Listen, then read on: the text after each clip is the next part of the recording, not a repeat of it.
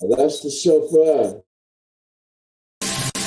And everything you should do is in Yah's name. You've got to do everything that he says in his name. Yeah. Woo. Praise Yah. Praise Yah. Praise Yah. Romans 11:5. That's what we was talking about, that remnant. Praise Yah. Praise Yah. Praise Yah. Thank you, Yah. Praise Yah. Yes.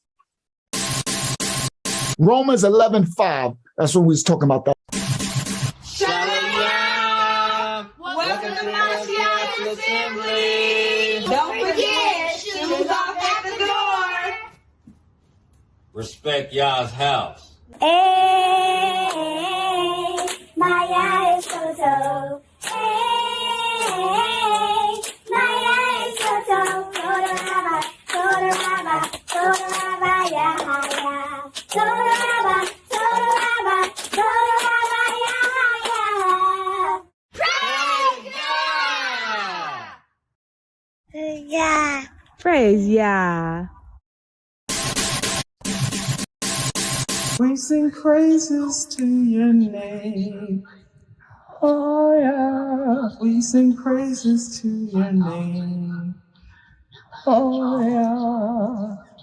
For your name is great and greatly to be praised. Praise Yah. Praise Yah. We sing praises to your name. Oh yeah, we sing praises to your name. Oh yeah, for your name is great and greatly to be praised. Praise Yah. Praise Yah.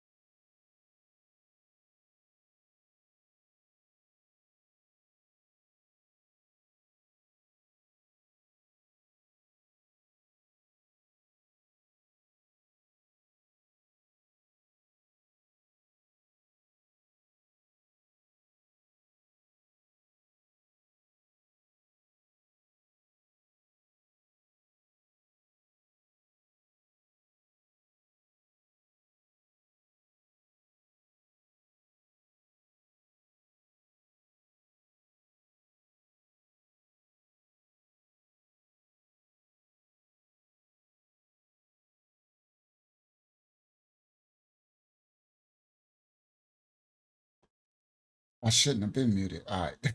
Well, I was doing a bunch of talking. I said, Shalom, everybody worldwide. Pardon me for being late. I said they was already messing with the stuff. I literally said that. I said they messing with the stuff and they messed with the sound. The sound was, I had turned the sound on before.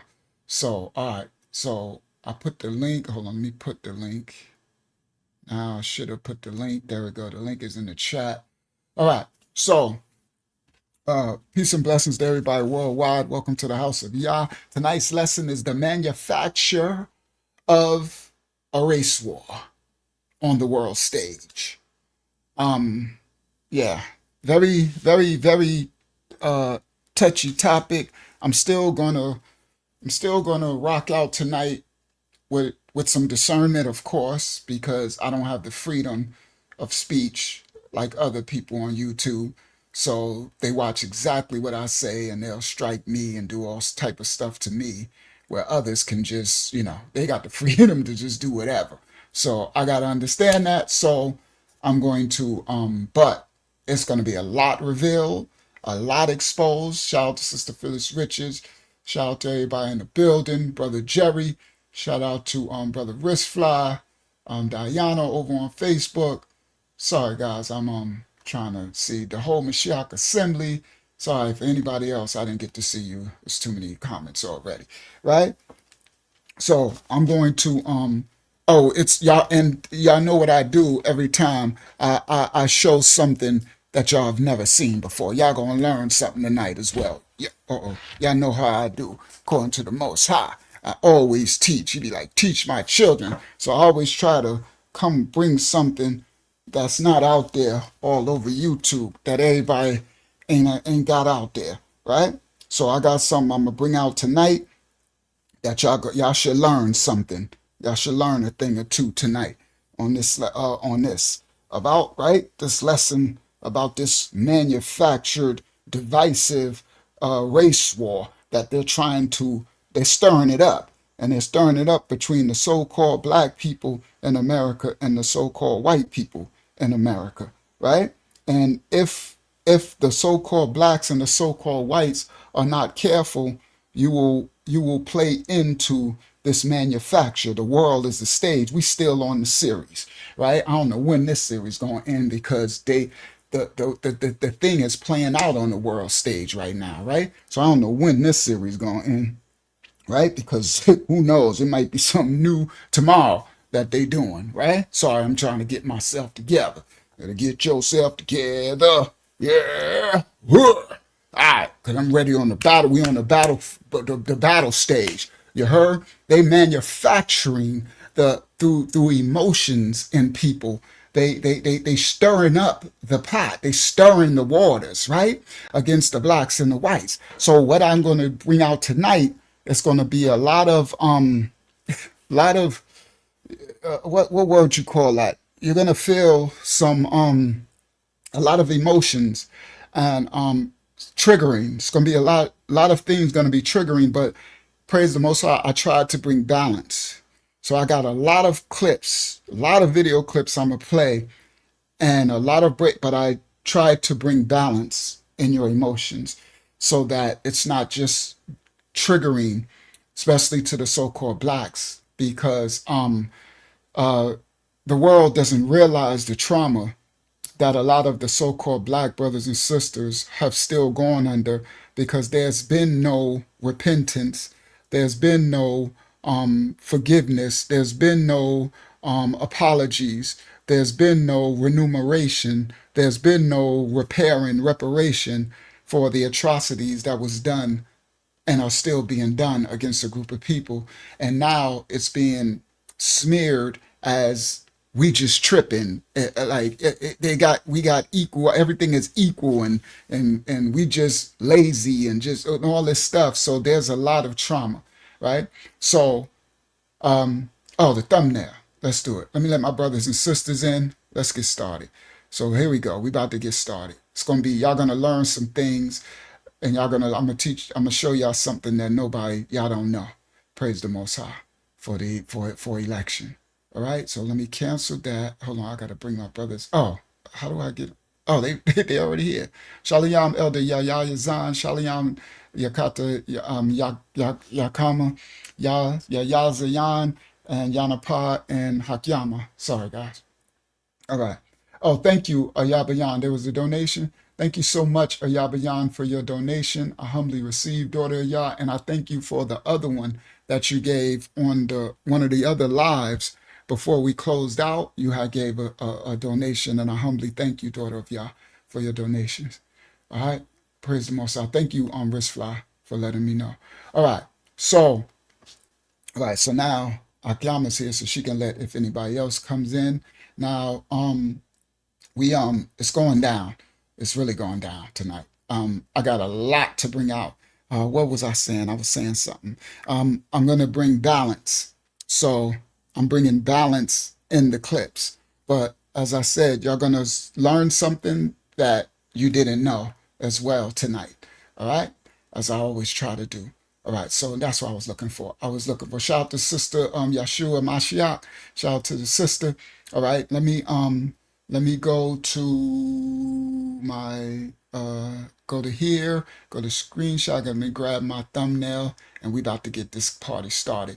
And then I'm gonna let y'all. I'm gonna have Hakyama. Y'all let me know when it get about 60 people on the live. It's Wednesday night. We don't know how much they're gonna let us get through the shadow ban.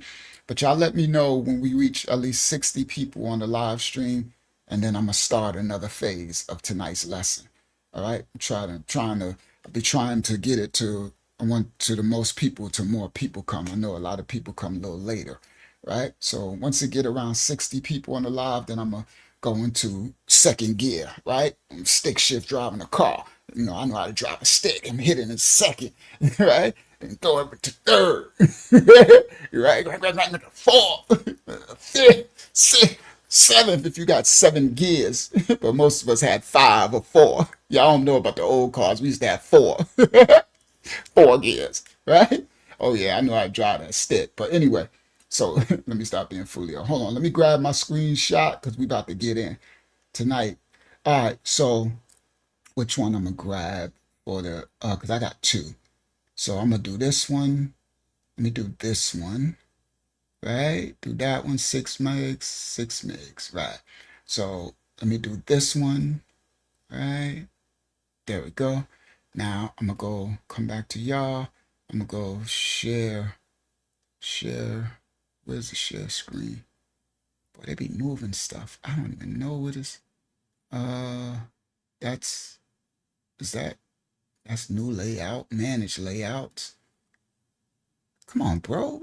What is StreamYard doing? Oh, they got it. Okay, they set this thing up different. It's down here. Share. All right. Window. Bang. Share. Now let me see what y'all see. I gotta keep scrolling up to see what y'all see. All right. Let's make this bigger. And this is gonna be a crazy lesson tonight. It's gonna be some fruit. Yeah, they manufacturing the world as a stage. So y'all see this thumbnail, right? And it's, are they starting a racial war, right? And then look at these two, right? Now this looks real crazy. What's her name? Candace look nuts in this. She look like a little boy in this. I'm sorry, I'm not. She just looks real crazy in this. But she all in. She all in with, that dude, RIP to this man's family and his wife and children. I think he had children and all that, right? But yeah, this is Candace. Not even supposed to be. This is a real picture. This is her, right? She's all in. She was one of the number one what you call that board members or whatever you call directors of his agency, his that agency he have. So yeah, so they look at them, look at their hand gestures, all right? So this is a real picture, all right? So look what they doing, right? See what they doing, all right? So let me do another one. Hold on, that was another thumbnail I was gonna make. I'll be A-Bing. So look, there go another one. I was gonna use this one for the thumbnail. All right? So look at their hands, right? Look what they doing, right? And then look what he doing, right? Is he blood, right? What is he doing? Is he blood or something, right? Okay, so anyway, RIP to his family and his children, but we come to bring truth, okay? Truth to power, all right? There's a lot of controlled opposition out there, right? And they are starting a race war, all right? And they've triggered a lot of people. And the crazy thing is that they've ushered all the direction to black people when we had nothing to do with the unaliving of this brother, right? It was no black person unalived him. We had zero to do with it. And somehow it's he got them foaming at the mouth against us. But we know, some of us know it's a biblical thing. But anyway, let's continue. Let me get this started. All right. So let me see how I'm gonna get started. Do I want to do? No, I'm gonna save my intro, right? And right, yeah, it was straight white on white crime, right? So y'all let me know when we get about 60, When we get 60 people here, then I'm gonna get started into the video stuff. So I might as well just do my intro now while it's not that, while, people are still coming in. All right. So now all right, let's do how I'm gonna do this. So since I'm gonna do that there, I'm gonna do this here. And so I'm gonna save that for that.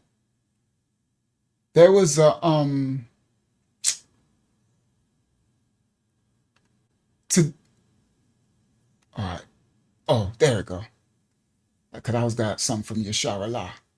So Yashara La wrote in our ministry, she says, the Most High Yah is very intentional, the Most High in everything he does. She says, the Most High instructed me to create the world as a stage series, right? She said, right before they started impacting many people with huge skits, these things that they did, all right? These manufactured, that's why I said manufactured race war. The Most High had me do the World as a Stage series about 2 weeks or 3 weeks before we are now on a brand new world stage. Before they changed, that's it, before they changed the set, the stage set, the theater set, right? And somebody, I think she let him in. Okay, yeah, she let him in. Oh, add her to the stage. All right, there we go. All right, so now, because of this, all right, y'all let me know, Hagyama, let me know when 60 people get here, right? So because of this, what is going on with this? All right, I'll work through it tonight. I'll work through it. All right, so because of this, they have impacted many people's perceptions, thoughts, actions, and behaviors, all right, across the whole world, right? And she says it's getting really weird out there. So everyone, be careful, especially Black people. Be very careful where you going, where you at. Watch your surroundings. There's a target on your back because they're manufacturing hate and all of these dark devilish emotions against you. So you have to make sure that you move strategically and wisely at all times. All right? And watch everything around you. Okay? So she said, it seems like they're triggering of emotions. It seems like the triggering of emotions and the dividing of the people in America, the Black and the whites, began right before this unaliving of the Charlie Kirk brother, right? She says it started with that violent video that they allowed to play, that horrendous act of that Ukrainian woman, right? And they showed that, right? And that incident has a lot of layers to it, right? One of the layers is that in I forgot what state that is that he was from, but they had the far right conservatives in that states, like the mayor and the senators, they actually did prison some enactments that they did to reduce the bails, and they let a lot of people out of jail, and so that Black individual was able to get out of jail. Okay, and some say that it has something to do with him being homeless as well, and there's a lot of stuff going on with the homeless. So I'm gonna bring out something. There was another unaliving, another hanging. They hung someone, but it was a homeless white person. So that might come out tonight. If not, it'll come out on another part of this series, right? So the homeless, that's a whole nother part of the world. It's a stage series that the homeless are disappearing worldwide. They're being sold, they're being unalive, and you have this white politicians that's going to come out tonight that actually said that they want to just unalive all the homeless, right? So, all right. So now she said it seems like the triggering of emotions began right at that horrendous act, right? All right. So she said they already have initiated emotions in the gangs, the white gangs in jail. They threatened to unalive that black dude who committed that act. All right. And she said they have made sure that everyone around the world views that violent video. Okay. They made sure that everybody saw that video before the Charlie Kirk incident.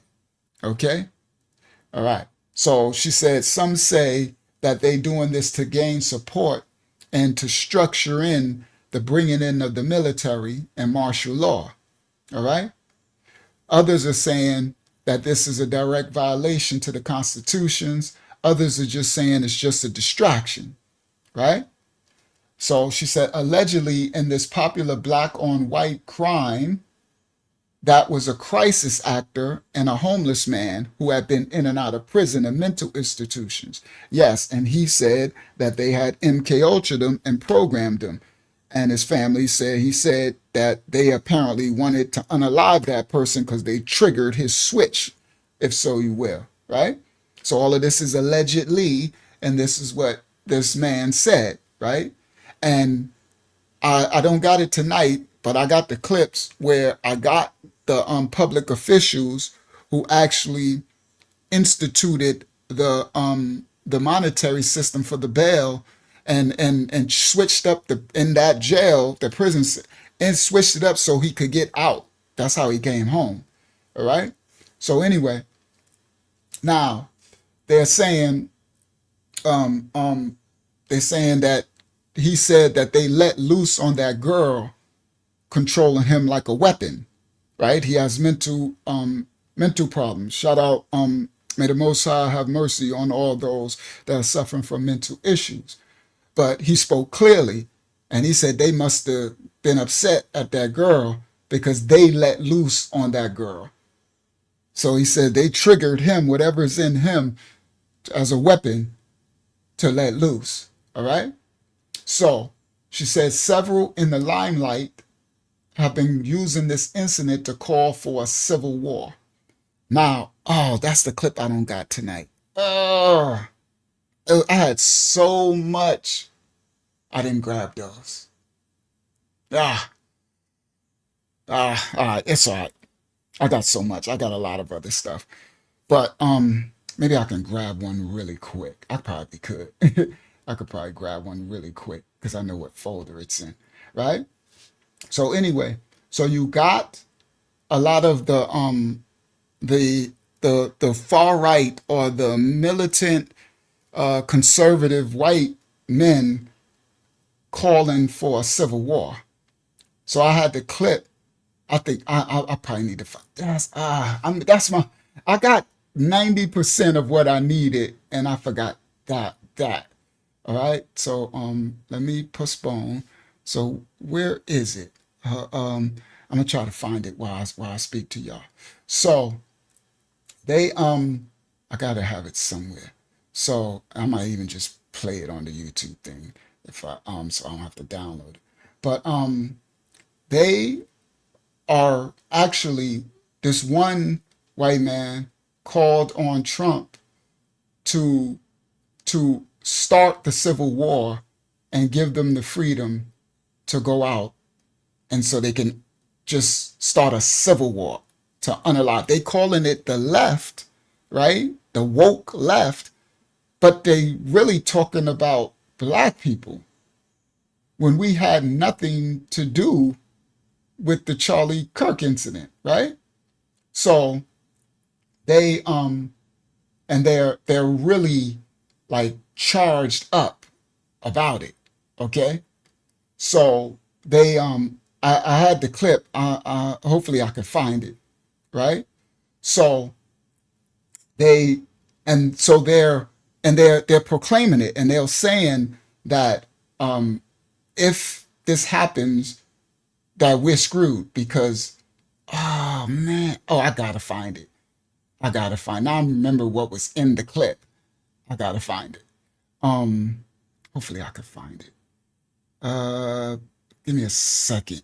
Um, all right, so hopefully I could find it.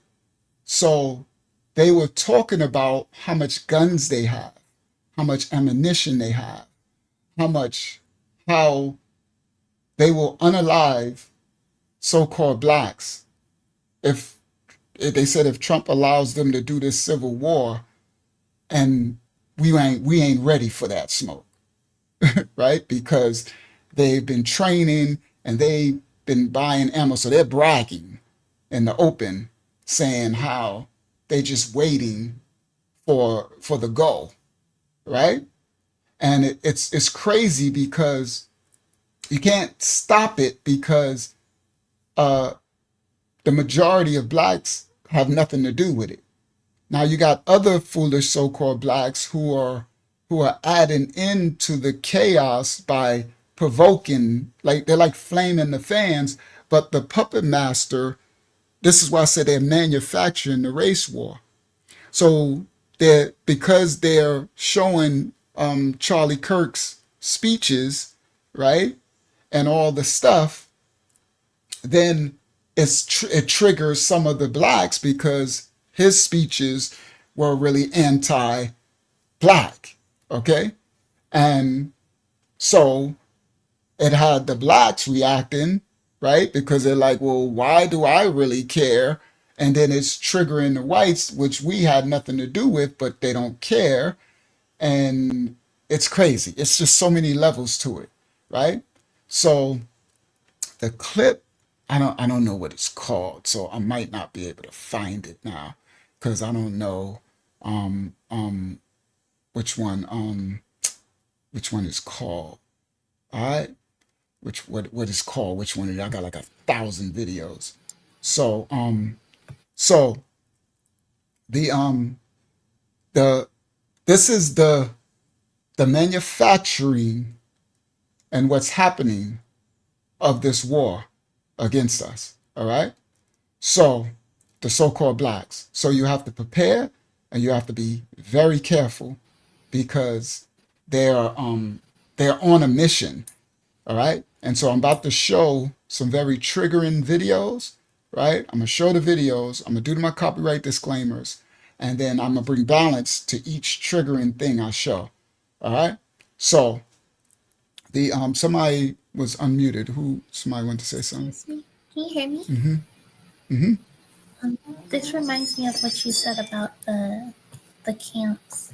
How they already do their military like training, and it makes me wonder how they would take the situation, blowing it out of proportion as well, since they already have that hatred and trauma against white people. Right. And that's a whole nother thing that's going to come out tonight when they're going to label groups terrorists. And I'm going to show y'all something that they're putting together now. All right. For that. Literally for that. And it's crazy. So it's like everything everything is playing out the way the puppet masters wanted to play. Right? And so that's why I say you have to be careful even what you align yourself with these Hebrew Israelites, right? These because they're going to be later targeting, they're going to be labeling people hate groups, and it's going to allow them to come after people, right? To be able to lock you up or take your right to bear arms, right? So that you won't even have the ability to protect yourself and your family, while these mobs will actually be let loose. You know what I mean? So it's crazy. It's really about to get crazy outside. All right. So We've hit 60. we hit 60. All right. So I'm trying to find that video. I don't think I could find it though. Let me see. if I go to, let me try to go to my YouTube and see. I mean, I gotta open up a YouTube tab. It's all right, I'll just do it really quick. And maybe it's in my history, because if I needed that, that really, because it's the but I got everything else, but I really needed that one. All right, so give me 1 second. Let me try to see if I could find it really quick. I it's not that one. Is it that one? No, no, no, no, it's not that one. Uh, Agama, you want to say a prayer to start the lesson really quick? Let me see if I could find it really fast. Sure. Praise you. Praise the Most High Yah. We are gathered here together, your children, on this day that we are called to learn. We all sit at your table this night to eat your food, to receive, to contemplate, to hear the word that you have chosen to be spoken to us. May we gain new understandings. May we gain more patience. May our swords be sharpened and our armor polished. May our spears be not bruised. May our shields be fortified. As we go together, we learn of dangerous times. As we sit under you, we understand safety. For your righteous children always prevail. And those who you have called to your table, to your assembly, those who you have taken into your house, you have called to be in oneness. And though there be strength in numbers, as we all be separated in each and every one of our parts of the world, under you and in your light, we are guided, and we are sanctified, and we are blessed. In any given situation, we say thank you, Yahweh, Most High, and may your will be done upon us. We honor you. Oh, sorry. I'm sorry. Go ahead. We honor you, and we just say your will be done upon all creation. Whatever your will is, it be done. All glory and honor and praises to the Most High. Praise Yahweh. Thank you, daughter of Yah. All praise the Most High. I actually found it. All right. That's why I got kind of excited. I interrupted your prayer. I apologize. So let me grab it, because I don't want to put the channel up, right? So I'm going to pull it in to my program. I found it. So, first I got to copy and download it. So give me 1 second. I was hoping your prayer was just a little long, but it's okay, right? But I'm glad I found it. So copy the link, right? Copy, then go here.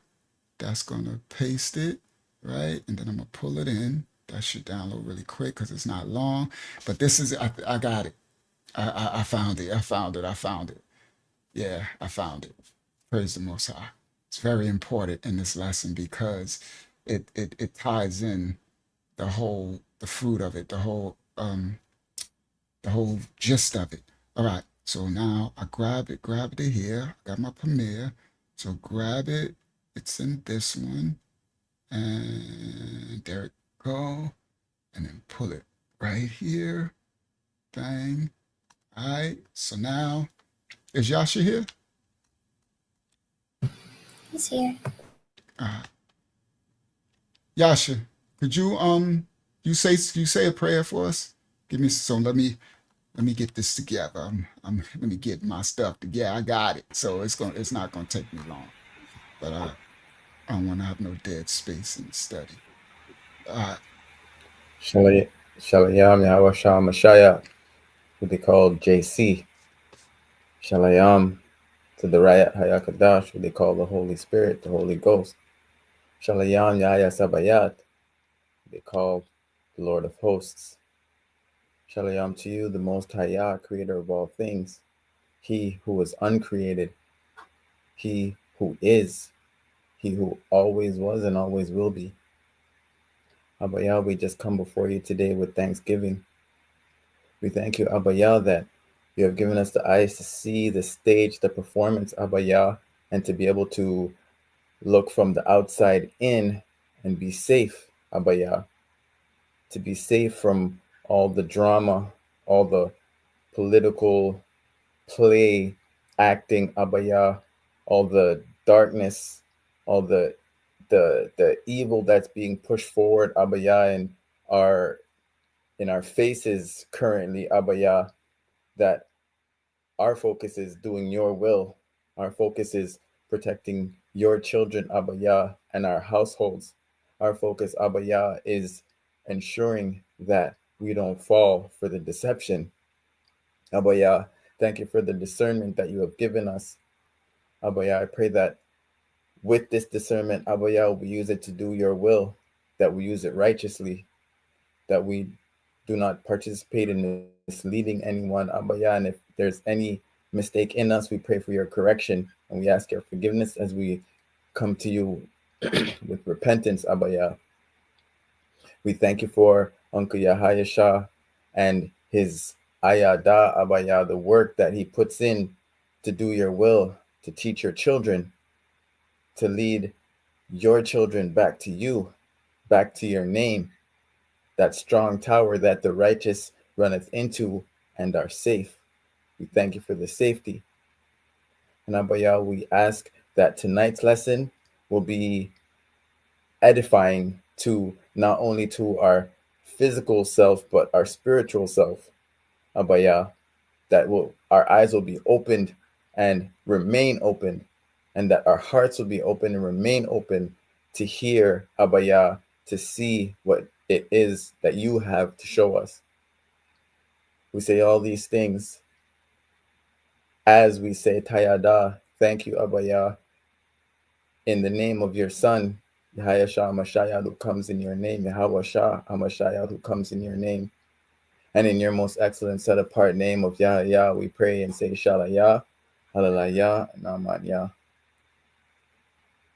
Hallelujah. Thank you, young elder.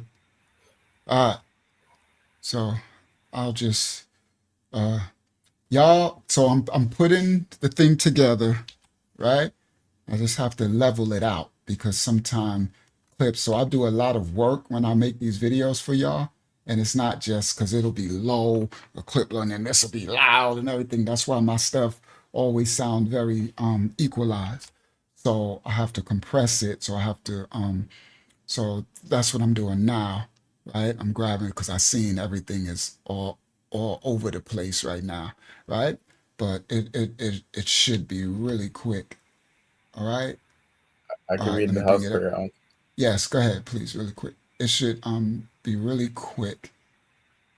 Okay. Uh Psalm come on. 148. Praise ye the Most High. Praise ye the Most High from the heavens, from the Shamayam. Praise him in the heights. Praise ye him, all his malayats, all his angels. Praise ye him, all his sabayas, all his hosts. Praise ye him, sun and moon. Praise him, all ye stars of light. Praise him, he heavens of heavens, ye shamayam of shamayam, and ye waters that be above the heavens, ye mayam that be above the shamayam. Let them praise the name of Yah, for he commanded, and they were created. He hath also established them forever and ever. He hath made a decree which shall not pass. Praise Yah from the earth, ye dragons and all deeps, fire and hail, snow and vapor, stormy wind fulfilling his word, mountains and all hills, fruitful trees and all cedars, beasts and all cattle, creeping things and flying fowl, kings of the earth and all people, princes and all judges of the earth, both young men and maidens, old men and Yaladam and children. Let them praise the name of Yah, for his name alone is excellent. His glory is above the earth and the Shamayam and heaven. He also exalteth the horn of his people, the praise of all his saints, even the children of Yasharel, a people near unto him. Praise ye, Yah. All praise to the Most High. Perfect timing. All right. Now, let's go. Now, I got my clip. Praise the Most High. He allowed me to find it. I equalized it to everything. Now it's exporting. It's not that big, so it should be finished in a second. It always says a couple of minutes, so that's fine. So that'll be finished. I'll know once that export. All right, so now I'm crazy. I needed that clip. I'm like, bro, this clip is everything because the manufacturing, this clip I'm going to show, I'm going to start with it. We're going to go right off the rip. It's going to show the manufacturing of this. No, I'm going to start with this other clip. So let's get started, right? I'm going to start with another clip and then I'm going to get to that because this is what's showing this manufacturing of what they're doing. The actual manufacturing of these of the system and what they're actually doing to create a division, and this is to usher in a one world order. You understand? But it's a divide and conquer tactic that they always employ, but it's working really well, especially against the whites. All right, and it's like, but very respectfully speaking, just speaking of a generality, there are some nations of people are more emotionally reactive than others, right? So it's like some nations of people are a little more unstable, right? A little more emotion for in a general sense. Now you have your outliers, right? We're not stereotyping. So you can see it play out where it's like they know that they can trigger the emotions, right? By manufacturing an event, and they really won't have to do anything else. It's like they light a fire, a powder keg, and they won't even have to do anything else after it because it's already triggered. Like it's already doing its thing, right? So that's what's happening right now. All right. So now I'm going to get started. So let me go back to here, right? Let me close that because that's going to give us back more bandwidth. And I'm going to start with this clip here. All right. So, yeah, let's start. Do I start with this one? Yes, I'm going to start with this one. So from the thumbnail, right, Charlie Kirk, he had erasement. They got a thing called race, what's it called?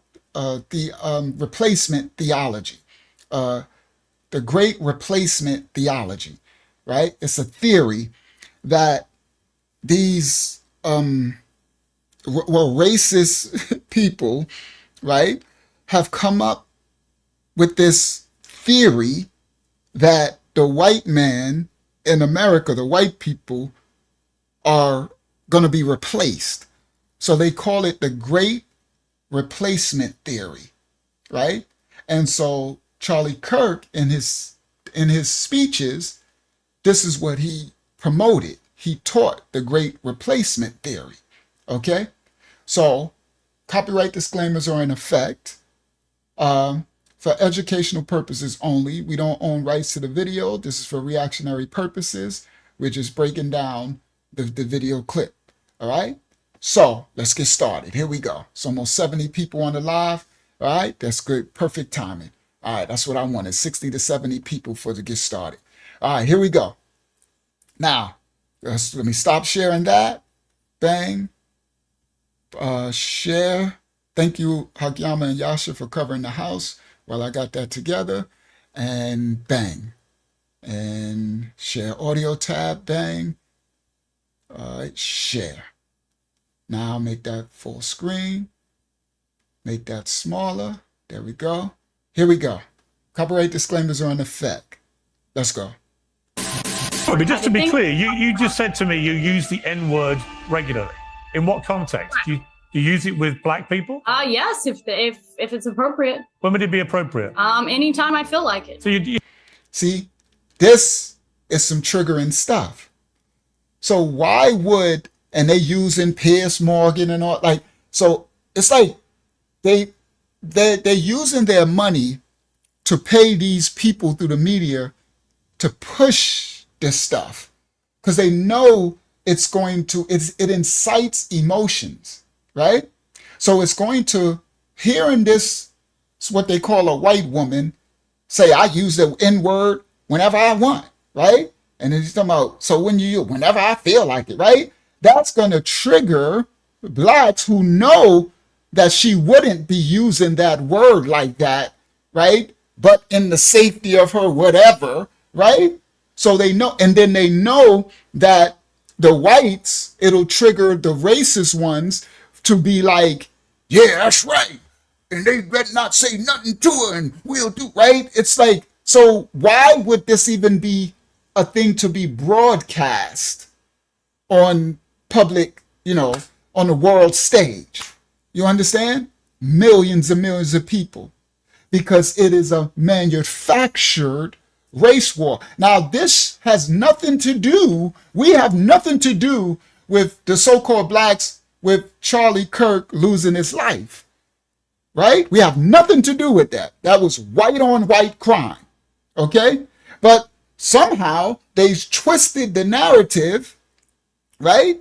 To say, because the young white dude whose father was police, was a former detective and stuff, and they are actually conservative, they actually Republican, but because he was, I guess, dating a tran, and they say, well, the tran influenced him, right? And the left, the Democrats, they like the tran, and so it's the Democrats' fault that even though his whole family is Republican, right, conservative, and so the Democrats are down with the woke, and then the blacks of like the rock, but it's black Republican, but they like with the woke and the black, so they just tied it to black. they just, it's crazy. It's crazy. Yeah, thank you. Let me turn my mic down. I'm about to get loud. Thank you. Thank you, Rich Fly. I know I'm gonna get loud tonight. All right, so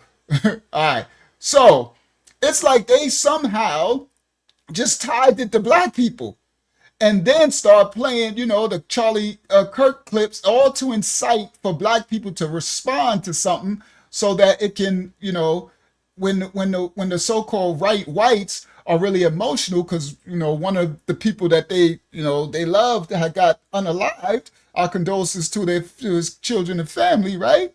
So now look at this, right? Look at this. So I'm gonna do it again. Watch this. But just to be clear, you just said to me you use the N word regularly. In what context? Do you use it with black people? Yes, if it's appropriate. When would it? Now you see that? Now that's a laughing, right?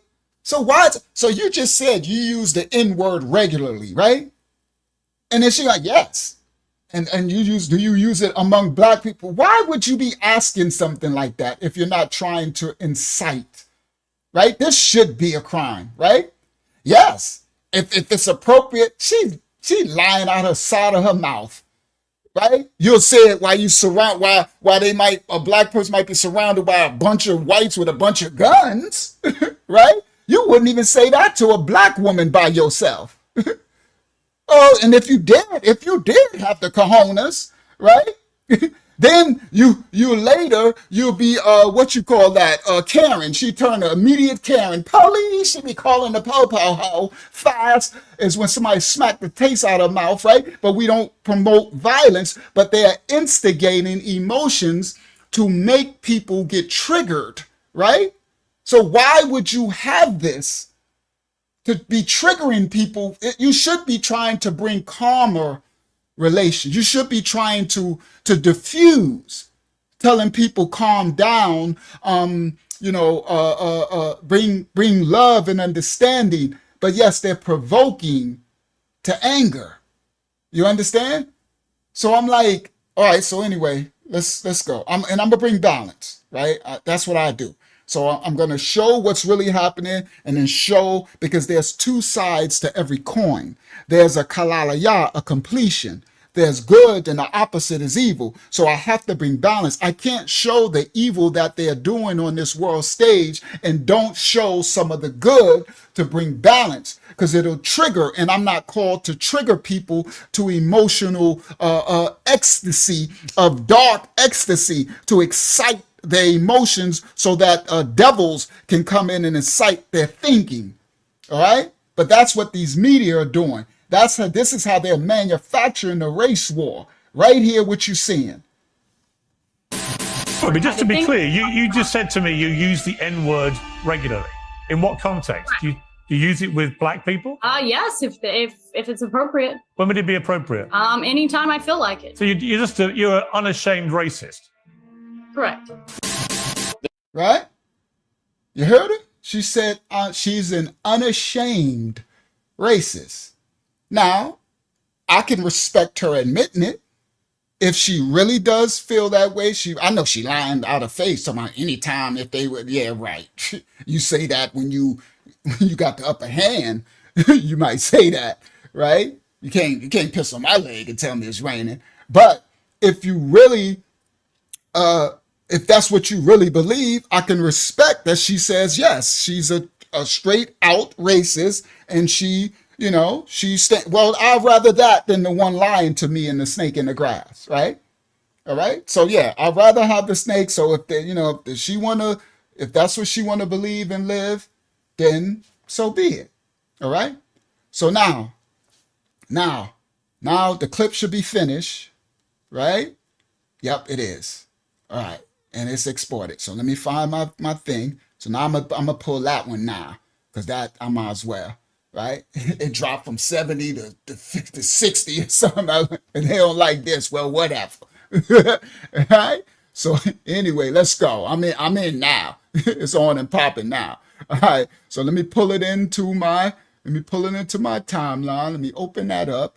Let me grab it from the folder, right? All right, here we go. I'm going to pull it up here. Bang. All right. And then we might as well get into it. All right. So this is how they're manufacturing the race war. So you see, I showed that little clip of the little girl, right? Right? Because they're young to me. I'm an elder, right? And you see that can trigger both sides, right? It can trigger blacks, and then it can trigger the whites to be, yeah. You know what I mean? Right? So this is what they're manufacturing, right? Here we go. Copyright disclaimers are in effect. We don't own the rights to this video, for educational purposes only. Make it full screen. Come back to y'all. Let me see what y'all see. Bang. All right. Here we go. I ain't gonna worry about. I wanted to 60. It was up to 70. It dropped down. Whatever. Let's go. People don't want to see it, then don't see it. This is for those who want to see. All right. Here we go. Copyright disclaimers are in effect. Now I'm gonna bring balance. So for any other nation of people, we're not teaching hate, race. It's gonna bring balance, but you need to watch and you need to get out your feelings. This is what they're manufacturing. Here we go. Mr. President, I implore you, call for a civil war. Call for a civil war and let us do our thing. Let us go door to door, street by street, and clean this country. All right, did y'all hear what he said? He says, now, what's on the screen is, this is supposed to be the person who unalived the brother Charlie Kirk, right? This little young white man right here. That's his dad, a former police officer and all that. That's his family, right? It's all white. It has got nothing to do with blacks, right? But look at what he's saying, all right? Here we go. Call for a civil war. Mr. President, I implore you, call for a civil war. Call for a civil war and let us do our thing. Let us go door to door, street by street, and clean this country. And who you think they're talking about cleaning the country from? See? So that's why they're triggering everything. It doesn't matter that this so-called young white boy, white man, allegedly unalived, right? Charlie Kirk. They're targeting us. So he said, Mr. President, please usher in the Civil War and let us go door to door and just clean up, right? So again, so black people, please be careful out there. Be very careful. And for those who got melanated skin that you thought you wasn't black, I'm sorry. Boy, the black chickens are gonna come home to roost soon. Yo, that's the crazy part. You got a lot of people who thought they, we ain't black. That come, these other nations that come over here that think they ain't black and everything. Oh, let me tell y'all something. When these people, these crazies that they stirring up, when they see you, you're gonna be black that day, right? I'm about to show a clip. Something happened. You're gonna have a wake up call that day. All right. So anyway, so if you got some melanin to your skin, you got some melanin, you got some brown tint on that skin. you better keep your head on swivel. Okay? All right. All right. So you better keep your head on swivel. And I can't see the chat. They messing with it. So it's gonna suck for me. So I'm really screwed. I can't see the chat. All right. So somebody said something said, Unc, it's impossible about a black. I don't. All right. So here we go. So hear what he said. He asked the president, yeah, mods get on fleet because they patrols might come in later, right? Once they see the title and we live, they'll come in later. All right. So now, here we go. Shout out to Catherine Clark. Now, and then I'm gonna bring balance because the same way they're trying to incite the whites to go against the black, they're trying to incite the blacks to go against the white. And I'm going to bring balance because not all blacks and not all whites are against one another. Okay? So this is why they're instituting all this emotion. So I'm going to bring balance to I'm going to show the other side of what you would call so-called whites who like they ain't with all of this. They're showing that they're trying to manufacture a race war to divide us, to make and have us unalive, one another and all this type of stuff. All right. So anyway, so I'm gonna let him play one more time what he said. I'm gonna let his whole thing play, whatever he's saying. Mr. President, I implore you, call for a civil war. Call for a civil war and let us do our thing. Let us go door to door, street by street, and clean this country. Please, if you're watching this, you share the same sentiment, send it to Donald Trump, share it on your page, whatever. Get this message out there. This is not a joke. I'm a peaceful man. Time for peace is over. I'm willing to fight and I'm willing to die. We are. You see the contradiction? I'm a peaceful man. And then just say he willing to unalive who? Who? Him? The boy who was supposed to shot, who allegedly unalived the Charlie Kirk. Who you talking about? But I'm a peaceful man. You see? That's that forked tongue thing, right? All right, let's continue. We are all Charlie Kirk. I hope when this is all over, you remember who fired first. You've tried to kill the president twice, and now you've assassinated man for talking. You don't really want to do this, okay? 400 million plus firearms in this country, and they don't belong to the left, bro. Yeah.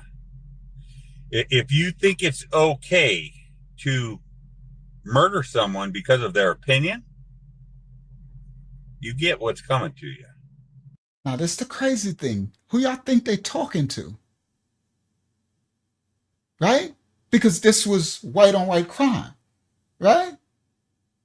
So if a civil war literally broke out, if black people foolishly think that they're talking about other left whites, because they're going to get down with the white, it's going to be, right? It'll be color of skin thing. It's only going to be the remnant who will actually stand 10 toes down in there, that's willing to die for humanity, like John Brown, right? There's very few of those, okay? Like John Brown is a white man who died standing next to our black ancestors who was fighting for their freedom. So that's going to be determined, right? Who's cool with, right? But who's willing to stand 10 toes down in spirit and in truth, right? So who you think they're talking about? They not talking, right? So you're talking about y'all did it now. Who did it? Who did it? You should be talking about the system because that's who did it. Okay? But look, you see him take off his hat? Now look what's behind him. Look, can y'all see? It's like a cage. Is he right? What kind of vehicle is that? He got a what's the name cage in there. Are you a cop? Uh-huh. Is this a cop? Or is it what kind of vehicle is that? All right? So anyway, let's go. Let me put him back again. He said, just remember who fired first. What are they talking about? All right, let me not. Let's continue. Yeah. If you think it's okay to murder someone because of their opinion, you get what's coming to you. You and yours. We don't feel like ourselves. We haven't felt like ourselves in a while. And I'm sorry to get political, but I'm just going to be honest. We haven't felt like ourselves since Barack Obama. I just think he was such a slick snake, you know. Right? Y'all probably know who this is. I think her name Megan or somebody. So again, I'm showing you the manufacture of the race war. You get it? Because black people had nothing to do with this, right? So instead of them talking to the people who did it, right?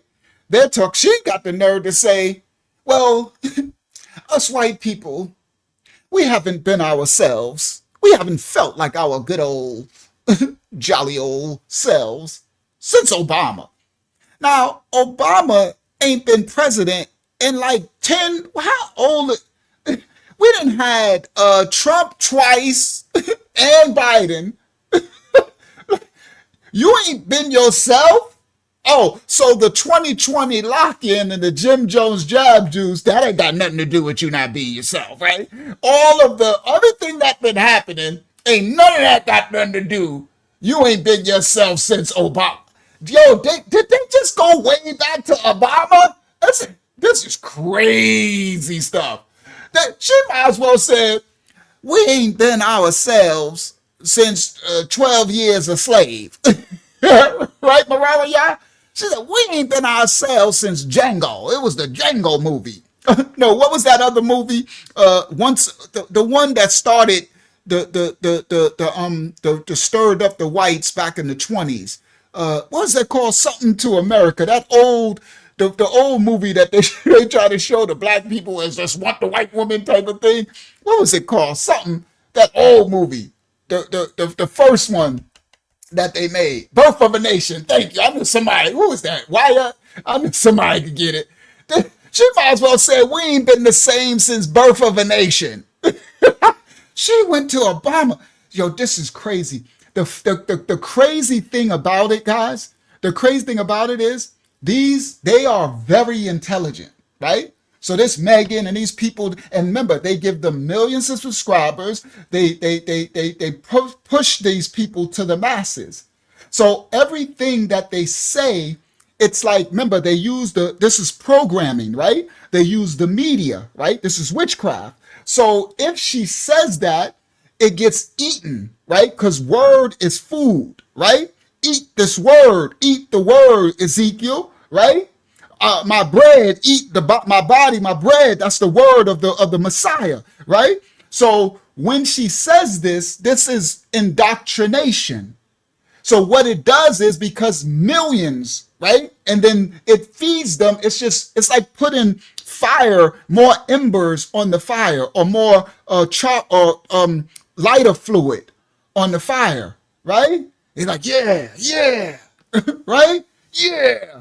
We ain't been the same since Obama. They probably wasn't even thinking of Obama. They all riled up over, the unaliving of that young man, right? And they probably like, it's the blacks' fault, right? And but then she like, Obama, oh yeah, Obama, yeah, right? And we don't even like Obama. So that's what I'm trying to show y'all. They're doing the manufacture, because the average black person ain't with the Obama. We don't like him either. It's like, the funny thing is, most of the regular smuggler people agree. They on the same side, but they know that, so they have to divide this, and they do it by triggering these things, right? So she comes out of nowhere talking about some Obama. Right? Yeah, it's Obama and Michael's fault. We don't like Obama because he ushered in all of this non-male and female stuff. You know what I mean? We know, and he was a plant, part of the serpent seed and all that. It's all the same wings. So anyway, so all of these things. So let's continue. So this is the manufacturing of the race war. It's here. Okay? It's here. And they pumping the embers, boy. They pouring lighter fluid. So I need to show the Most High, like, show you what's going on. All right, because guys need to prepare, and y'all need to be careful. Y'all need to be slow where you go. Be careful, bro. Suppose some of y'all live in these communities, or y'all live in these states and stuff. Y'all better be careful. Okay, be on swivel. All right, be cognizant. All right, here we go. He was this affable guy who was like slick snake. We haven't felt like ourselves since Barack Obama. I just think he was such a slick snake. And I agree, but go ahead. Was this affable guy who was like wearing good suits and looked the part and sounded the part and dressed the part, but was so divisive. And so was the orange dude, so was Biden, so was Bush, so was all the rest stuff, right? But I agree. So let's continue. But she just, you blame Obama. I know even Obama's like, what in the shots fired? Obama catching the craziest strays. He like, but I ain't had nothing to do with Charlie Kirk, right? But let's continue. In his messaging, the left, they look at you like, when you say this, they don't know what you're talking about. It's like, because you don't pay attention to the other half of the country. You only pay attention to your absurd news sources, which spin and spin and spin to protect Democrats, especially if they're named Obama. He's the one who started to inject race where no one had been doing it. He's the one. Obama injected race when no one else was doing it? Oh my! All right, let's continue. Who started to use his pen and the phone to shove things down our throat that we didn't want. He's the one who shoved through an entitlement on our health care and our personal doctor visits that he promised he wouldn't mess with, and then he did, really hurting people, causing massive anger and open lies. He never missed an opportunity to twist the knife on the racial issue. He would do it subtly and in his own way, but it was very clear what he was doing. This serpent's tongue is really wicked, because she's doing what actually she said he done. Literally what she's saying is twisting the knife and poking a racial thing, and she's saying he did it 15 years ago. Like, are you kidding me? Like, wow.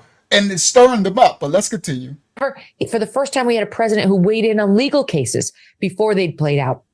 We never did that. That was a taboo that had never been crossed before him. And Donald Trump was the reason Barack Obama,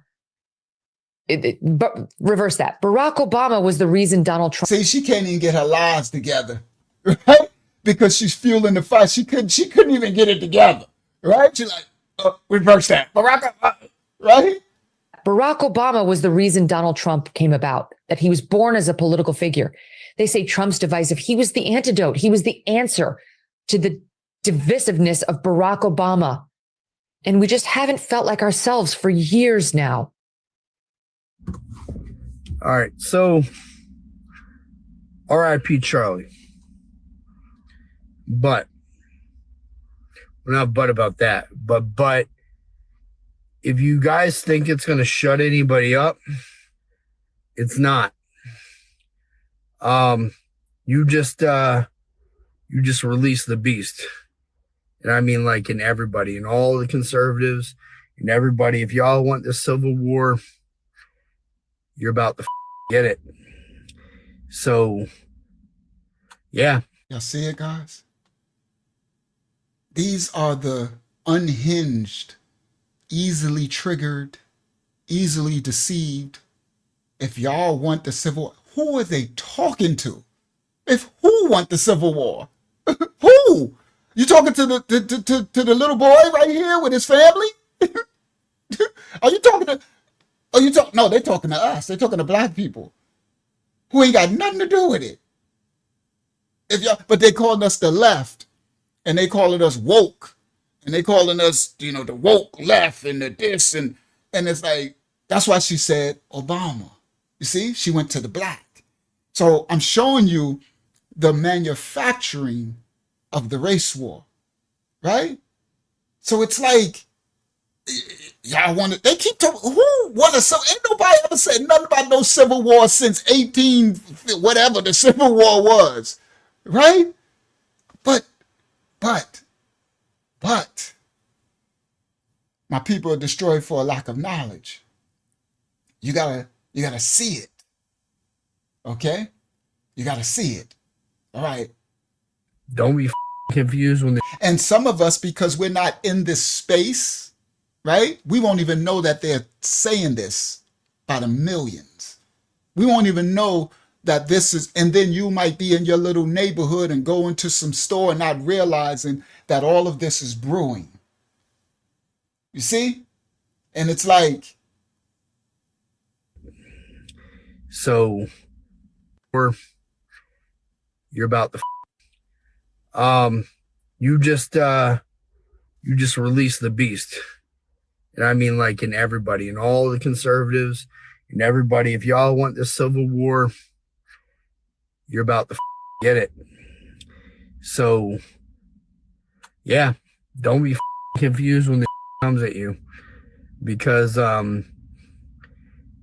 this, we're done talking. We're done talking.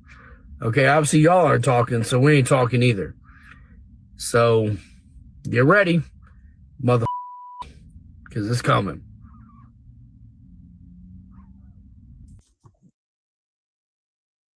everybody, what does that mean? With the three fingers, I thought that was a blood sign. What does that mean for Republic? I thought that was a blood sign. I'm really lost. Or Illuminati. I thought that was the Illuminati or the blood, one eye, the blood thing. That's why I'm pointing. Who is y'all they talking to? Right? That's what I thought. The Illuminati 666, right? So I'm like, so that's what they doing? Because I'm lost. I'm like, they're supposed to be the right Republican Christians. I'm like, so they should be doing they 666. Right? So, okay, well, thank y'all for letting me know. They on demon time? I mean, it's crazy. Oh, it means white power? And 666? I didn't know. I thought it was boy, these signs is crazy. All right. So anyway, so here we go. We got another one. Where he going? And God, they talking to us, the black people. They keep like, y'all want a civil war? Y'all want to? It's like, what? What are you talking about? We still trying to get a job. Yo, black people are tricked. But there are some foolish black people. All right? So that's why I'm about to show both sides. All right? I'm going to show both sides. Let me get through this beginning part. I noticed when I came on here this morning that there was quite a few videos from the left talking about civil war, and even a few how they were saying they're ready for it. quite a few videos from the left. Who is the left? They talk about the left wing of the bird? It's crazy. Like, are you gotta be kidding me that they're not falling? You gotta be kidding me that they're falling for this. The left wing of the bird, the left, saying they want a civil war. Who? The left, honestly, the left is doing the whole I ain't talking about the blacks who want to call themselves Democrats, whatever, but the left wing of the bird, they like rainbows and stuff. Y'all know what I mean. They the one who usher, right? they they they trying to diddy one another and stuff. They boy, let me tell y'all something. If they ain't doing the smoke screen away from the Epstein stuff, that's why the Charlie dude, it's so much that I could bring out, right? That I was supposed to bring out on the first one. That Charlie dude was like, listen, this is crazy. I gotta back away from the small hat rich people and all them and the money they done gave me and the whole Epstein, and he tried to back out of it, right? And it's like, but the smoke screen from the Epstein, this is all a smoke screen, like nothing to see here. The world is a stage. They sit up there like we're gonna get these folios right here on the screen all riled up, right? With their little hats and stuff, right? They know about y'all want a civil war. Oh, you gotta be kidding me. I cannot believe they're falling for this. But let's continue. So let's see what he got to say to us, because he's talking to us, right? How they were saying they're ready for it. How they were saying they're ready for it. I'm going to say this as plainly as I can. No, you're not. Every time a school shooting happens, you people get on here and act like the world has just ended. And that's fine. School shooting is horrible. No. Did you hear what he said? Every time a school shooting happens, and first of all, who commits the school shooting? Right? It's so crazy that they want to blame black people. And he says, every time a school shooting happens, y'all get on there. Who's y'all? It's crazy. So it's like they making a black white person that's calling them a left, a Democrat. I don't know. What is they doing, bro? It's crazy. He said, and then y'all say it's the end of the world. Now, this is the crazy thing. A school shooting just happened. Everyone, a university is still a school. It's part of the schooling system. It's higher education, right? And the person, captain, he got unalived at a school. That's actually a school shooting. They're not going to call it that, right? They're not going to say that because they don't want to tell the truth. But that's another school shooting. It happened with college students. Do you understand? In a school, they went to college to go to school. That's what they had. And they shot them at school. So that's another school shooting. And the crazy thing is he said, when a school shooting happened, y'all act like it's the end of the world. And guess what? This school shooting happened, and what are they doing? They're making the end of the world. Talking about civil war. They going all crazy. You see the other one, I don't know what they're doing. Like, it's crazy. They're letting them manufacture the race war. And it's like, you can't see the hand of the puppet master? Oh, it's all prophecy. This is Bible. Later when I get to my breakdown, yeah. Oh, that's another one. I got some clips about to come. Do y'all not know that on the same day that RIP to Charlie Kirk's family, I have to keep making these disclaimers, right? So people don't say it's a hate video, I hate something, right? I have to make these disclaimers. RIP to his family and his children, right? Our condolences. Do y'all not know that at that same day, not September 10th, when that school shooting, when they unalived him, it was another school shooting that happened the same day. But guess what? They don't talk about that one. I was going to show it tonight, but I got so many clips to do. I missed. I remember I almost missed this clip. That's why I was like, I got so much stuff about to come out tonight. It's gonna be crazy. But there was that school shooting that happened in, I think that's Utah, right? Where they unalived the Kirk brother, right? And it was another school shooting happened the same day. And guess who did that school shooting? More, right? So anyway, let's continue. So, and this is to us. This is to black people. He's not talking to this man's family. They're talking to us. They mad at, they didn't got them riled up at black people. That's why that Megyn Kelly said it's Obama's fault, right? Obama, the blacks. Every time a school shooting happens, you people get on here and act like the world has just ended. And that's fine. School shootings are horrible. Nobody ever wants to see dead children on the news, especially me as a father. But then you're getting on here and hyping up a civil war? Do you have any idea what that would even look like? The body count? Because it's not good. This isn't the 1800s. We're not using muskets anymore. We're not using cannonballs anymore.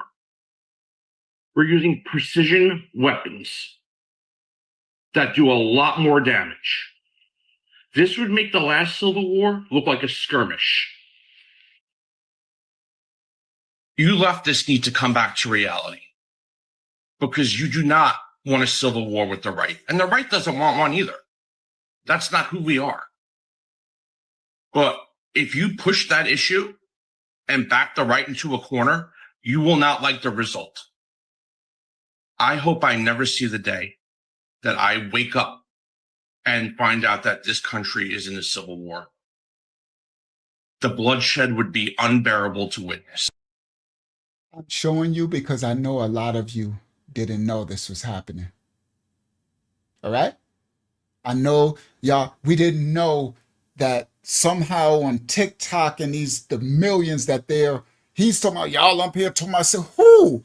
It reminds me of the Black Lives Matter, right? Remember when all that mess, and then they had the Antifa and they had the people that was starting the riots, and they found out that they were actually white people in hoods and they had masks on that looked like they were black.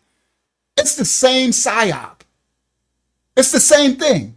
So they got people on what, Instagram and TikTok or whatever behind the keyboard, right?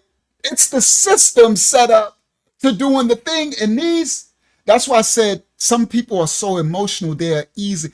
America has been so dumbed down educationally, right? That they have no moral individuality of thinking. They've been so conditioned from the chemtrails, the fluoride, the barium, the aluminum, from the school systems, that they're just sheeple. That's why they was able to put trick us to put a dollar store mask over our nose and mouth, and on the mask it said it does not stop a virus, right? And they started a war in America that people wanted to fight each other in the Walmart. Put your mask on, and I'm like, but bro, it was going down. You understand? Like I was straight crazy mode face. Don't come at me. I ain't putting nothing over my nose and to those who did it, it's all, it is what it is. You know what I mean? I'm not trying to shame you or nothing, but I was not ever fooled. You're not going to make me. Now, if you're going to get me some high level medical mask that actually stops a virus, right, which costs a lot of money, right, and which you can't wear for two prolonged periods of time, then that's different. But to have me get a mask that from a dollar store or from Walmart that clearly doesn't stop anything. So this was part of the conditioning. So it lets you know the moral compass and the intelligence quotient of the average American today. You get it? So they are Haki, I'm gonna put the link on the screen. Up for them. Right? So So that's why this is easily done. This is why they're so easily to be duped, that some people on the keyboard and they thinking it's actually, I don't know, a black person or something talking about we want a civil war and we are leftists and we this and that. And it's like literally the system. Okay? Thank you, Yahakanan, for being willing to come on the screen. That'll probably help with the for people who don't think. You know what I mean? All right, let's continue. The bloodshed would be unbearable to witness. So that's why, like, this ain't 1865 with muskets and stuff. They letting you know they gunned up. They are gunned up. I'm talking about gunned up. So everything they're saying, they're not bluffing. It's gonna come a point that hopefully you do have proper arms and you do know what to do. But the most important part is the covering of the Most High, because they are gunned up. They're not playing with that. They're actually telling the truth. They got so much guns and ammo, you won't even, it's like a nation state they got. And they train. They all in the woods. Look, they shoot. And you see the first dude said, let us go, Trump call a civil war so we can go door by door. Well, they're going to have a rude awakening with the door by door thing. You don't understand? But, all right, so anyway, all right, let's continue. Yeah, that's why I said it was good for Yahakanan to come on the live. That's very, thank you, Young King. That's very smart, very good. Be unbearable to witness. And you just unbearable to witness civil war. And find out that this country is in a civil war. The right into a corner, you will not like the result. I hope I never see the day that I wake up and find out that this country is in a civil war. The bloodshed would be unbearable to witness. And you just really, you're not understanding the depths of how bad it would be. So before you come on here again and start talking about a civil war or how cool it would be or how you can't wait to get those fascists, you really need to sit back and realize you're not playing COD. There's too many of you that have been playing video games for too long and think life is a video game. Because I guarantee you, once your friends and family start dying, you're not going to think it's so fun anymore. And you're going to be begging for it to stop. And the problem is, once something like that starts, it's really not as easy to stop it. So my advice to people on the left. See, people on the left, wings of the bird. This is so stupid, honestly. Shout out to Brother Chuck Taylor. All right? But it's prophecy. But it's for real. It's all threatening. That's what I'm saying. It's stupid, but it's for real. So one thing I don't want none of y'all to do is to take this as empty threats. These threats that all they are saying, they are not empty. Because they have the guns and they have the mind state. They are freaking possessed with envy and hatred and all of it. All right? It's for real. That's why I said the manufacture of the race war. It's all biblical. It's coming. It's here. Listen. It's time to start learning how to communicate. It's time to start acting like adults. Stop screaming at everybody that you disagree with. Stop calling them Nazis. Stop calling them racist. Stop calling them fascists. See? That's my point. We don't stop calling us racist. Stop saying there's white supremacy. Stop saying there's any of this, right? When I show the first clip, the white one say, yes, I'm a racist. And I call it, right?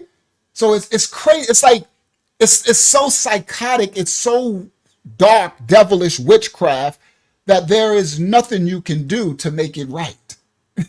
Because the prophecy will play out. But let's continue.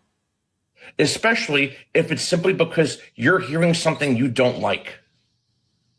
Because 9 times out of 10, you're using. So you see, now they're talking about us. They're saying, stop saying what Charlie Kirk, his clips are racist, because we hearing what we don't like.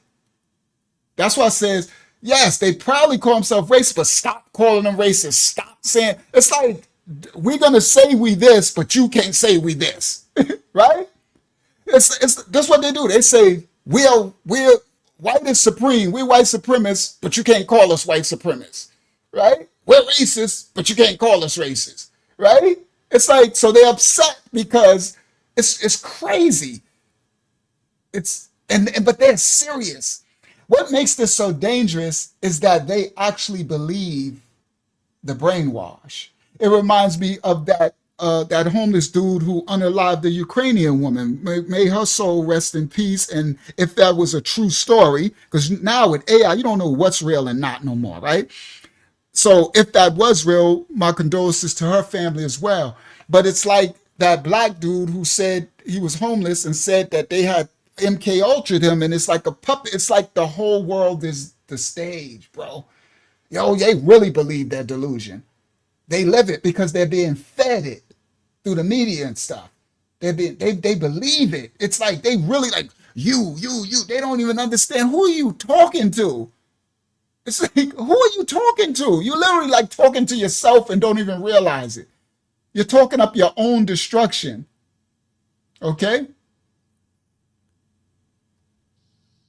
Because 9 times, especially if it's simply because you're hearing something you don't like.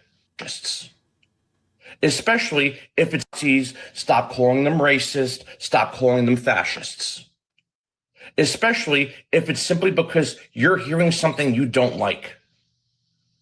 Because 9 times out of 10, you're using those words and it doesn't even apply to what's happening in the conversation. You were either taught those words by your college professor or high school teacher, or you learned it from your friends and you're like, oh man, this is so cool. Every time a white person says something I don't want to hear, I'm just going to call them a fascist or I'm going to call them a racist.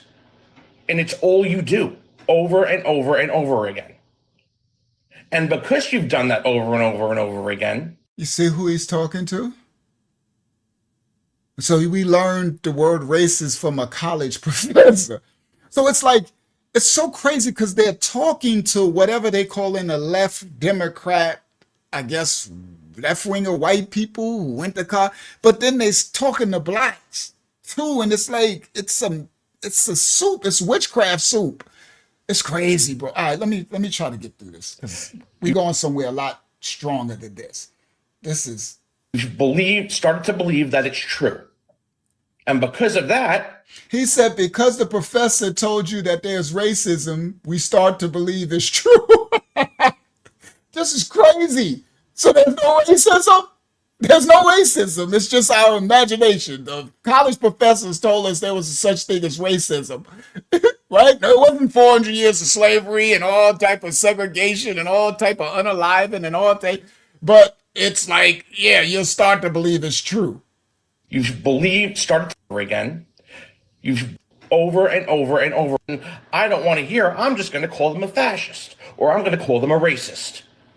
And it's all you do over and over and over again. And because you've done that over and over and over again, you've started to believe that it's true. And because of that, people like Charlie Kirk are ending up dead. I don't care what you people on the left need to do to fix yourselves. If you have to go pray about it, do LSD, take mushrooms, I don't care. But you better figure it out, because once we get to that point of no return, you're going to be wishing that you did. At this point, bring it on, you know? Because the people that we're going to be going up against hate pew-pews. What are they going to do? Point their Karen finger at us? Me, my feelings. Me, my pronouns are toaster and waffle. Meanwhile, we are locked and loaded at my house. We are so stocked up, we need another house. It would be the quickest, funniest civil war ever. They killed a true patriot for his beliefs. So, bring it. You see her? But you see what she said? But we locked and loaded at my house. We got so much guns, we need another house to hold all our guns. They're telling the truth. They're telling the truth. They locked and loaded. But they don't know that the war is against themselves. It's crazy, the witchcraft. Boy, the Most High is sitting back watching all this. That's the prophecy. Let's go. Let's continue. All right? Patriot. For his They said they killed a true patriot. Now all of a sudden, this dude is Jesus. Right? The dude is just Captain Kirk is Jesus now. They didn't kill Jesus. All right, I'm going somewhere. Let's get through this clip. We got to get through this so we can get to the funky. Another house. It would be the quickest, funniest civil war ever. They killed a true patriot for his beliefs. So bring it.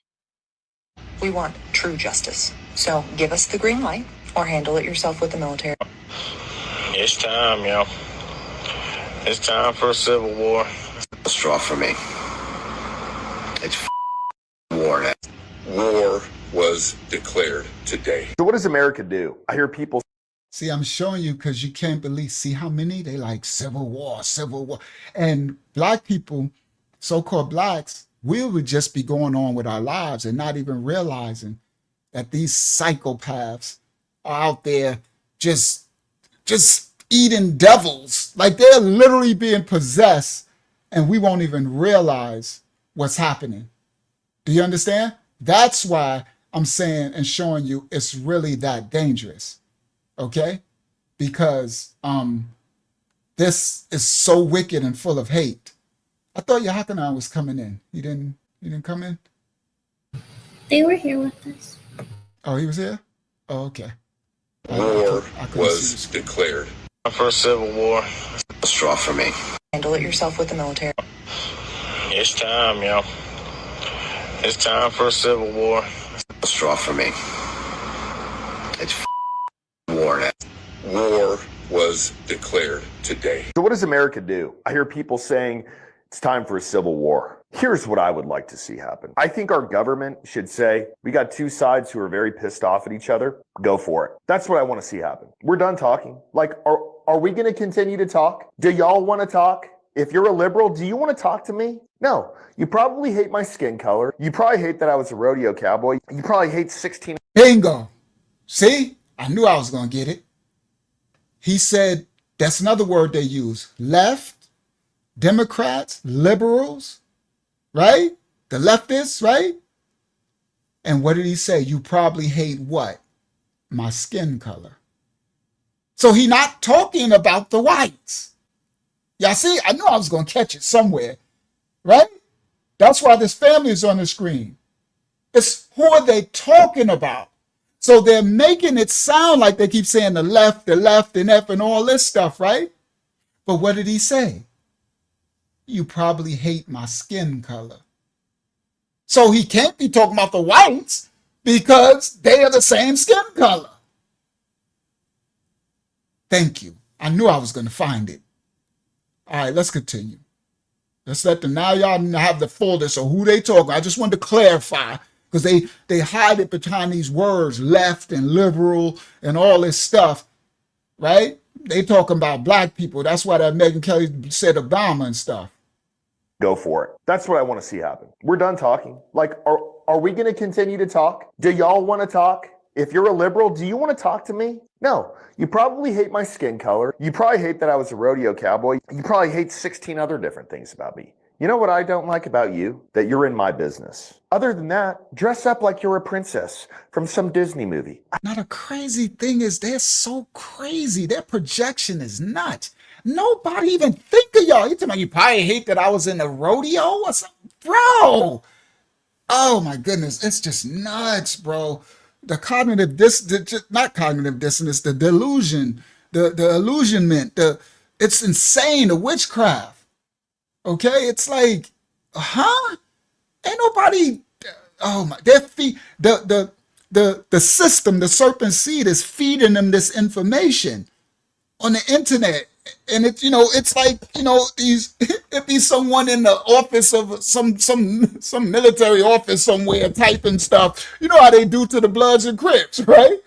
They send a meme to the Crip on Instagram and say this, and then the blood, I mean, from a blood, and then the Crip gets triggered and writes something back, and it's crazy. All right, let's continue. Let me let him finish. I need to get through this quick. I need to get to the fruit. Skin color. You probably hate that I was a rodeo cowboy. You probably hate 16 other different things. Are we going to continue to talk? Do y'all want to talk? If you're a liberal, do you want to talk to me? No. You probably hate my skin color. You probably hate that I was a rodeo cowboy. You probably hate 16 other different things about me. You know what I don't like about you? That you're in my business. Other than that, dress up like you're a princess from some Disney movie. I don't care, but that's what needs to happen. Our government needs to step aside and let us handle our business. You know those movies came out called The Purge, where it's like all crime is legal for 24 hours? We need to have that for a year. Because seriously, what else are we going to do? We're never going to get along. We're never going to see eye to eye. See what they're calling for? Civil war, the purge, all of it, right?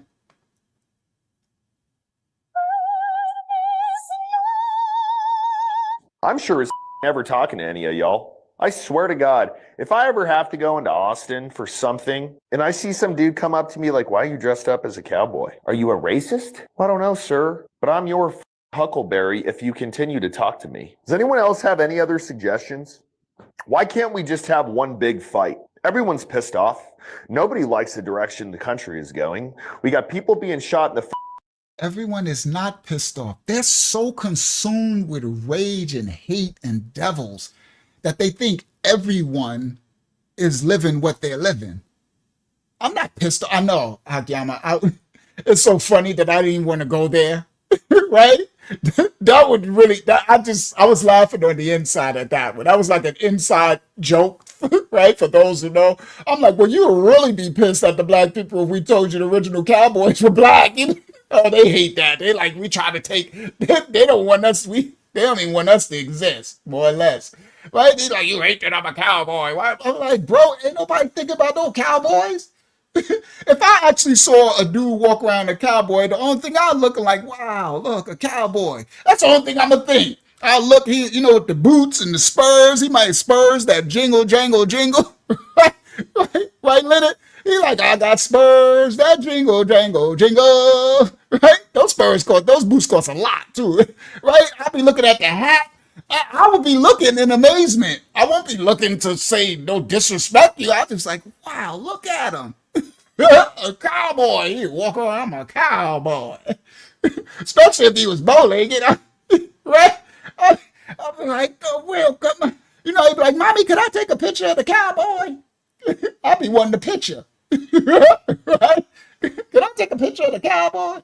Yeah, they little whitey. That's like win. All you hear is wine with that. Can you want some cheese with your wine? Can you get some cheese? Somebody call these dudes a wham-a-lambs. They sit up there thinking of the serpent seed is actually playing their ignorance to the point where they think people is actually doing what they're saying. That's the dangerous part, right? So it's very pitiful. But Brother Leonard, and you know this, as much as it's pitiful, makes it even that more dangerous. What's the most dangerous thing, Leonard? You know what it is. It's the fool, the one who don't have the intelligence and the moral. It's call him a wham-a-lamb. Somebody please, right? It's the fool. And that's why someone said Trump said he loves the uneducated. So they're making a generation full of fools so they can be controlled, right? Praise the Most High. All right. Neck for simply having a conversation with people. We got people being stabbed. We got people everyone's pissed off. Why can't we just have one big fight? Everyone's pissed off. Nobody likes the direction the country is going. We got people being shot in the neck for simply having a conversation with people. We got people being stabbed in the neck on a bus for being white. What else are we to do? For being white. You said it, Leonard, a scary fool. You hit it right out the park. And that's exactly what they are. Scared to death. All you hear is fear. It's like the boogeyman. It's like they think there's a boogeyman. And it's like, we got to tell them, bro, the boogeyman is not real. The boogeyman is playing you. It's the puppet master, bro. There's nothing under the bed. You understand? It's like, guys, there's nothing under the bed. They're typing it on the keyboard, telling me there's something under the bed. I am the boogeyman, and I'm coming to get you. I want a civil war and all this stuff. Shout out to Zazaya. All right? All right, so let's get to I got to get through this clip. I mean, it's already halfway legal in Texas here. We have mutual combat. There is no neck on a bus for being white is going. We got people being shot in the neck for simply having a conversation with people. We got people being stabbed in the neck on a bus for being white. What else are we to do?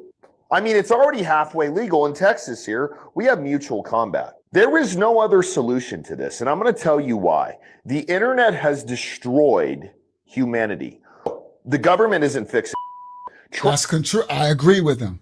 And yes, peace and love. And that's exactly what we're teaching. And we got to bring understanding, because there are people out there that want to harm people who have no idea what's going on. And you can get harmed being at the wrong place and not understanding how much darkness is out there, right? But he's correct. The internet is creating, but he doesn't realize the internet created your mentality. It's destroying humanity, and you're playing into it because you're believing you're talking to the internet. You're literally making a video talking to the internet saying that people want a civil war when don't nobody want no civil war. Bro, that they're playing you to make you think, and you got all the guns. Yes, y'all do. But oh my goodness, this is insane. But all right, let's continue. There is no other solution to this, and I'm going to tell you why. The internet has destroyed humanity. The government isn't fixing it. Trump isn't fixing it. No one man is going to fix this. They're not fixing it. They're actually creating it. But let's continue.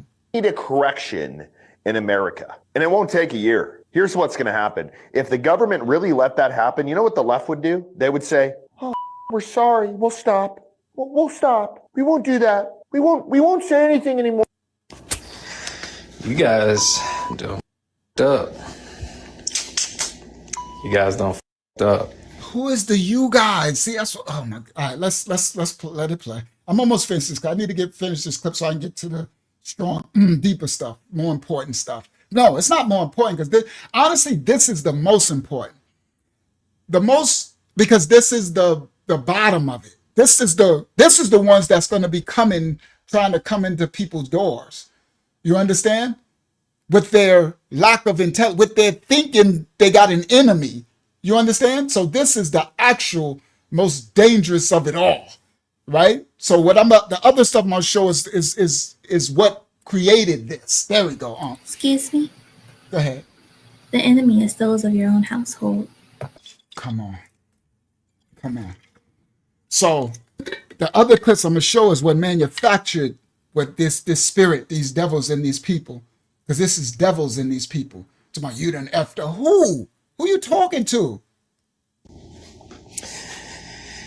Those gun rights that you're trying to abolish, you might want to keep those motherfuckers around for a little bit. And let me tell you why. Number one, the stunt that was pulled yesterday, you got a lot of mad motherfuckers.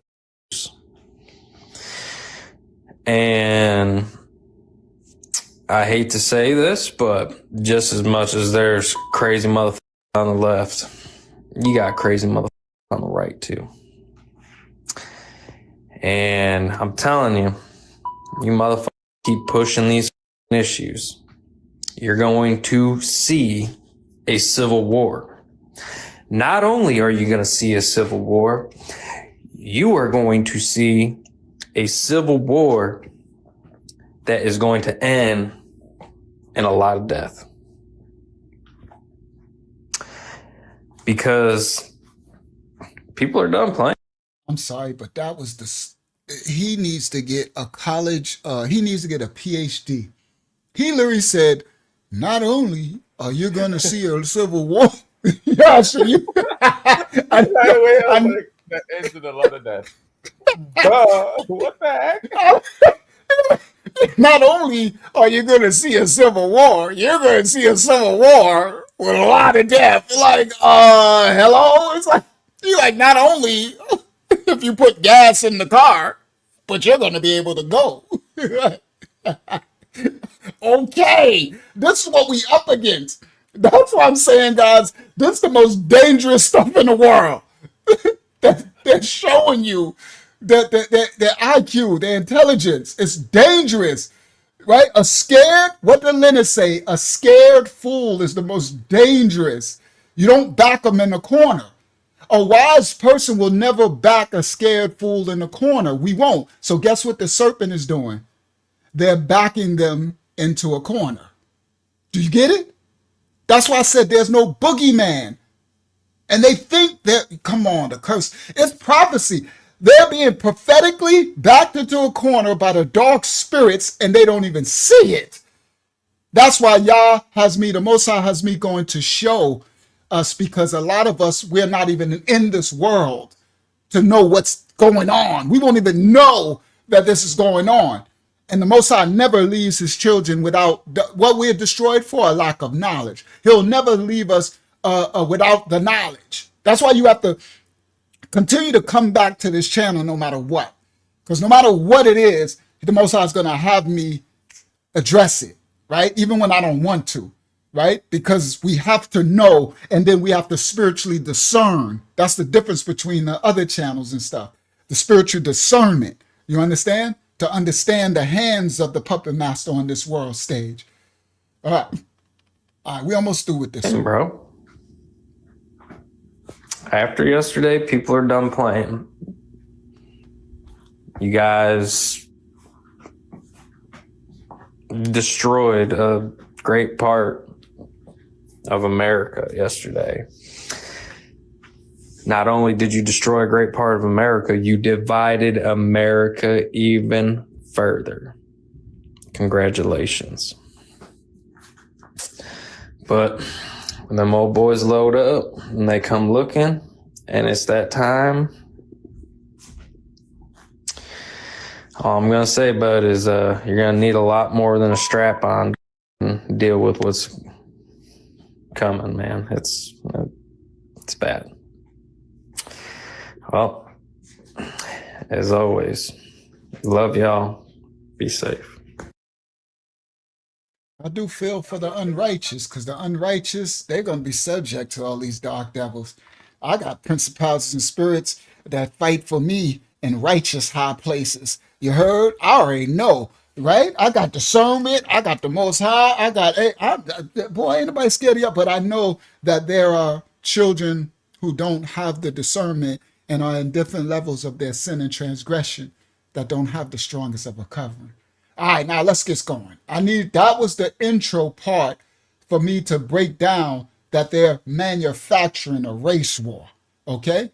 So now, this is why this is what they're doing it over. They're saying, they're triggered because they're saying that Charlie Kirk, RIP to him, right? You got to keep everything respectful, right? That he is the new great white hope. He is Captain Kirk. He is the new Jesus, Gandhi. They said he was like Martin Luther King, right? They done made him, they poster child that he was, God's gift, I guess, to the right white or something. But so let's hear from Charlie Kirk. All right? Copyright disclaimers are in effect for educational purposes only, for reactionary purposes only. We don't own rights to the video. For reactionary purposes only. Share this tab instead. Make it full screen. Let's go. Introducing Charlie Kirk's views live. What he believed, what he thought, his views. Here we go. From his own mouth. Some tech blog called Wired Magazine. You'd think they would write about crypto, computers, the internet, Bitcoin, crypto, engineering, but apparently cybersecurity. they just police what people think about a certain infamous American of the mid-20th century. They're talking about Dr. Martin Luther King. Okay? So now I'm tying in what they're saying he liked the Martin Luther King and all this, right? So let's see what he thought about Martin Luther King, right? So they say they describe Dr. King as infamous, right? So this is their discussion. All right, here we go. American of the mid 20th century. Yeah, certain infamous think about they just police what people think about a certain infamous American of the mid 20th century. Yeah, some holy figure. We note in our piece that Kirk describes King as, quote, a bad guy. It's true. And Kirk self-described. So now he's reading the comments of what they said about him. He says, what he say? That Kirk says Martin Luther King is a bad guy. And what did he say? It's true. All right. So we're not putting nothing in his mouth. Let's just hear what he said. His beliefs. All right. Condolences to his family. But let's just see what all this mess is going on about. Why are they so, this the next Jesus. So let's hear from their Jesus. All right. Let's see what he got to say. American of the mid 20th century. Yeah, some holy figure. We note in our piece that Kirk describes King as, quote, a bad guy. It's true. And Kirk self-described very, very radical view that the country made a mistake when it passed the Civil Rights Act. Also true. As we note in the piece, Kirk has previously... So you heard what he said? The United States made a mistake when they passed the Civil Rights Act.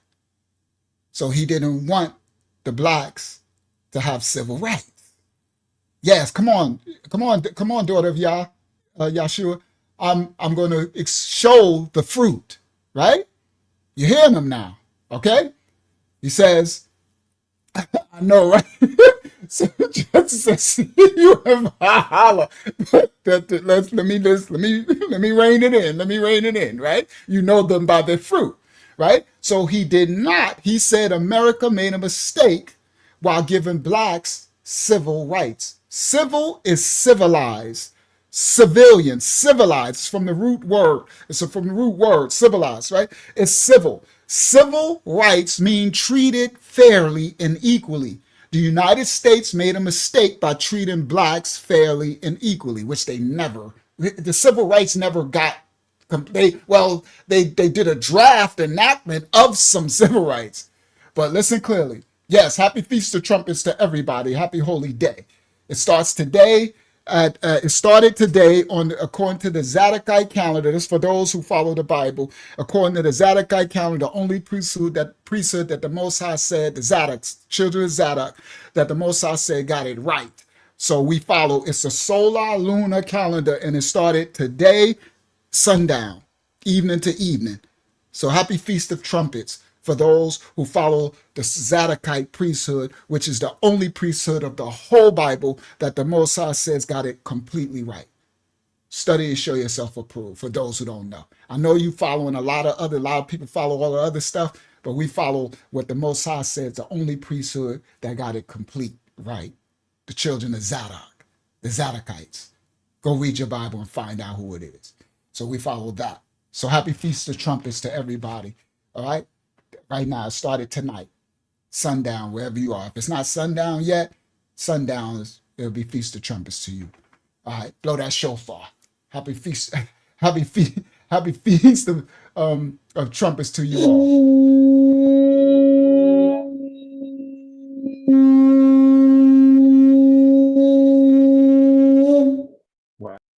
All right, happy Feast of Trumpets. Let's get back to the show.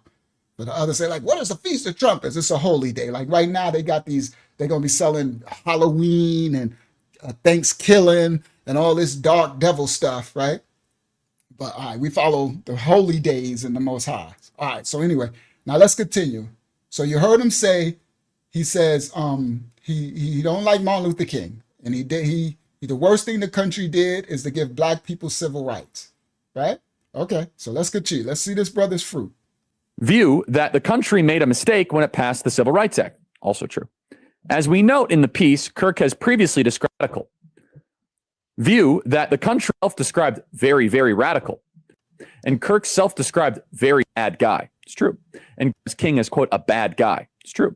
And Kirk self-described very, very radical figure. We note in our piece that Kirk describes King as, quote, a bad guy. It's true. And Kirk self-described very, very radical. View that the country made a mistake when it passed the Civil Rights Act. Also true. As we note in the piece, Kirk has previously described Kirk as a hero and a civil rights icon. It's true. I used to be wrong. What inspired Kirk to... So he used to, listen clearly, he used to call Martin Luther King a hero and a civil rights icon. He said that was true, but he changed his mind. I'm not going to do it tonight, but I'm going to do it another time when I can show you how he came up. Yeah, some of y'all might know already. He was broke, okay? Homeless, well, not homeless, living in out his car before a financial dude came on, and they found out from his speeches to the children on the college campus that the right realized, oh, we can use him to gather the young white republics but they needed to change his views. You see? That's why he said, the person said on this thing, you used to say that Martin Luther King, stood for civil rights and was an icon or a hero, but now, now change. Yeah, because now he's worth 10 million, right? They gave him the bag, mammon. Do you understand? To be the poster to change the view, because he had the voice to be able to indoctrinate the white children, because they learned this, guys, from Obama's campaign. Come on now. Y'all listen clearly. In Obama's campaign, the right, they learned the playbook that Obama was able to usher the votes of the youth, of the whites, blacks, and everything. That's how Obama won the collective, he won overall because they put in office who they want, right? But for the sake of gaining the popular opinion, and they want to gain young right-wing conservative whites and charge them to be like militant right? And they learned from Obama's playbook that the way you do that is you got to be you got to be liked by the people. You got to have oration and have it. And they saw, because they observed, I forgot his name. It's in the thing. I got it, but I ain't going to put it tonight. I got too much to bring out tonight. But they saw in him, in his speaking, that he had the ear on the college campuses. And he was doing it grassroots. He had no 501c3 or nothing now. And then they told him, they named a 501c3, what they named it and everything. And then he got these big donors. And later, the small hats, those people say they are the tribe of Judah and not, they became the biggest. And that's how he became this, system. And then he got introduced to Donald Trump's son and all of that. And then they realized he can go, this 501c3 they gave him, he can go to all the college campus and start gathering up all the young white men, the young white right? To usher in what they got now. All right, so let me go back. I was going to do that in another video and show the receipt, but I just broke it down. I got too many receipts right now for tonight.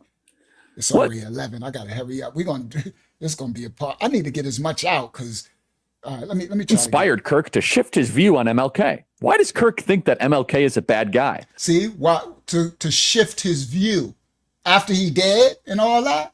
Exactly. What inspired Kirk to shift his view on MLK? Why does Kirk think that MLK has previously described Kirk as a hero and a civil rights icon? It's true. I used to be wrong. What inspired Kirk to shift his view on MLK? Why does Kirk think that MLK is a bad guy? When Kirk says that MLK says, quote, one good thing he didn't believe, what does he mean by that? Why does Kirk believe passing the Civil Rights Act was a mistake? Now, again, apparently they don't listen to the show because we do that at least once a week, right? Once a week, we talk about why the Civil Rights Act was a mistake. How did we get here? And how much of our race-obsessed politics is because of the elevating of MLK? The right needs to stop mythologizing this guy and really needs to stop taking this one line in one speech about, having a dream and children. And obviously it sounds great, but you have to actually look at his record and the things that he did and the things that he supported and the people that he supported, the policies that he supported, the mass race riots that were going on all throughout the 1960s that he didn't seem to bat a single eye at that were going on. Why? So in the 1960s, Martin Luther King was in charge of race riots? Bro, see, that's what I meant. This is how they indoctrinate the youth who don't know no history, right? They don't know, so they're like, yeah, there was race riots. It was against the blacks. Wow. It was non-violent. The riots was against him. It's crazy how they rewrite their likeness and image, right? Rewrite. So listen, and it's so crazy, Leonard, because they're brilliantly insane. So these ones, the puppet shills who using it, they know that it's not the truth. Why do you think Charlie said, they said, why did you change your views? See, they know it's not the truth. They on the side of the serpent now. And they get the bag and the position and the notoriety, right? We took Mashiach on the mountain, all this will be yours, right? This is the selling of the soul, okay? All right. Now, those people that I just showed y'all the clip who talk about y'all want a civil war, now they are the idiots. But these on the stage, these are the actors now on the stage. All right? All right, let's continue. Why is it that the person that gets their own federal federal holiday is the person we've never actually criticized? And so he said it. He said Dr. King was a bad guy, and that Dr. King only said one good thing that he didn't actually believe. And then he said, well, we've got to criticize Dr. King. How come we can't criticize Dr. King? Dr. King was criticized his entire life. He was criticized, demonized, lied about, and murdered. So some tech blog called Wired Magazine. You'd think they would write about the like, crypto? computers, the internet, Bitcoin, crypto, hacking, engineering, but apparently cybersecurity. they just police. All right, so why is that going again? Hold on, so it just went into the full one? Okay. All right, so that's good. All right, so now, let me go to my next guy. I got it lined up. Now, we're going to hear from Charlie Kirk again. And then I'm going to move, we're going to get to something, right? But I want y'all to see this. Remember, you know them by their fruit, right? Share this tab. So, they're mad because black people, some are saying like, well, we don't really care. Now, we're not to disrespect if he died. That's why I say my condolences to his family, whatever it is. If he's not dead, if it's a psyop, if it's a blue beam event or AI, I don't know. The world's a stage. You can't know no more, right? But according to scripture, we're not to rejoice in the thing, but it's like a non-factor to someone, and to me as well, right? I'm not going to lose no sleep. I'm not only because I didn't see no righteousness. I know people by the fruit, right? So you're not my brother because the Bible tells me he who keeps my father's commandments is my brother. He's keeping some Roman Catholic, Christian, they can hate everything. And, it's some old, we serve two different alayams, two different creators. Okay. So I'm indifferent. It doesn't matter. I'm not glorifying that he's unalive and I'm not boo-hooing, right? It doesn't matter. So, right? So, would Charlie himself want me to feel empathetic that he's gone, right? I know some of y'all might have seen this. Copyright disclaimers are in effect, all right? And for educational purposes only, let's hear what Charlie be saying, you need to show me some empathy for let's see what he says. You will never live in a society when you have an armed citizenry and you won't have a single gun death. That is nonsense. It's drivel. But I think it's worth it. I think it's worth to have a cost of, unfortunately, some gun deaths every single year. So, did y'all hear what he just said? He said, I think it's worth it, Brother Leonard. I think it's worth it to actually have some gun deaths. People unalived by guns every year so they can keep their gun policy. Okay, all right, so here we go, right? So listen what he said. You see?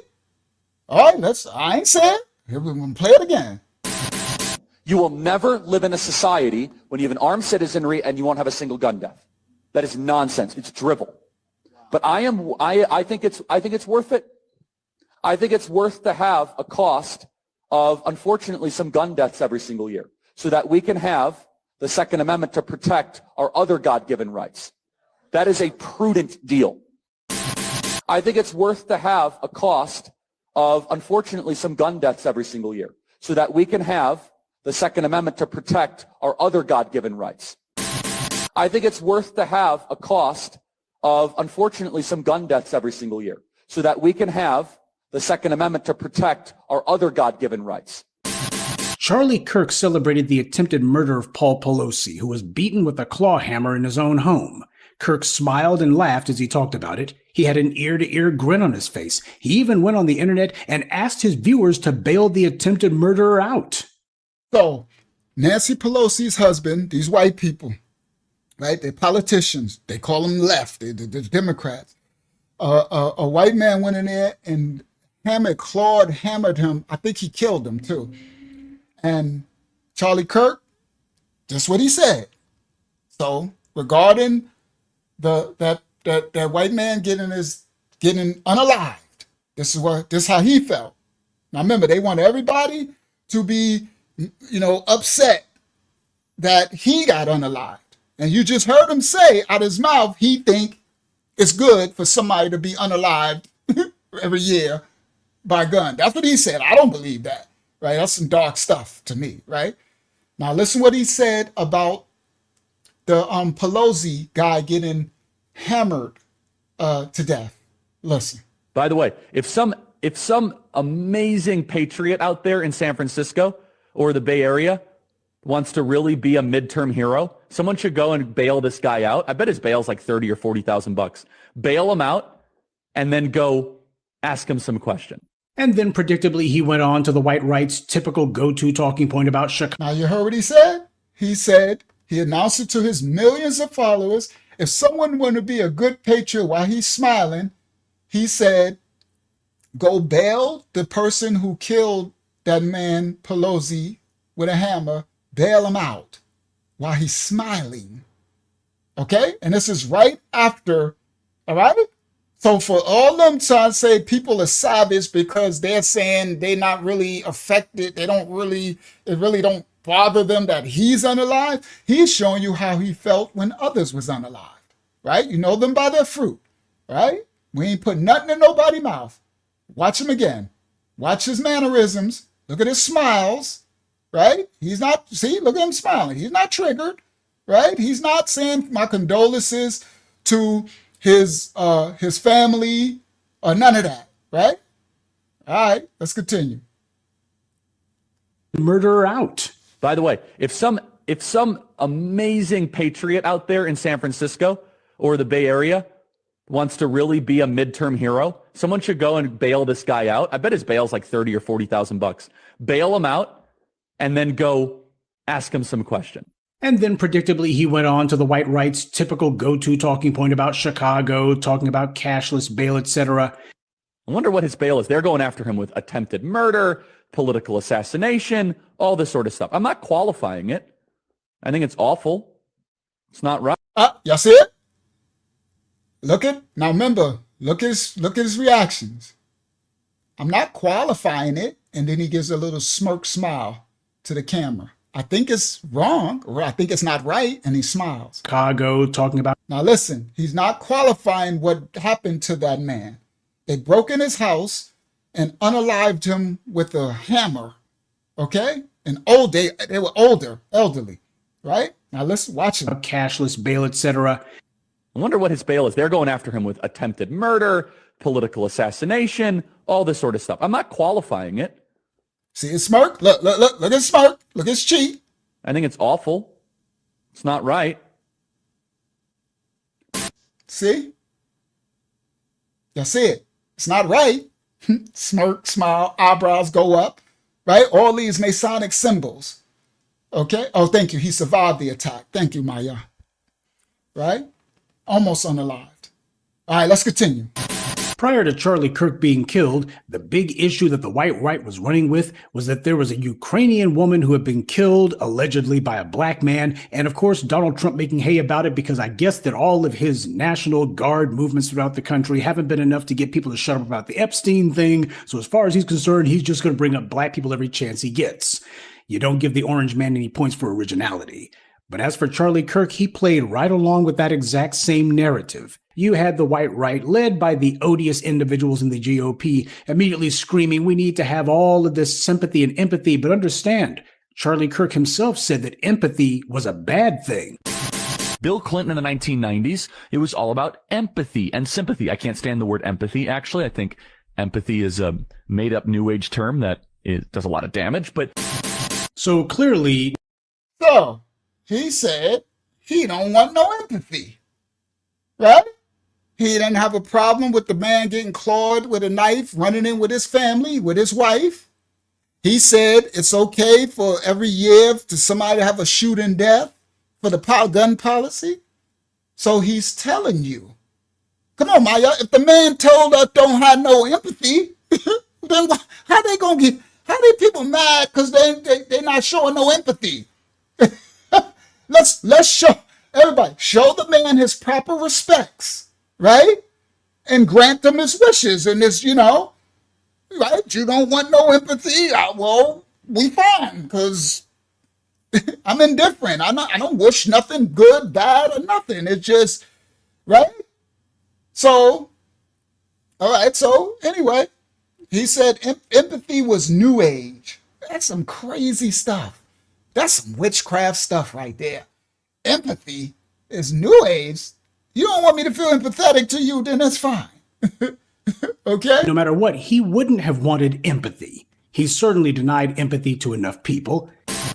Charlie Kirk had made an entire career out of demonizing black people. He made it a point that he would repeat the phony black crime stats every chance he got, talking about black on white crime, etc., etc. In fact, the very week that he was killed, he had been talking about how black on white crime was just this big threat and that white people were just so in danger because black people were coming to get them. In fact, his very last Twitter tweet on Earth, the very last Twitter tweet that he posted, was about how the killing of that white Ukrainian woman had to be politicized so they could go after all these black people. That was his very last Twitter tweet, the very last one that he ever posted. That's what he chose to do. And because he decided to spend his entire career... So look what he says. If we want things to change, it's 100% necessary to politicize this act of trying of the sister, because it was a politics that allowed a savage monster with 14 priors to be free on the streets to unalive her. See? So the last post he posted on his Twitter was to politicize this thing, make it political, so that they can manufacture the race war. Pushing the lie that black people are the biggest threat to white people's safety and black people are targeting white people, instead of all this phony racial hysteria. I decided that when the news dropped that he had been killed, I pointed out he's been killed by a white person. Why? Because those are the actual stats. Those are the actual numbers. Over 80% of white murder victims are killed by other white people. Virtually all political assassinations in the U.S. are carried out by a white suspect. Usually a white male. I can't think of any white women who have carried out political assassinations. And I didn't just do it once, I did it a number of times just to point out I didn't have to wait until there was anything confirmed. I know what the freaking numbers are. I actually know what the statistics are. So because of that knowledge, I didn't have to sit back and wait. The DNC shills and the low IQ bootlicks, those clowns, they were like, well, we don't know. I knew. All right. Now, another thing he taught was called the Great Replacement Theory, where he told those people at the beginning of the video, the ones who acting all crazy, saying we want a civil war and all this, this is a Great Replacement Theory. He got them, they making these people believe that somebody's coming to replace the white people in America, right? We coming to take their jobs, but then they say we lazy, right? But we coming to take your jobs, but we lazy, we shiftless late, we won't work. But, right? So they got this Great Replacement Theory. Copyright disclaimers are in effect. This is some of the fruit, some of the understanding basics of the Great Replacement theory. Foolishness. Theory. This is what led to groups like the Ku. Let me go back. Anytime I feel like it. So you're on people? Yes, if you use the N-word regularly.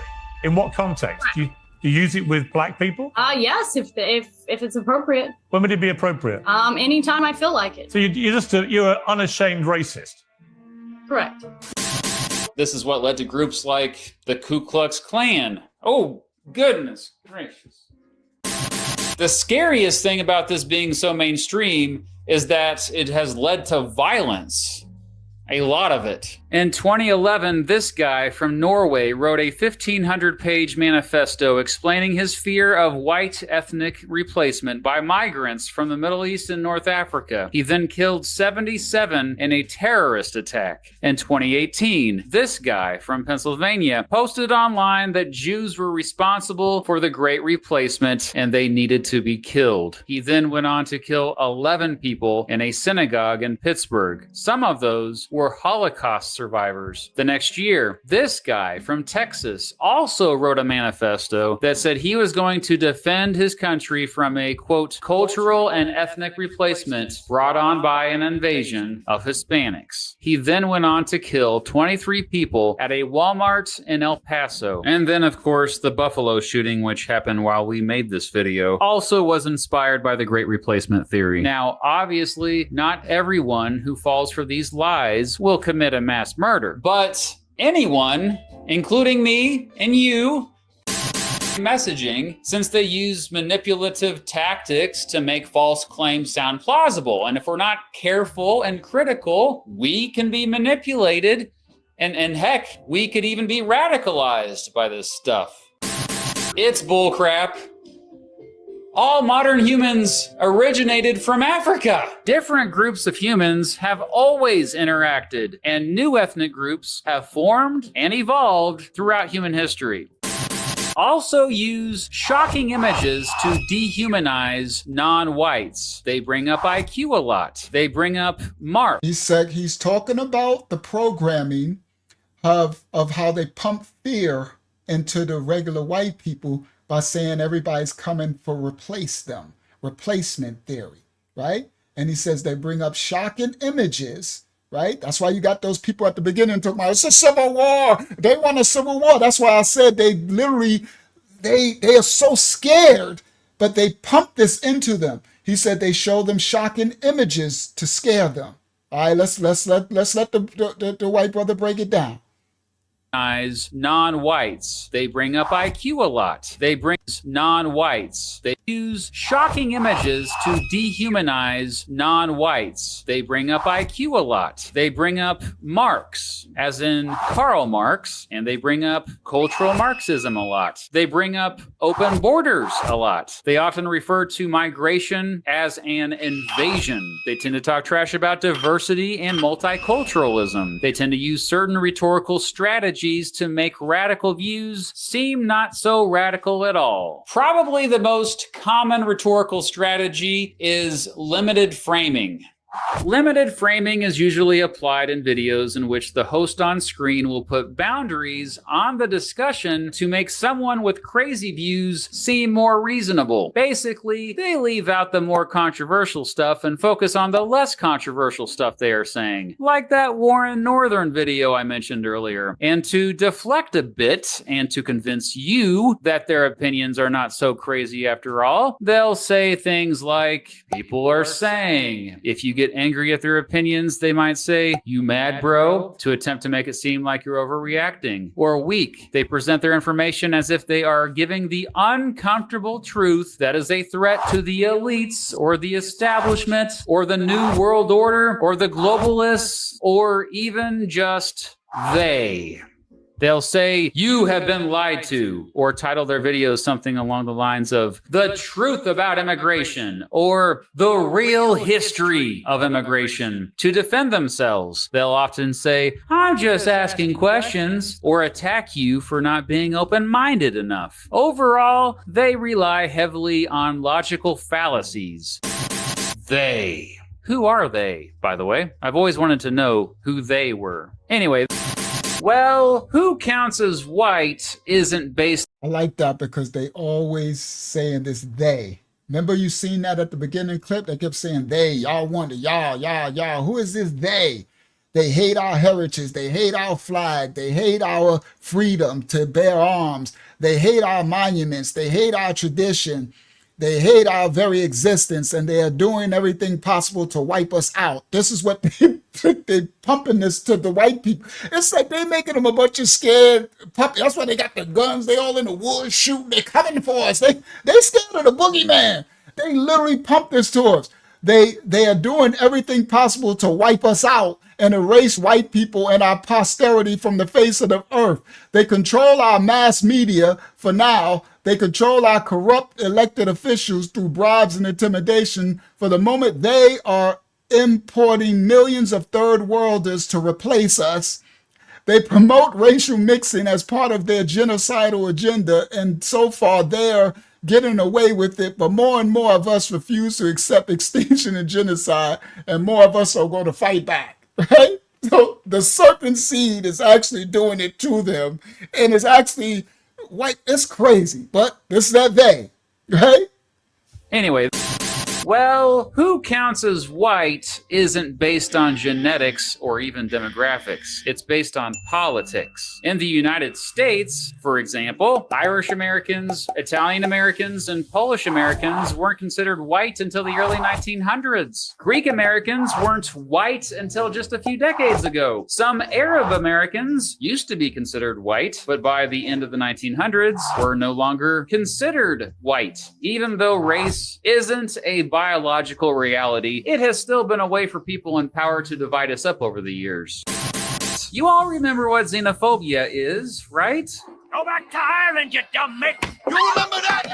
She's making the food, Patty! It's the fear of people from other countries. Now, even though this messaging is xenophobic, it's sneaky. In fact, it's terribly good at manipulating us, despite being full of crap and despite it probably going against everything you value and believe. I even fell for it, and I'm supposed to be smart. All right, now let's go. Moving right along. Black people in America do not do this.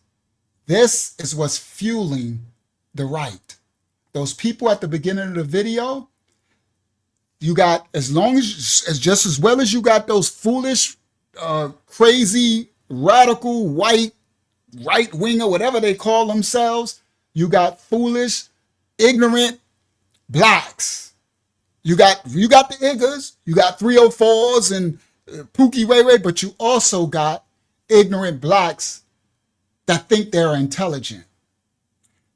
Black people, you need to stop. You need to get your nieces, your nephews, your aunties, whatever.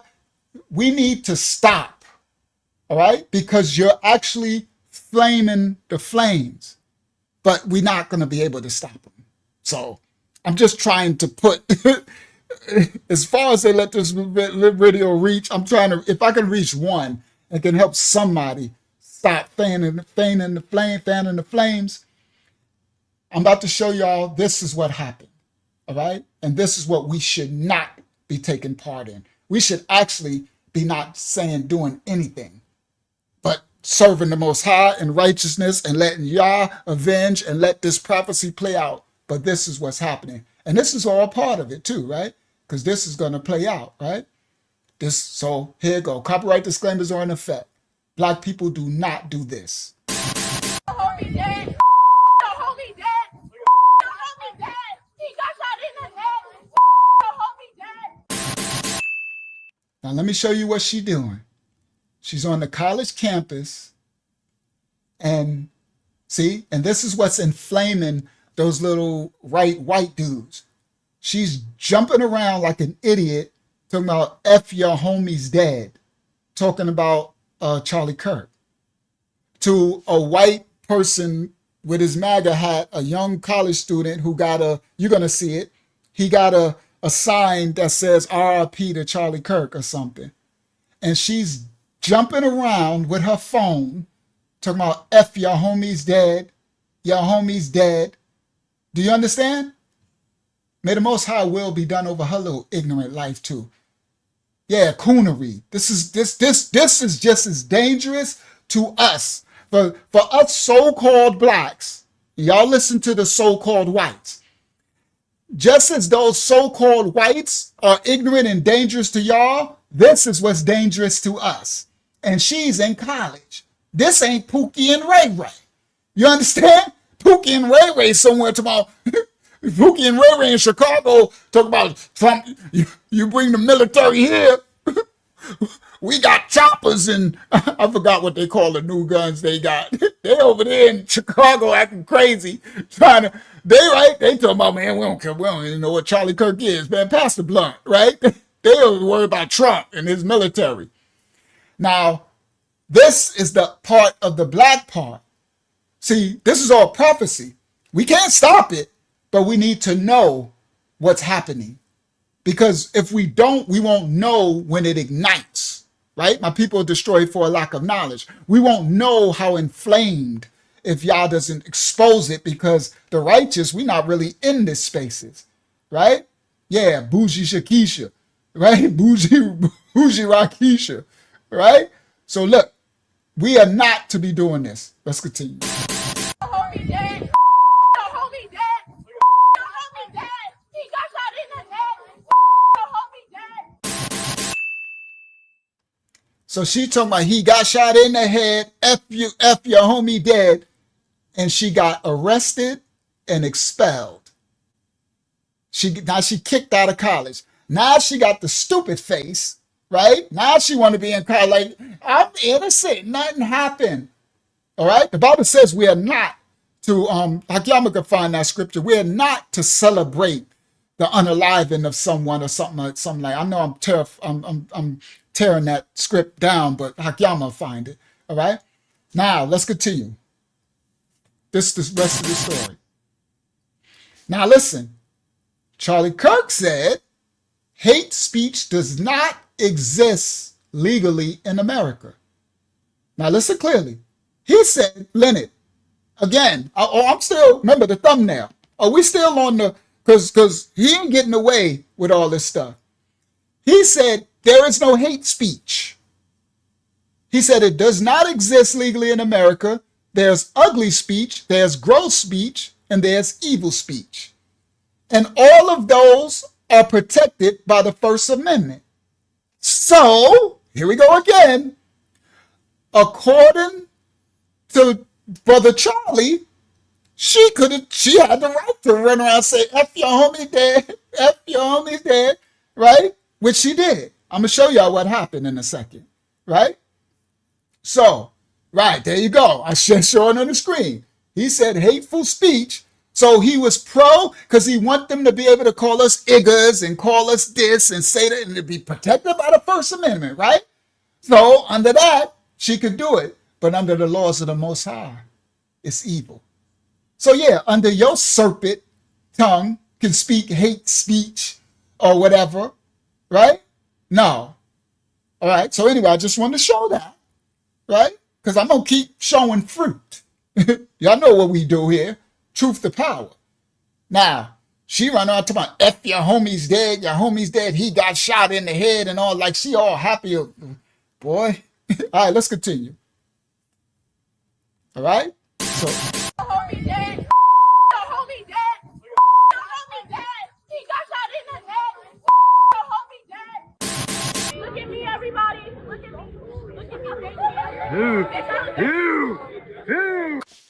Bingo. You see her? Look at me, everybody. And she said, itch. She called him an itch. And she smacked the brim of his hat. Let me explain something to y'all, to everybody. And especially to the women. Don't touch nobody. This, I'm not sure if other nations, I'm just talking to the blackity black woman. Because I'm what you would call a blackity black man, what they're calling.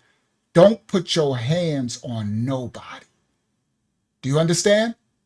You don't, Now she got the freedom to, I guess she could say to your homies, F your homies dead and all. Now he wasn't touching her. He wasn't yelling at her. He just got this sign up, right?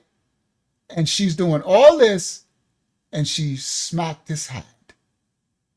And she got kicked out of college and she got arrested. And I'm going to tell you, she deserved to be arrested. Yes, assault. And I know y'all be like, no. I did my crime when I was in sin and I did my time. Do you understand? I did my time for my crime and I didn't cry about it. When I got caught with my gun, I did my time. When I got caught with my drugs, I did my time. You know, I tried to get as less sentence as I could get to fight, but I did not say, no, you stand in it. That's a crime. You don't touch nobody. You shouldn't have put your hands on them at all. That's that Jezebel. That's Jezzy the Skezzy stuff. Thinking you got the freedom to, they go too far. You shouldn't even been all in his face. You heard? That part. Somebody, look at me, everybody. Look at me. Look at her. Showing a little, these people, boy. Don't do this. This is sin just as much as the other side is talking. And this is what's flaming them. Now y'all see why at the beginning, those white people they talking about, you want a civil rights, right? Because we don't even know this is going on. The blacks should have nothing to do with this. They playing into it, but it's prophecy. But let's continue. Look at me, everybody. Look at me. Look at me. Come on now, dog. Come on, man. Look at me, everybody. Look at me. Look at me. Come on now, dog. Come on, man. She deserved to lose her job. She deserved to get kicked. To get arrested and get kicked out of school. You don't put your hands on nobody. I thought it showed. Oh, that was my other clip. I didn't show it. Where he just had a sign and it showed what it said. I had another clip where it showed he just had a sign that said something about Charlie Kirk and he wasn't doing nothing. He's just standing there with his sign. All right. He has the right to do that. He has the right. He has the freedom. Nobody should be all in his face and all that stuff. Oh my goodness. All right. Let's continue. This race war that they're creating. Y'all might have heard this story, some of you, all right? That they are unaliving black people. So you have to be careful, so-called black people. Be careful out there, all right? Y'all heard of this young man that they hung him, right? This got really bad. The threats and everything like that, these people have been very amped up. And on September 11th, at least 7 HBCUs went into full lockdown due to these online threats. It was Alabama State, Hampton, Clark Atlanta, Southern University, Bethune-Cookman, Virginia State University, and also Spelman.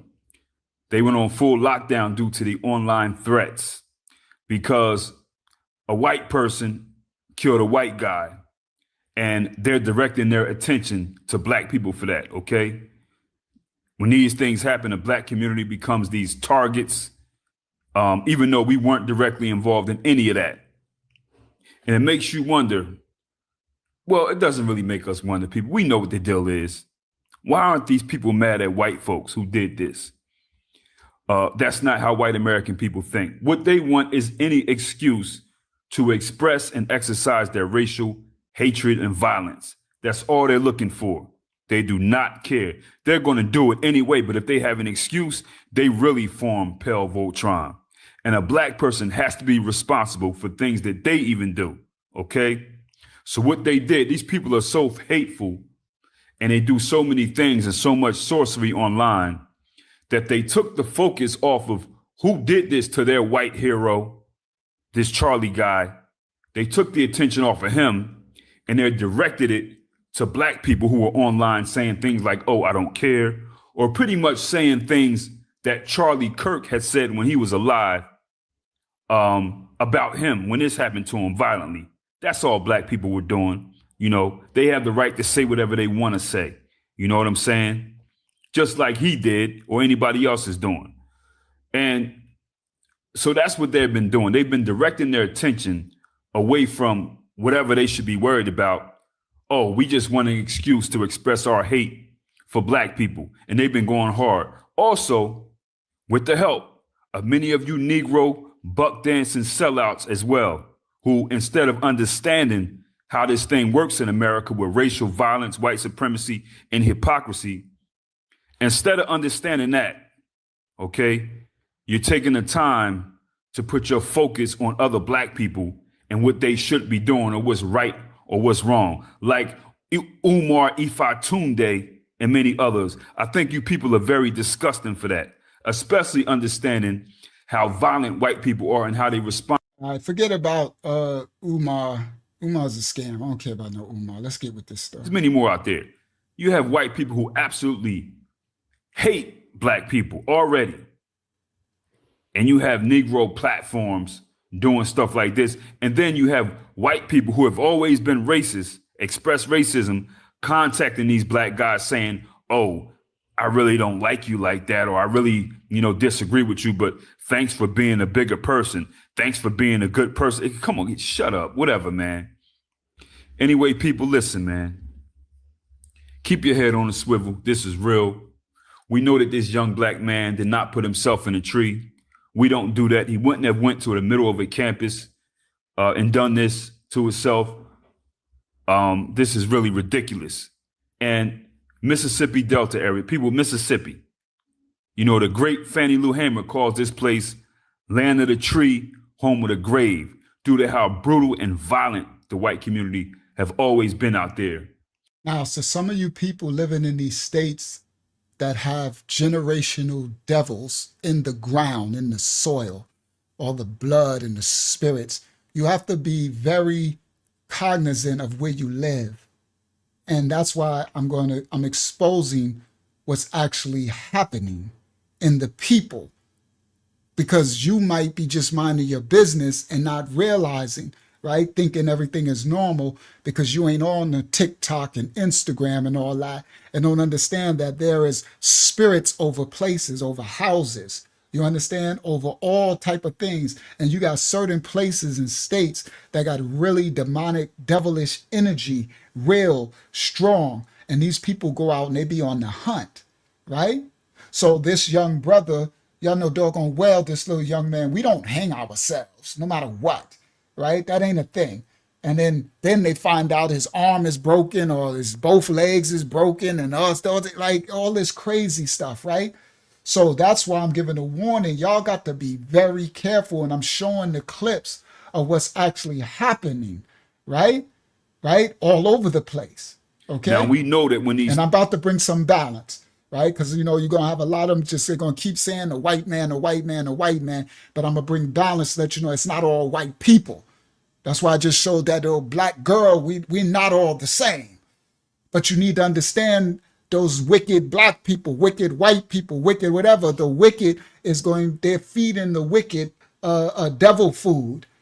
And they're getting ley lines and portals. Good one, Yeshua, right?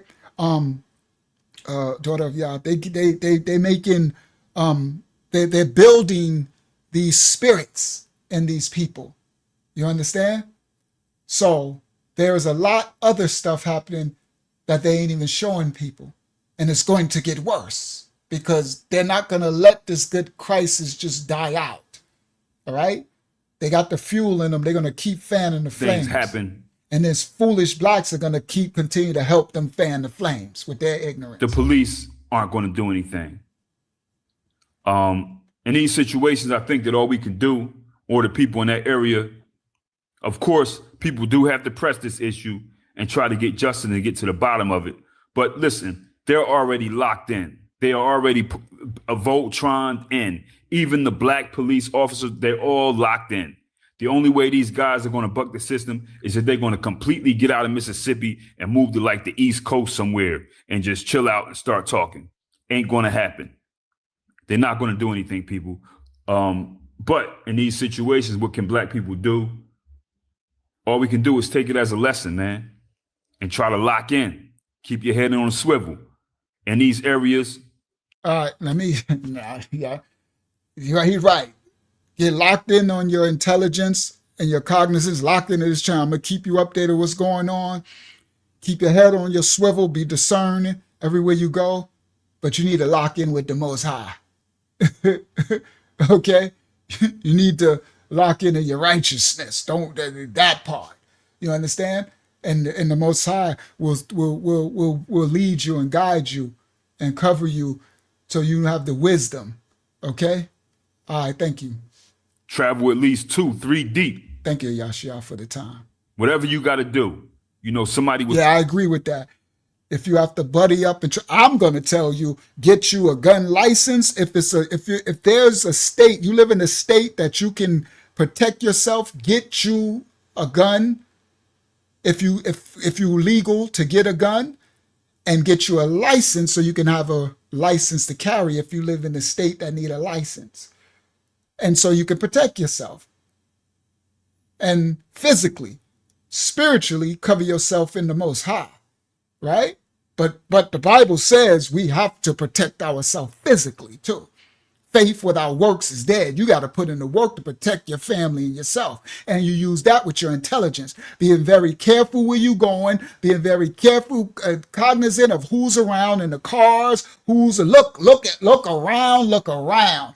Don't be going no unnecessary places. If you live in areas where, you got a lot of white ringers, if you live in an area and you see some Confederate flags and you see people yahoo and yahoos and all that type of stuff, then you ain't strapped up and you don't need to be at some dollar store just at night, just thinking everything is just all hunky-dory. Everything ain't hunky-dory no more, right? It never really was, but it's turned up now. We're getting closer to the judgment, okay? It's going down. Squatting on him. They was watching, and this what happened. Condolences to his family, man. Stay up, y'all. Keep your head on a swivel, man. He's correct. They was watching. Local authorities were immediately notified and are conducting an active investigation. Authorities have identified the individual as Demar Travian, that is Trey Reed, a Delta State University student from Grenada, Mississippi. Our community is deeply saddened by this loss. We extend our heartfelt condolences to the families and friends and all those who were impacted by Trey's loss. I've spoken to Trey's family and expressed our heartbreak. Counselors and support services are available to students through the O.R. Riley Counseling Center. Faculty and staff services are available through Human Resources here at Kent Wyatt Hall. The Sillers Chapel remains open for prayer, and we are in conversations with student leaders regarding a prayer service as a result of this event. The university will share updates when appropriate, and we ask for your compassion, patience, and thoughts during this difficult time. All inquiries concerning the investigation will be directed to law enforcement. Our university police chief. Now the university police chief is going to make his little statement. Let me get past all this. Here we go. Watch this. Good afternoon. I'm Mike Peeler, the DSU Director of Public Safety and Chief of Police. Delta State University is deeply saddened to confirm the deceased individual was discovered on our campus this morning. At approximately 7:05 a.m., the university police was notified of what appeared to be the body of a black man hanging from a tree central campus near the DSU pickleball courts. We later identified the male subject to be 21-year-old. 21 years old, and this man is going to say he hung himself from the tree. Okay? System. All right? Manufacturing race war. He hung himself, 21 years old, from a tree. Mark Trevion Reed of Grenada, Mississippi. Mr. Reed's next of kin has been notified. At this time, there's no evidence of foul play. There's no evidence of foul play. You see this, Leonard?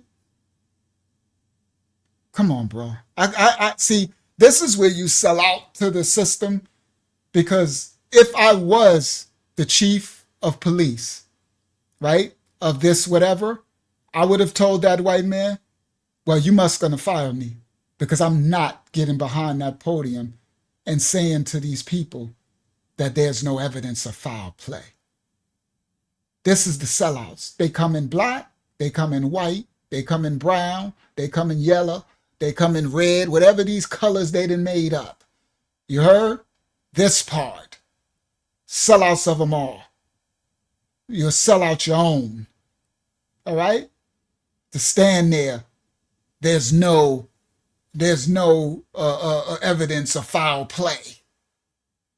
The little boy's legs and arms is broken. Even if his legs and arms wasn't broken. Come on, Avila. We don't hang ourselves.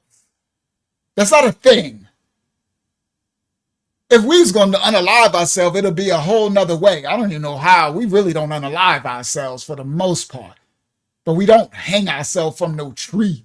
We don't even know how to make a rope. Well, bro, we ain't good at that. We ain't Boy Scouts and Girl Scouts. Some of us went to, but we don't even know how to make a noose, bro. There's no evidence of foul play. The body has been retrieved by Baldwin County Coroner's Office. As you can see behind me, I've requested the assistance of the Mississippi Bureau of Investigation, Bolivar County Sheriff's Office, and Cleveland PD to assist us in this ongoing investigation. As we receive updates, we will be sure to properly notify through proper channels any information that we receive. So he's basically saying ain't nothing to see here. Are there any questions at this point? Can you say what action was taken on the campus? Was it locked down? What had happened, we immediately came on. It wasn't a lockdown during the time of day. But we, of course, again, we're our partners. We've investigated every avenue. And again, we continue to investigate. But there was no lockdown announced at this point, other than the fact that several events that were scheduled for today were canceled. Oh, so they had canceled some events at this college because of the Charlie Kirk incident, right? Because black colleges, HBCUs was closing their stuff down, right? And so he just get hung from a tree and there's nothing to see here. No foul play, nothing. He just hung himself. There are quite a few rumors circulating on social media. What can you put to rest? Again, it's an ongoing investigation. We do know that, again, a young man or a student, who's actually a student here, was found, his body was discovered hanging from a tree. But pending an investigation, further investigation, and also from the medical examiner's office, we won't have more information until that part has been done. President Dennis, will classes resume tomorrow as usual, or have you determined that? We've not determined that. My leadership will meet this afternoon. We will make a decision on classes and other events going on the rest of this week. But I want to reiterate Chief Peeler's comment. There is no evidence of a threat to campus, and there's no evidence that the campus is. There's no evidence of a threat to campus. Leonard, they didn't let these KKK little wicked people come and hang this little young black man, and they told me ain't no threat to nobody on the campus. We're gonna keep as of now we're not closing down the classes and everything's just still nothing to see here. Safe at this point, so I expect we will resume normal operations as soon as possible.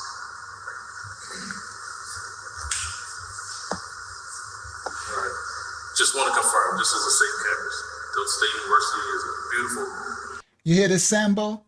I just want to confirm this is a safe campus. It's a beautiful campus. Place to be. It's just unfortunate. It's a beautiful place to be. It's a beautiful day in the neighborhood. He doing Mr. Rogers.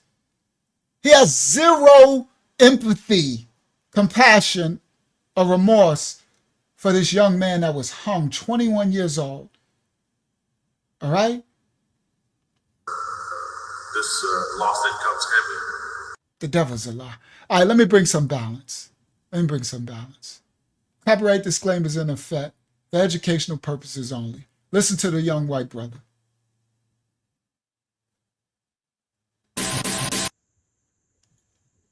Or take pictures of these lynchings and put them on postcards and send them across states or the. Now let me do the next one. That's gonna trigger y'all.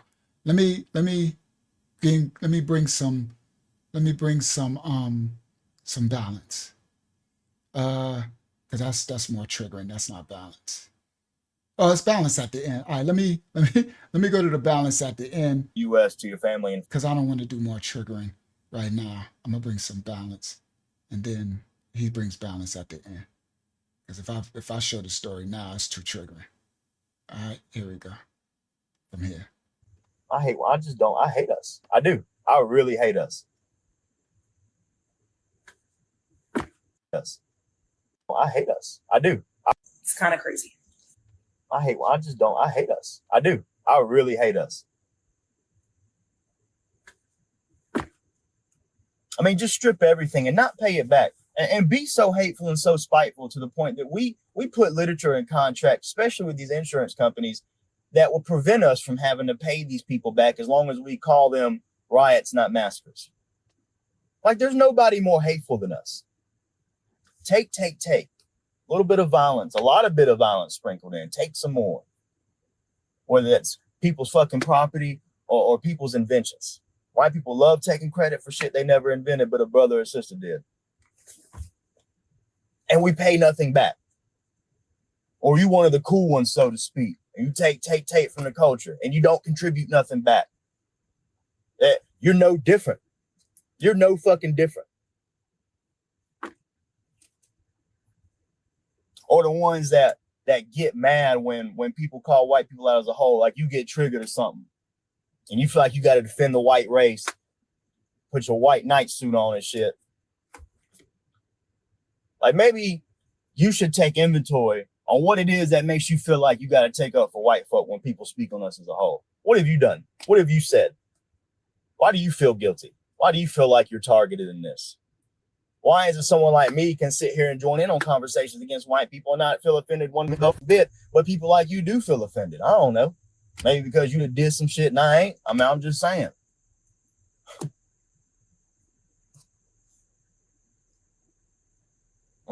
We just ain't shit. I don't know how else to say it. And then the way we excuse racism. I was just one bad day. That was a long time ago. Bitch, so? The fuck does that have to do with anything? Never atoned for it. Been ducking and dodging accountability since that incident. Pretty sure that wasn't the first time you said it. Ain't some shit you just pop off at the top of the mouth randomly. No, that's who you are. It's ingrained in your DNA. It's the shit you partake in behind closed doors. Motherfucker, I'm from the Bible Belt and a conservative household down here in the South. I know what dog whistles are. I know the conversations that take place behind closed doors, fam. Had a racist ass stepdaddy. Confederate shit, no. I know, bro.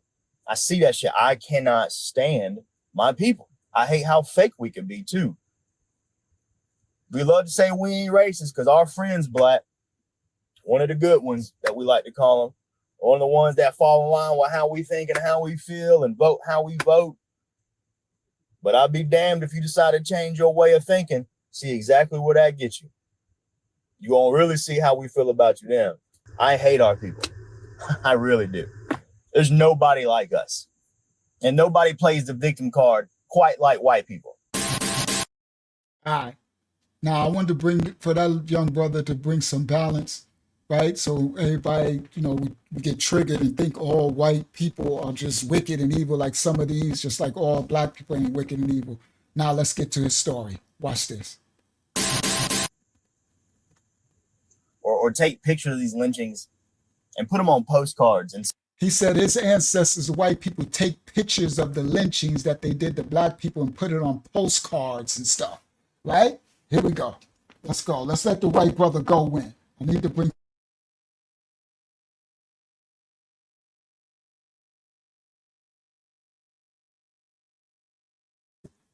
I heard it crackling. Thank you. It should be clearer now. Let me know if it's clearer now. All right. You're good. All right. Thank you. All right. So here we go. Let's let the brother drop it. Hold on. Was that full screen? Hold on. Let me see. Yeah, this one's full screen. Hold on. Let me see. Full screen. That one's full screen. Or take pictures of these lynchings and put them on postcards and send them across states or the U.S. to your family and friends as a way to joke and shit. Like, I just made me sick, dude. They hung her by her feet from a tree after beating her. They set her on fire, and she was pregnant, so they cut her stomach open. And when the baby fell, the unborn baby fell, they stomped on it. They stomped on it.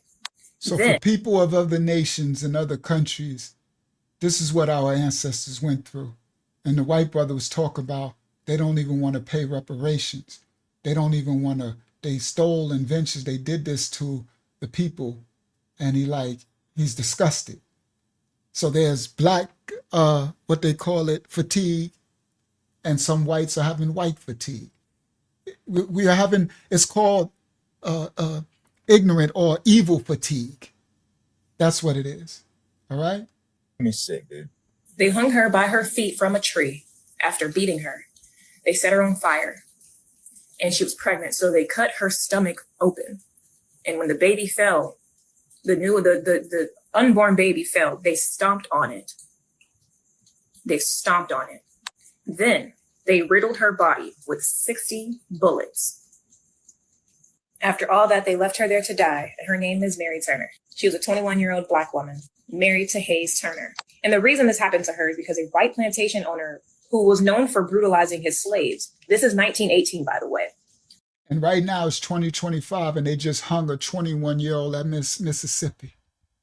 But they try to tell us, remember, even the Charlie Kirk, oh, ain't no racism, ain't no this, ain't no systemic, ain't no, that was in the past. But they just hung him from a tree, broke his arms and legs. You understand? Slavery was supposed to be emancipated in 1865. But anyway, a white slave owner was killed by his enslaved African for being brutal. When word got out that he had died, a large mob of white men and women went around killing 13 black women and children and men all over Valdosta, Georgia. Hayes Turner, who was Mary's husband, had nothing to do with the killing of Mr. Smith, but the mob lynched him anyway. One of the 13 victims was riddled with 120 bullets while hanging from a tree. Now, like I said, Mary's husband, Hayes Turner, was lynched. Mary found out about this, and she knew the names of everyone that was involved, and she decided to expose it and tell the world, hey, my husband and these 13 victims need justice. The mob did not like that at all. And if you don't know, it's 1918. You know that the white community would have done tremendously worse for less. So imagine how they felt when they were exposed. That is when they dragged her to the middle of Valdosta, Georgia, to Little River, beat her, strung her up by her feet upside down, set her on fire, cut her stomach open, stomped on her baby, and shot her over 60 times. She was 21 years old. I'm 25. My little sister's 21. It's kind of crazy. I hate us. I do. I really hate us. I mean, just strip everything and not pay it back, and be so hateful and so spiteful to the point that we put literature in contracts, especially with these insurance companies, that will prevent us from having to pay these people back as long as we call them riots, not massacres. Now, let me show y'all this. He says they put stuff in the insurance contracts and stuff. Here goes some fruit. They put it in the laws too. Right now, the Senate, the United States, copyright disclaimers are in effect for educational purposes only. Learn and listen, children. Watch this. I'm going to answer your second question first. Why don't white people question their history? The truth is in plain sight, despite the whitewashing. Ultimately, what it comes down to is that there's no incentive. We have completely different experiences of this country. So for us, the truth really isn't in plain sight. Information is absolutely available, but a white identity that's been formed in this racial caste system is incredibly hard to combat. See, us white folks have been told a very particular narrative about ourselves. And this is why teaching history is and will always be such a huge deal in this country. Right now, we're seeing that because the pristine story that I was taught when I was a kid is under attack. Our forefathers are having truths told about them. Statues are being torn down. Our national identity is being questioned because the truth about our history is being told. I know you know this, but what a lot of folks call CRT is just teaching Black history. With 18 states banning the teaching of CRT in schools, it's as clear now as it's ever been that the story we tell ourselves about ourselves is so important. Throughout the bill, it reads like a how-to guide in historical whitewashing. Listen, this is what they're doing right now today in the Senate, in the government. They're whitewashing Black history, removing our history from the history books. Listen clearly. Are you aware that this new version of the bill from the Senate removes the writings of Frederick Douglass? I am. Are you aware that this new version of the bill from the Senate removes the writings of Dr. Martin Luther King Jr.? Yes. Are you aware that this new version of the bill from the Senate removes the history of Native Americans?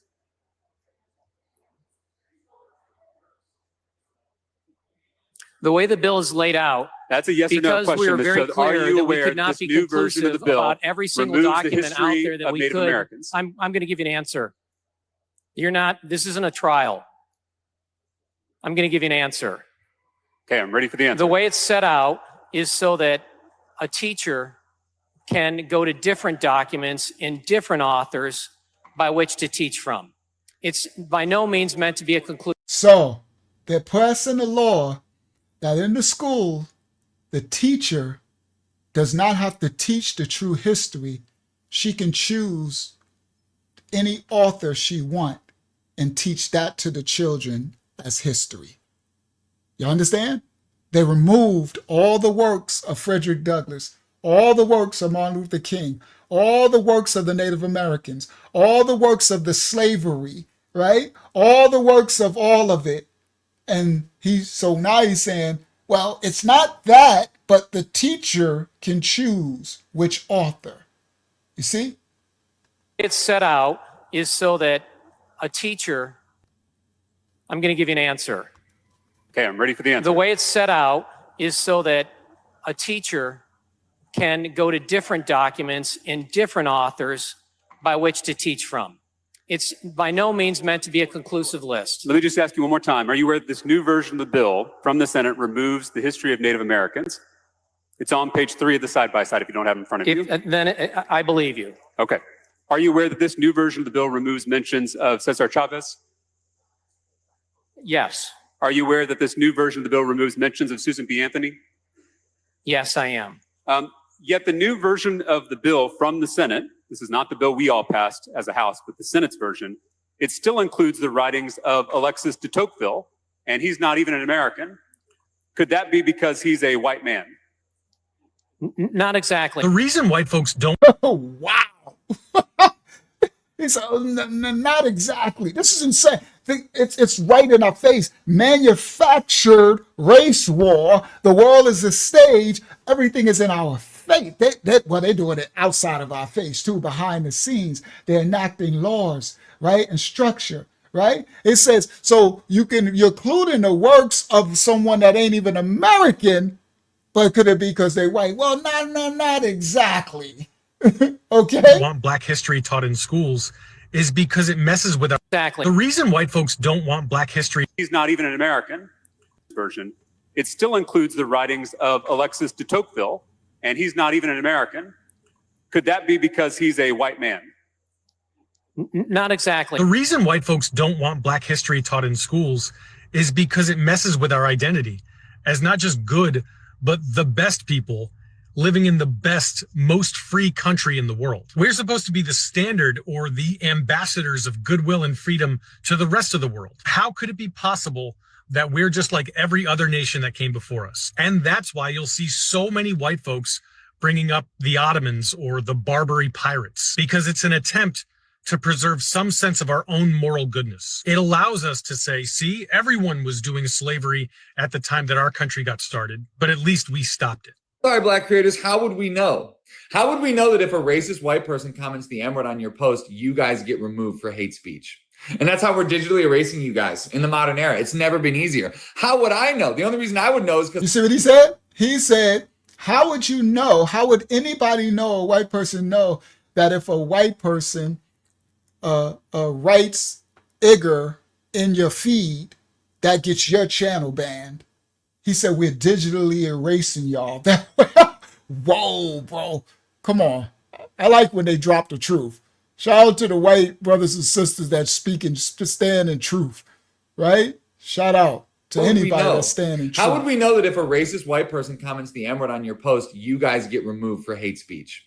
And if a racist white person come and writes the N-word on your thing, you get removed for hate speech. That's why they try to send them here. Remember, they try to come here and send that, and the blacks be doing is put that hate stuff, and we get them right up out of here. All right, listen. That's how we're digitally erasing you guys in the modern era. It's never been easier. How would I know? The only reason I would know is because 100 white people called me an N-word lover yesterday, and I had to sit there and manually delete it. I don't want to get my account removed. That's what my account got taken down for 2 days ago. And it just reaffirms why I'm so terrified to talk to white people. I always have been. First thing you learn as a white person in America is we can burn down the world to be right about it. We did. Also, we can get rid of any person who remembers our history. We did. Also, we can get rid of any book that talks about it. We did. Last year, we got rid of 10,000 books. Woo! Come on, come on, come on, come on. Thank you, Yahshua HaMashiach. Thank you, daughter of Yah, for your super sticker. I humbly appreciate it, daughter of Yah. Yeah, I love when they tell the truth. Let's go. That's why I said, let me bring some balance. Yeah, digitally erasing the removement of our people. He said, boy, he said, how could I know about it? Because I got 100 people call me an Igor lover, and I had to manually remove each one so I don't lose my account. Okay? Oh, I love when somebody stand in truth and tell the truth to power. That's why I say I got to bring some balance. I don't want to trigger. Again, that's what they don't do. They want to trigger one side. I'm not going to trigger the blacks from all this for what these serpents are doing that might have white skin, but then you got serpents that got, you got Esau as all color nation of people, right? Then you got serpents that come in all shape, form, and fashion, right? So I'm not going to just show just the one side was doing it, so I got to bring some balance, right? So listen, let's let the white brother bring his balance. Burn down the world to be right about it. We did. He said, our history is slavery. The blacks' history is survival. Okay?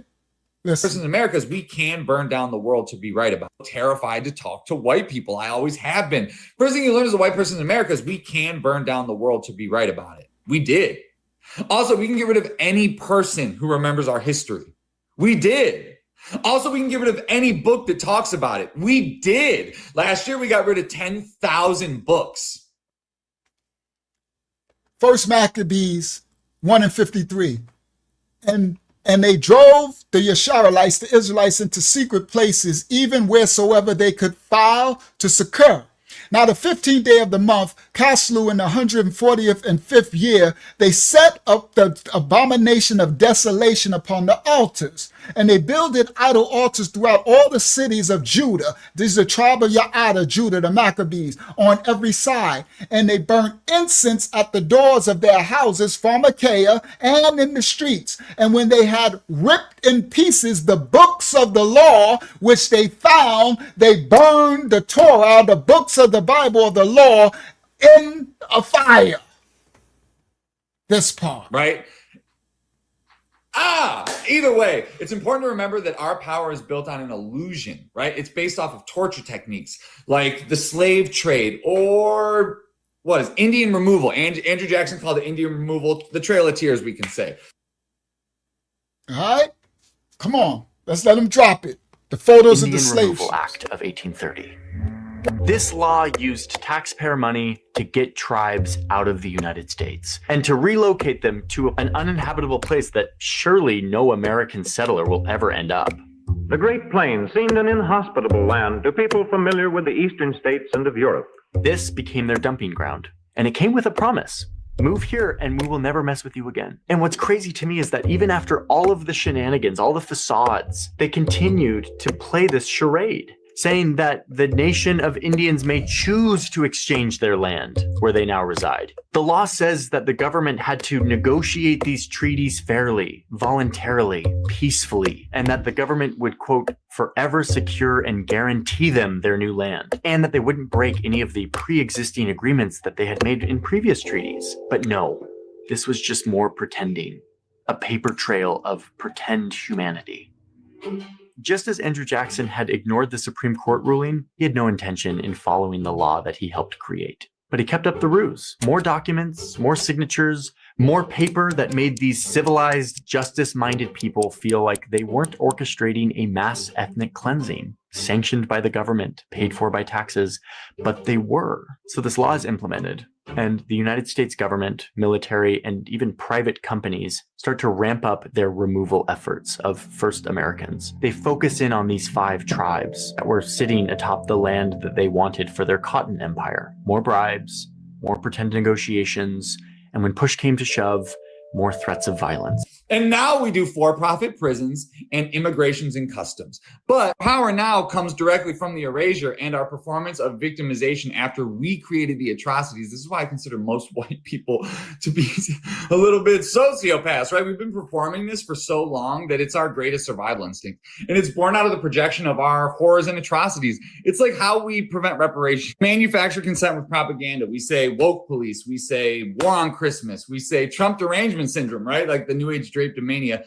And even the Israeli occupational force, right? We say defense force now. In the future, that's an occupational force. In the future, the war on Christmas is still just corporate Christian colonialism. And we only have one word for the victimization we cause, and it starts with geno and it ends in side because it's the only way to prove that we're chosen. Lastly, I think I can say the natural tendency of Western colonial settler states to create ethnostates and militarize their youth is the inevitable path any nation state would take if it persecuted their own citizens. Have a good day. Europeans come to this continent, literally ethnically cleanse the indigenous population out of existence, kill them on a scale that has hardly been equaled, and refer to them as savages. Who's the savage? The first time I encountered this was in a little town in Massachusetts called Deerfield. It's a reconstruction of what that little town looked like in colonial America. And in front of each house is a plaque that explains something about this house. And then description. On the 18th of October of 1702, the savages attacked. The first time I saw this, the savages. You come in here, destroy everything these people have, and they are the savages. That's an interesting move. It is. You know? I hadn't thought of that before. Think about it. Man. I'm going to bring some balance. Let me do one more heavy one. I'm going to bring some balance. This is today. Black people in America, be very careful out there right now. This is right now's news. This is happening right now today. Be very careful on where you go, what you do, and how you move. All right? Copyright disclaimers are in effect for reactionary purposes only. A couple of weeks ago, we had a noose hung in Cary, North Carolina. A couple of days ago or earlier this month, a white man from Carteret County threatened to shoot up a black preschool online, and he was arrested. And now we have this in Statesville, North Carolina. Take a look at this right here. What do you see there? That is what they call an effigy, a symbol of a person. And you see the dark skin on that person. And the sign, it says, you can't hardly see it, but it says, re-elect Doris Allison for city council in Ward 3. Now, who was Doris Allison? This is Doris Allison. Now, she is the first black woman city council woman elected in Statesville, North Carolina. If I'm not mistaken, she was elected in 2017. And this incident, once again, let me show it to you. This was today, and this is September the 15th, where someone put this image over the sign. Now, the person who alerted me to this is a resident of Statesville, and this property was very close to hers. Now, Statesville has a history of racism. Back in 2021, the people were trying to get some Confederate monuments removed. And in that process, a lot of the Black residents began receiving those KKK flyers. Now, we've talked about them floating from North Carolina, Ohio, Kentucky, Pennsylvania, Tennessee, all of these states with the history of racism. Now, the effigy was taken down, but there are still nooses hanging up in Statesville. So this political Black woman, they just hung this effigy of a Black doll hanging. This is now, this week. Okay? So that's what I'm saying. I need y'all to understand to be very, very careful. All right? Be very careful and don't share no link to nobody else's channel. Thank y'all. I know somebody did it earlier. I meant to tell Hakeem I'm going to take it down. All right? Because, all right. So anyway, so just, I just need y'all to be very, very careful out there because they have been triggering these people, and these people are, they're triggered. All right. And they're going to keep stirring the pot. So they got nooses hanging. And I'm going to show you a couple of these now. The person actually sent me these before about this. She sent me these last week, and these are nooses that are hung in people's yard. Now, Statesville, North Carolina. If you guys can see it, if you look right by the roof of the car, you can see the noose hanging. No, I know it wasn't you. Oh, you did one too, Yeshua and Mashiach? I didn't know. and who was, I think Yala Yacht did one. I seen hers. I didn't see yours, Yeshua. So everybody, whenever I share something, I block out where I get it from. Only because if you find something, you find it on your own. Because just because I get content from a channel don't mean that these people are righteous. You get what I'm saying? So you pick up spirits from people. So I make sure I cover everything. So when y'all see me share something, just because I'm sharing something, somebody else bought something too. Somebody else wrote something said about Professor Blackthorn. I follow him. Don't get just less is more, right? If you see me share something and you follow them, you be like, oh, okay, I know where that come from. But I'm very held accountable for every person that watch everything. So only way I'm going to ever share something is when I know that this person is following the Most High in spirit and in truth, is my brother. He'll keep my, so just because I get information or somebody got a good, I don't mean nothing. People are full of spirits, all right? Full of devils. And I don't care about that. So that's why so for the newer people, we don't share links of nobody, but I'll do their content, but I'm blocking out. Like right here, I'm blocking out his name with our logo. And I take time to do all that because I'm held accountable for everything that comes through this channel. So if I share anything and it leads someone and they go follow and they think, oh, well, Unc showed it and co-sign it. So and then you go and get something happened from I'm held accountable at the judgment. But these other ministries, and most people on the internet are not like me. They're not that, I'm that lawful to y'all. This ministry is for real. So praise y'all. So thank you all. And for the newer people who share it, like Yeshua, the daughter, she's new. So yeah, we don't share no links to no channels or none of it. But I don't mind sharing somebody's content, but nah. I block out where the content comes from. All right, praise the Most High. All right, so now they got these nooses hanging in public, right? You know, from out of the trees. And so there you see one of the nooses. Now, and these are two separate locations. And if you see there, you see the tree trunk and you have the noose hanging up right there. So these are two separate nooses. And it is reported that these nooses are in the yard of Latinos. Some Latino communities have these nooses put up. Now, of course. Now, I was going to cut that out but my direct said, leave it in.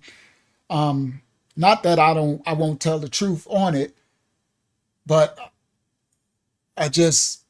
y'all said keep it in. Black people, you got to be careful from Hispanics as well. For those that my Hispanic brothers and sisters that are righteous, you know what I'm talking about, right? Some of them now remember, we got to be careful of some Black people as well too, right? So there's a lot of Hispanic that take the side of the serpent seed white, and they want to be until it go down. It's going to be a lot of wake-up calls coming later. When they finally do that big civil war thing they trying to usher in, it's going to be a lot of shocked people but I thought I was on your side. Oh, yeah. Right? So, yes. So, they there's a lot of Hispanics that got these nooses out as well. All right? So, that's part. Of course, it was said that the noose that was hung in Cary, North Carolina at the Wendy's was hung by a young Latino girl.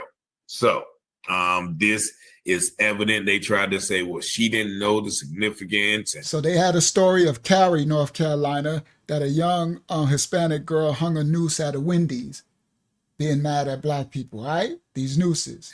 Blah, blah, blah. But these people have been told, if I'm not mistaken, the individual has went to, I guess, the police, the authorities, and the police have told her that, they play with those nooses. All right, I'm gonna do another. Oh, let me reveal. Let me do a revelation. All right, here we go. Listen up, every nation of people who watch this on a replay. All right, those who are on this live and everybody watch on the replay. This is the one where I said most of y'all might not have heard of this. I need to do a champion story, introducing some of us so-called Blacks was able to be successful through it all. This is a successful Black company and family who built half of America. Listen clearly. They built all of the HBCUs, Black colleges. They built all of these Black churches that the racist white serpent seeds were bombing. They built half of America. They're a $1 billion Black family, and they don't let you know about this. True history. Here we go. Copyright disclaimers in effect for educational purposes only. For centuries, Black Americans' significant contributions to architecture and design have often been overlooked. A new book chronicles the resilience of one family who's left an indelible mark on American construction since the mid-1800s. All right, you see this Black family? Building America since the 1800s. Listen clearly.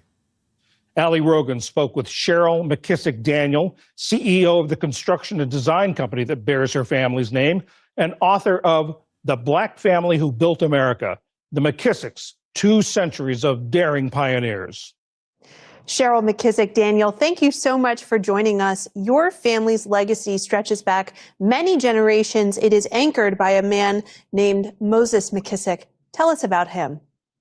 Moses McKissick was the first descendant from our family who came to this country in 1790 as a slave. He was taught the trade of making bricks, and he resided in North Carolina. His son was Moses McKissick II. He was also a carpenter and master builder. He was actually given as a wedding gift to the Maxwell family, and they... All right. So Moses came over, Messiah came over as a slave. He learned the skills of building and brickworking and stuff. His son was given away, not sold, given to a white enslaver's family. See, this is our history. You hear? But some, very, very, very minute amount, were allowed to be successful, were able to be successful. Everyone's not the same. And master builder, he was actually given as a wedding gift to the Maxwell family, and they lived in Spring Hill, Tennessee. And after emancipation, Moses McKissick moved to Pulaski, Tennessee, and that's when he first started our business. Interesting. So her great-grandfather, whatever that is, after he got his emancipation, his freedom, he started his business, his construction business, right? Given away. The second as a gift. Also a carpenter and master builder. He was actually given as a wedding gift to the Maxwell family, and they lived in Spring Hill, Tennessee. And after emancipation, Moses McKissick moved to Pulaski, Tennessee, and that's when he first started our business. The interesting thing about Pulaski, Tennessee is where the Ku Klux Klan started. This is the deep, deep South. You mentioned this is the deep. So he moved to Pulaski, Tennessee, where he started his construction company, and that's the birthplace where the KKK started. That's why I said some of you living in these states right now, be careful. Keep your eye on swivel. All right, let's continue. Deep South shortly after emancipation. What sort of after South short? This is the deep South shortly after emancipation. What sort of discrimination did your ancestors face in the early days of starting this firm?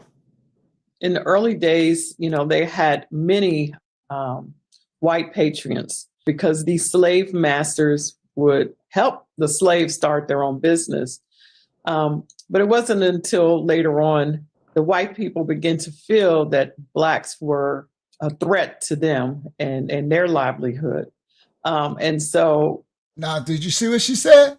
She said at first they used to... So hold on, that's let me when put it back. the McKissicks and their livelihood... Hold on. Help the slaves start their own business.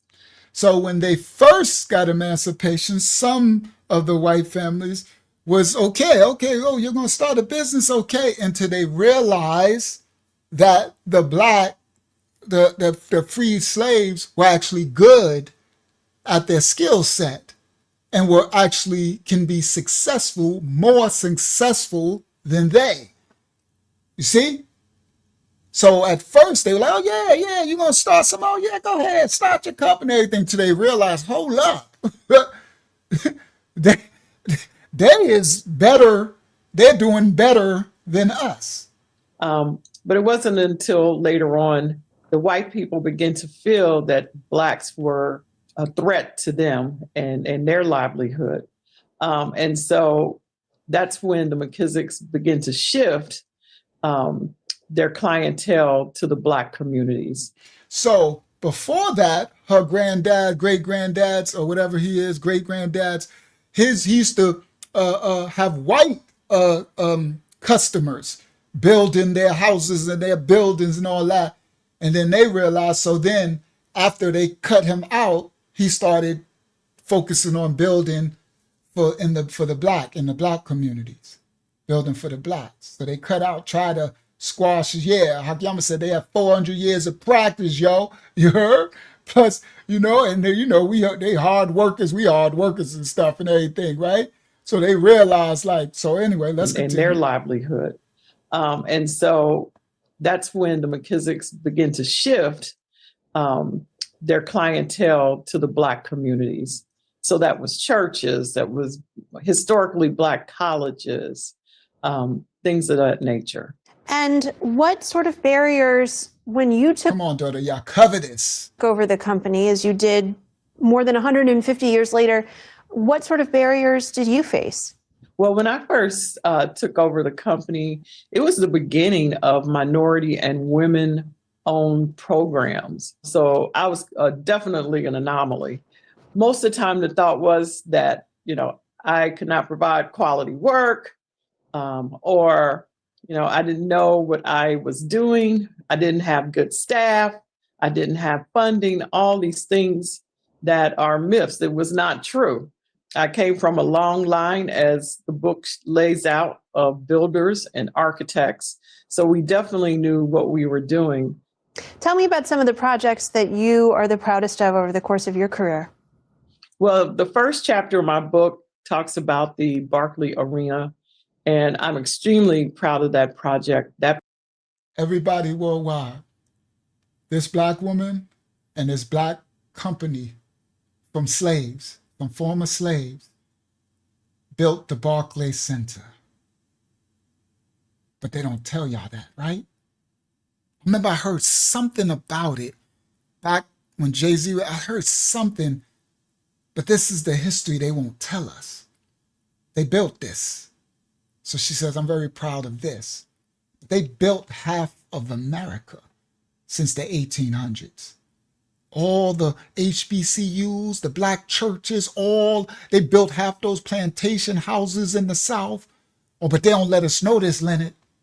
Come on, y'all know I said I'm going to bring balance. I ain't just going to talk about all the dark, I'm going to bring balance, and I always got to show y'all, teach y'all something. Praise y'all.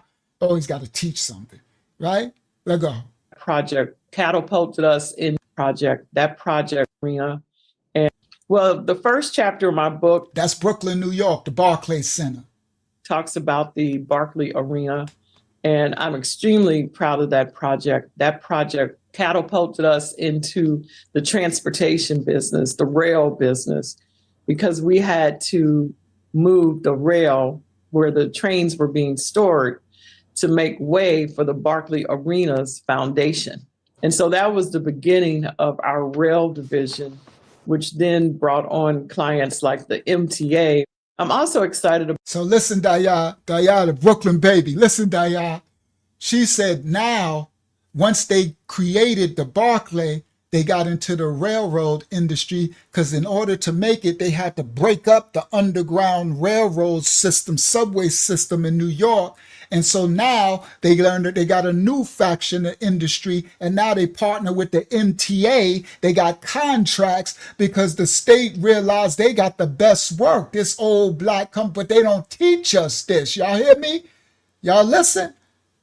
Into the transportation business. So they got into the transportation now arm of their company. Proud of that project. That project catapulted us into the transportation business, the rail business, because we had to move the rail where the trains were being stored to make way for the Barclay Arena's foundation.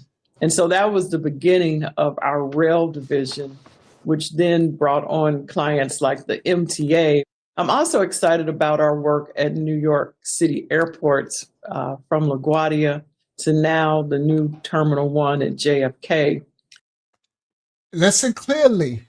They built LaGuardia Airport. Yeah, I probably should have did this a little earlier. Sorry, because I got so much to bring, so I was trying to bring balance. I probably should have bought this a little earlier. They built LaGuardia Airport, and now they're building the brand new airport. Come on. But from former slaves. She learned, see, this is what we would be if they would have left us alone. This for Wrist Fly. When you watch this part, Wrist Fly, this is the systemic racism.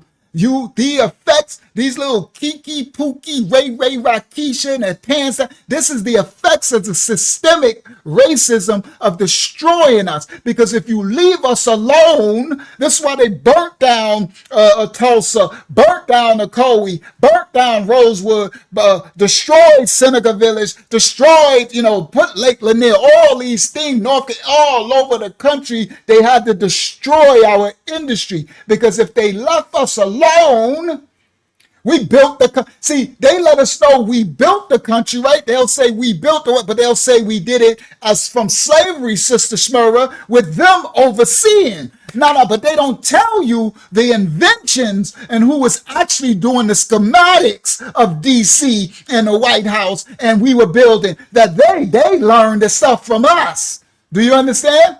But they never tell us that the success stories, that this company built half of America, and they'll never let you know nothing. This is $1 billion company, these black women, her legacy of her family, and she took it over. And she said when she got to take it over, now they was like, well, they don't know that these black people, they ain't gonna have no workforce. They don't know what they're doing. She's like, somebody done told them wrong. She's like, we got 200 years of this. We built the whole America.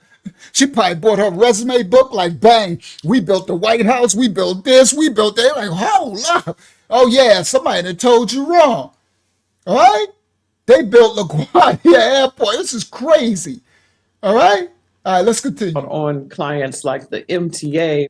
I'm also excited about our work at New York City airports, from LaGuardia to now the new Terminal 1 at JFK. That's almost 3 million square feet of state-of-the-art airport. And we have been working on that project. Come on. That's what she said. We just built 300 million square feet of state-of-the-art airport. What they call that when you pop your collar? What's she doing? What's that other saying when someone says something? She ain't capping. It's not cap. Boy, if she ain't stunting on him, she's stunting on him. Y'all sure? She's stunting on him, brick by brick. She said state-of-the-art airport. What she call it? State-of-the-art airport. And we have been state-of-the-art airport to now the new work at New York City airports, from LaGuardia to now the new Terminal 1 at JFK. That's almost 3 million square feet of state-of-the-art airport. And we have been 3 million square feet of state-of-the-art airport. Did she say it humble and just as calm and meek, just as collective, right? Go on, sister. Come on, let her continue. Working on that project. I want to say the art airport Terminal 1 at JFK. That's almost 3 million square feet of state-of-the-art airport. And we have been working on that project, I want to say 6 years. We've also done quite a bit of work for Columbia University, Manhattanville campus, EDC, which is the Economic Development Corporation. We've been able to work with them to build the new state-of-the-art Coney Island Hospital, which we are excited about, and the same as the Harlem Hospital on 135th Street. I should have did it a little early. I apologize. I should have did it around 11, when the most people here. I apologize. I had so many clips trying to balance them all out, right? She said, what? The new Coney Island Hospital. They did Harlem Hospital. Come on. Y'all hear? Yeah, it's almost one. It's perfect timing because I only got 2. I'm about to wrap it up. It's perfect. I just should have did this clip a little early. With this perfect timing tonight, right? I'll probably save I'm gonna get a little of my narration, at the end, right? You end the book talking about your hopes. Oh, it's still 81 on the live? All right, that's good, Sister Yashua. I didn't even know. All right, praise y'all. I just wanted the numbers to be up a little bit. 81 is a decent number on the live. All right, so let's continue. And y'all, you're very welcome. I know we didn't know about it. I know most of us don't know. They keep this from us. You understand? This is what if they would leave us alone. They tell us we shiftless, lazy, we no good, we can't do nothing. The devil's a lie. Let's continue. 135th Street. You end the book. We are excited about, and the same as the Harlem Hospital, Coney Island built the new. We've been able to work with them to build the new state-of-the-art Coney Island Hospital, which we are excited about, and the same as the Harlem Hospital on 135th Street. You end the book talking about your hopes for Black entrepreneurs to be able to pay it forward and create generational wealth and success. What does that future look like to you? Well, I believe that Black businesses should focus on ownership. I think that creates an ecosystem that can empower a whole community. If we look at JFK Terminal 1, the owners there included Magic Johnson and Jim Reynolds from Loop Capital. And as a result, the top of the food chain dictates how the rest of the project is going to work and who is going to work on it. They wanted to have strong minority and women-owned business participation. And so that's how I see it playing out in the future, more ownership. And this book, it's not just y'all bless the child to have his own. You know that. I know that's right. Ownership. That's why we teaching this digital currency. Ownership. You heard? Cold wallet storage, self-sustaining ownership of your monies. Let's go. Let's continue. memoir. It's not just your story, but it's also this book, it's not just a memoir. It's not just your story, but it's also a reframing of who built America. What do you want readers to take away from reading this story? Everyone can have a legacy. My interest in my family story started with just a family tree that my grandmother had in her Bible that I got my hands on, and it was so exciting to me that I filled it out with the rest of our generations, my generation, my kids' generation. And I just think it's important that we document where we came from. So I hope readers can take that away. I agree with what she's saying. When I heard this, I said, I need to look into that, because I think my generation now, my bloodline just got fractured. And if I don't, so I need to fill out a family tree for my dad's side, because that's the one that's fractured. My mom's side is good. They already, because I got a cousin on my mom's side who's a doctor. She worked at Hunter University, and she was tying all their side up. But my dad's side is fractured. And if I don't log my children, the ones who was taken from me from these wicked women doing this child support, even though I'm not able to raise them, but I pay for them. But I need to log. So all of us, you need to log your family tree. Okay? I know she probably boule. Boogeyman said she boule. I know she probably is, because that's what she's saying. But that comes with the money. But meaning, no, the sellout don't come with the money. But a lot of the money, those who was able to make it successful out of that, most of them was within the boule route. Y'all know that. Y'all know what it is. But we still take the fruit. We eat the fruit and spit out the pitch. Y'all know what we do, right? But I know she probably definitely boule. But so what I'm saying, all of us, for the righteous remnant, we need to make sure, if no one in your family did it, you log out your family tree for your generations and stuff. That is correct. Okay? Because this earth we still got time before everything is over. All right? Yeah, she definitely looked boule too. It's the black sellout class, the halves of the blacks who sold us out. Yashia, we did lessons on the boule, but I know y'all remember. I understand the memory of the youth and stuff. I understand. So anyway, so let's continue. The book is The Black Family Who Built America. Cheryl McKissick Daniel, thank you so much for joining us. My pleasure. All right. I just wanted to bring something y'all didn't know, some fruit. All right. I'm about to bring something else that y'all don't know. We're about to close out, but I got something else. This one is what they're instituting. So they're bringing in, I showed y'all where they're making the laws and they rewriting, taking us, the blacks, out of the history books right now. But this is what they're doing as well, the Congress under our noses. All right? This is what they're doing under our noses. They're passing other things. All right, here we go. Copyright disclaimers are in effect for educational purposes only. We don't own rights to this video. Let me grab it. It's this one. They're passing these laws, right? And that's why they're ushering in the race war, manufacturing the race war, so that what they did with this distraction, right? With this unaliving that just happened with that person they making Jesus and stuff, right? They pass laws They so whenever they do they do a big event and they get people all riled up, the wise person will look to the law books. So whenever they do some stuff like they just did with shooting the dude at that dude in the neck, right? Captain Kirk or whatever, right? Condolences to his family. And they knew Jesus and they rousing up the whites and the black and they want everybody roused up. That meant they passing some type of laws.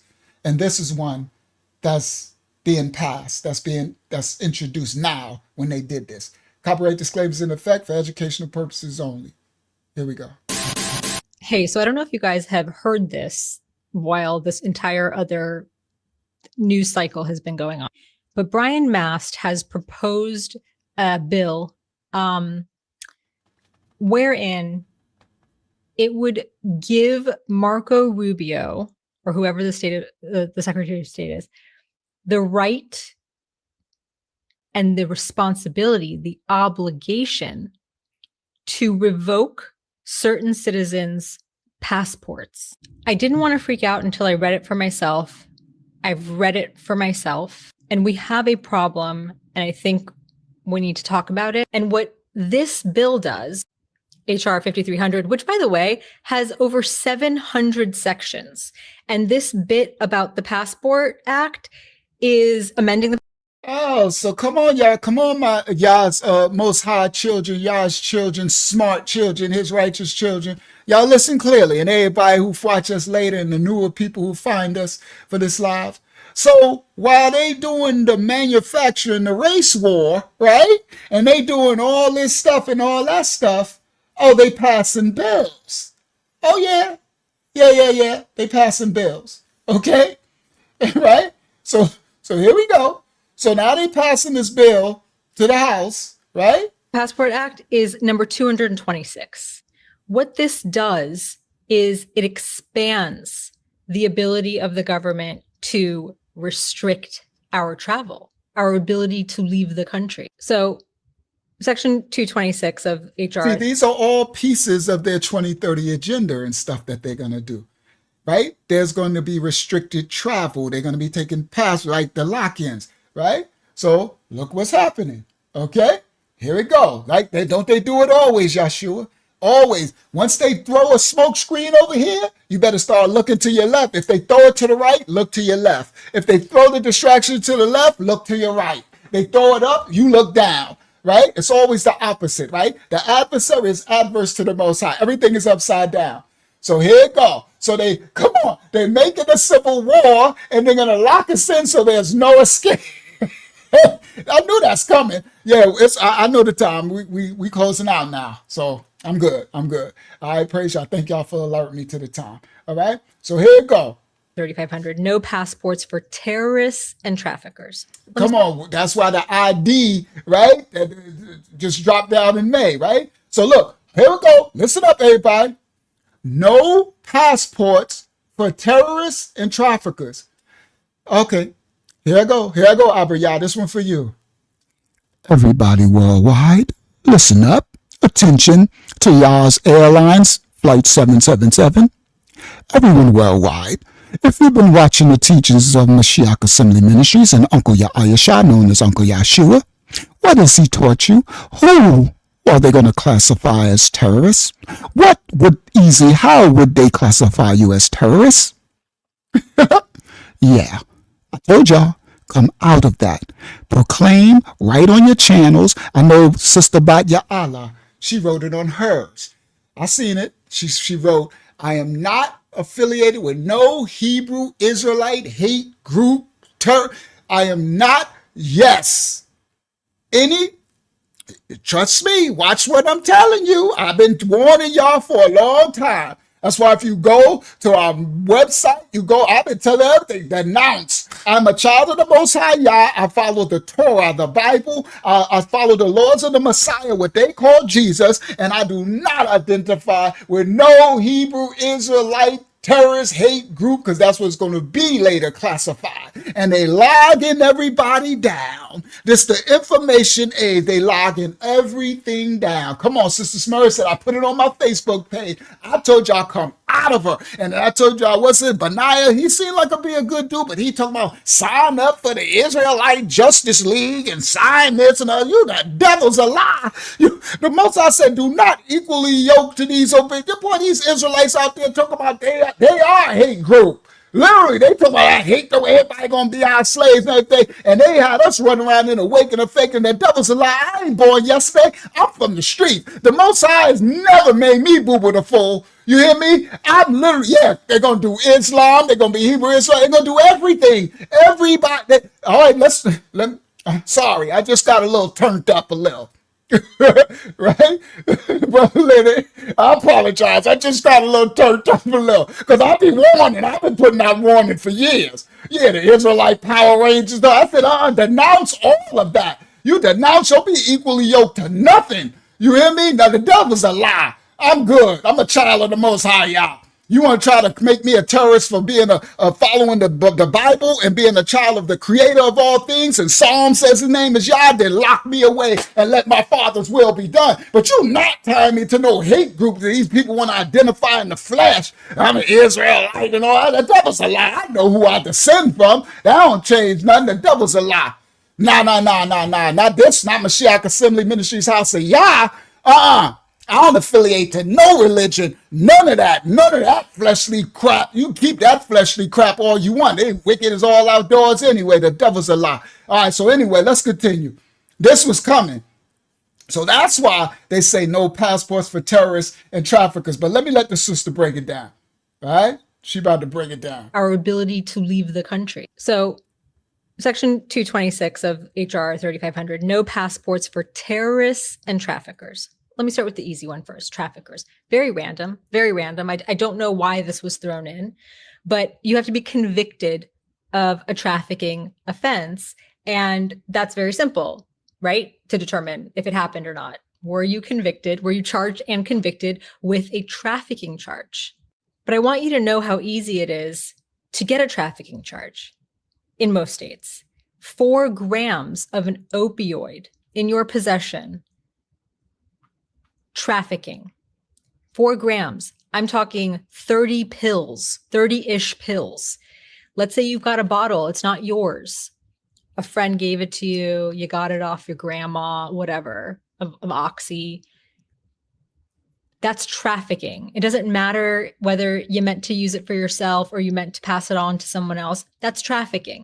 Also, it doesn't matter how much of the active substance is in the pills. It includes the fillers. It could be very, very, low concentration, but if it's 4 grams, it's 4 grams, and now you're a trafficker because you're in possession of a trafficking amount. 25 pounds of weed or 10 pounds of weed, depends on the state, also a trafficking amount. They're not.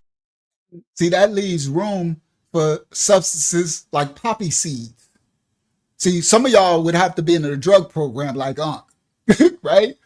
So when the Most High allowed me to go through the process of freeing me from my 25 to life, part of that process was I did almost 2 years in an inpatient drug program, right?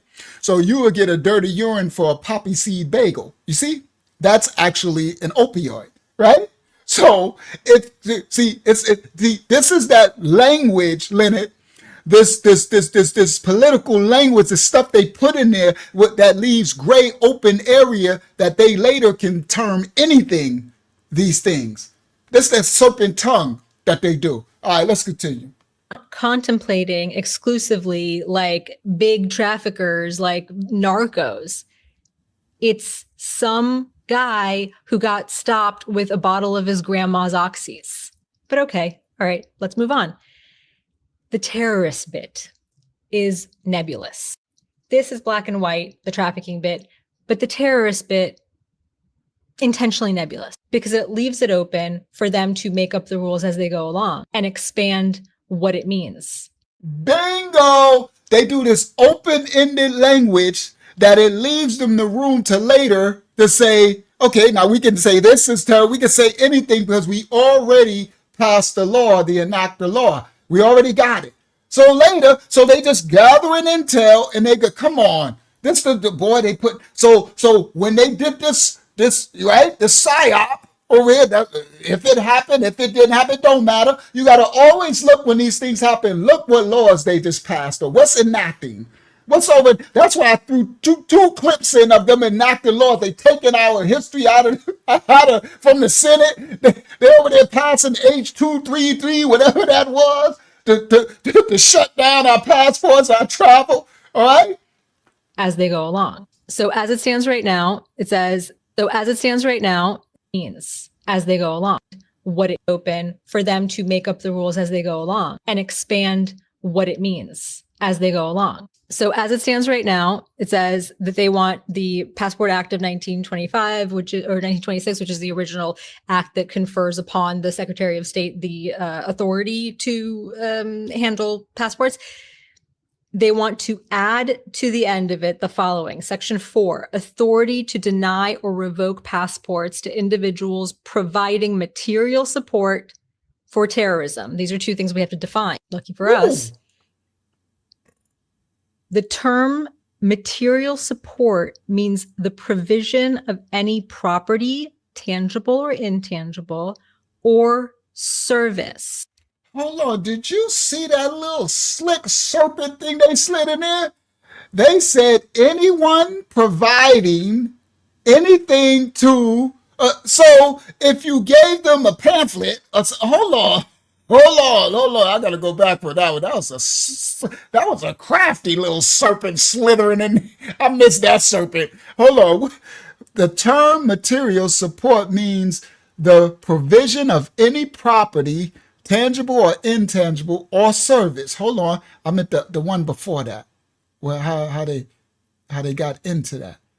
The act entitled "An Act to Regulate an Issue, Approve, Validity, to deny by passport." Hold on, let me see. Terrorism. These are two things we have to define. Lucky for us.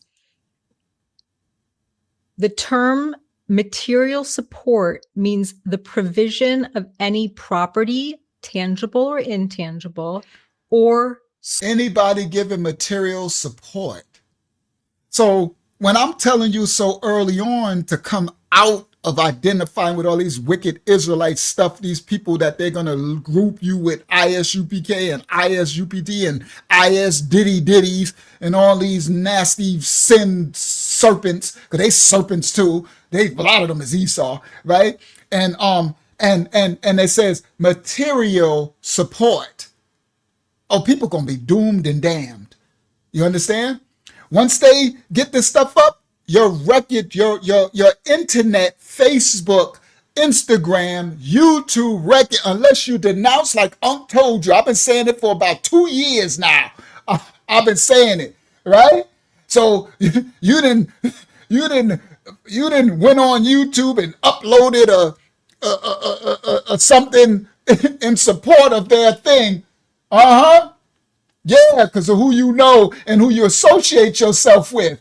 That's what the Bible say that. That's what the Bible said. Don't yoke yourself. No, it's who you yoke yourself with. You got to be wise as a serpent to these devices. All right, let's continue. Property, tangible or intangible. The term material support means the provision of any property, tangible or intangible, or service. This is why it's nebulous. They get to define, well, hold on. Well, no. So they get to define what service is. Is it speaking up on behalf of? And who's going to define whether or not my speech is actually speaking up on behalf of what you're saying is a terrorist organization? Because you know what they don't do? They don't define terrorist organization. So they get to just say what it is. Mahmoud Khalil was said to have been what? Aiding, abetting, assisting, providing service to, promoting a terrorist organization. Well, when we know what he was doing, he was advocating for his people. And the government said, nope, terrorist. If we knew that he was going to be a terrorist, we wouldn't have let him in here. And that's the problem. They get to define what a terrorist organization is, and they get to invent it, really. Because how many of you guys have watched the videos of the old people in wheelchairs in the UK being arrested for protesting? And they're accused of. It's like the wish people. The wish people, when the people in New York was protesting the Palestinians, and they made something where they say free Palestine, they said that enabled them to say that they were saying like that was anti-Semitic.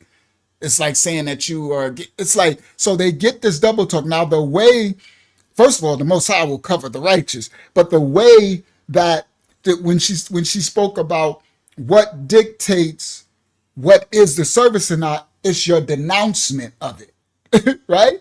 It's every time I denounce, and I got a body of work that shows I am against everything that those wicked Israelites stand for. Now, like I said, if they want to try to come up with something and say me following the Most High, and Psalms, his name is Yah, and that's it, and I'm being a child of the Most High under the order of Mashiach, right? And what his Habariyah name is, and they want to do it, then have way, because I'm lawful under the Father. I give Caesar what's Caesar's unless it goes against the law of the Most High, and I'm covered. You heard? So with that part, well then do as you may, because vengeance is my Father's. You heard? But they know. Honestly, these serpents know the top spiritual warfare. It's so many levels to this, guys, that Yah covers you that most people really don't know the fullness of it. That the serpents, the high serpents, they do know. They honestly do know. There are certain things that they won't even mess with.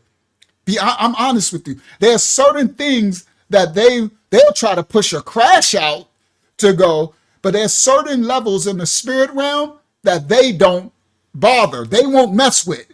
They know. They're rather, they know the law of what they say, pick your battles wisely, pick your battle. They know spiritually, but it's like the Bible, the sons of Sceva. It's that, where they knew, right? Mashiach, right? They knew, I think it was Shaya, whichever sons of Sceva, sorry. But they like, who are you? So the serpents, they do know. And your right, I keep telling y'all, it's your righteousness that will cover you.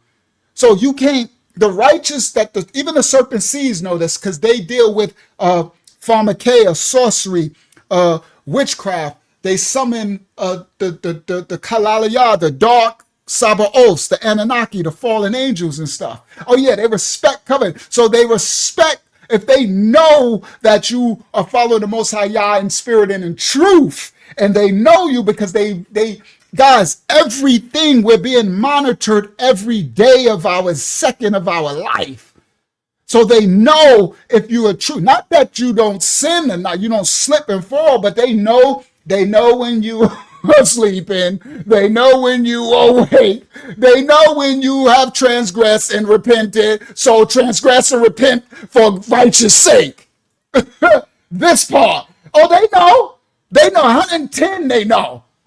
So they know how far to go, how far to push. Oh, they do. They 110. They know, they know. That's why they shot up. Remember, they stopped our video with the man the seal. They know everything I'm teaching. They hear me right now. And they literally, they like, mm-hmm. And you know what they think? They like, and it's like the minute you slip up, right? They like the minute that we can catch you outside. If we can catch you outside of Yah's presence in sin for long enough, they'll rape me through if they can get there, like if we could get our serpent little hands on this, you see? Yeah, they use monitoring spirits. It's all spiritual. They know all things, the spirit realm, bro. And they get talked to like we get talked to from the Rayakayakadash. The fallen and all that, those spirits talk to them. Right? Hasatan, demons, devils, Sabaoths, devils, everything, they talk. All right? So that's why I keep always telling y'all it's your righteousness that's going to cover you. And what I mean outside of what everybody, I ain't talking about what you looking like on YouTube or to people. I'm talking about your inward part, what the Most High know. That's called iniquity, secret. You're in your secret place, in your quiet place, where you are repentant or not. Never be caught without repentance. Come on, they're accusers of the brethren. They accuse you day and night. There's never stopped the accusations. So never be caught without your repentance, because no man know the day or the hour When Mashiach come, when it's all over, you don't want to be caught outside of repentance. I'm not saying don't be caught when you slip, okay? But I'm saying don't be caught outside of repentance.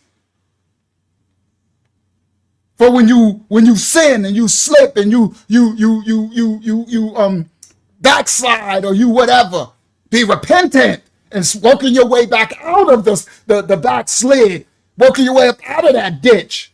Stand up and for righteous sake. And you got to stand 10 toes down. They don't like a coward either. Oh, they don't like a lukewarm. They don't like a great. That's why they see like the Captain Kirk dude.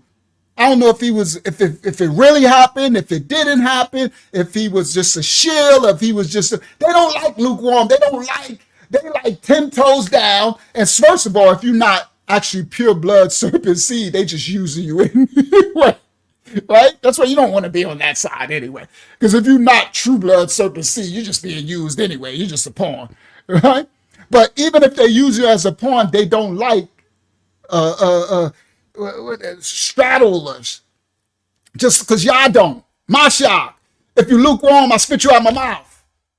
Yeah, they spew you out. It's laws of the Shamayam. They do the laws of the Shamayam. The Most High created Kalalaya.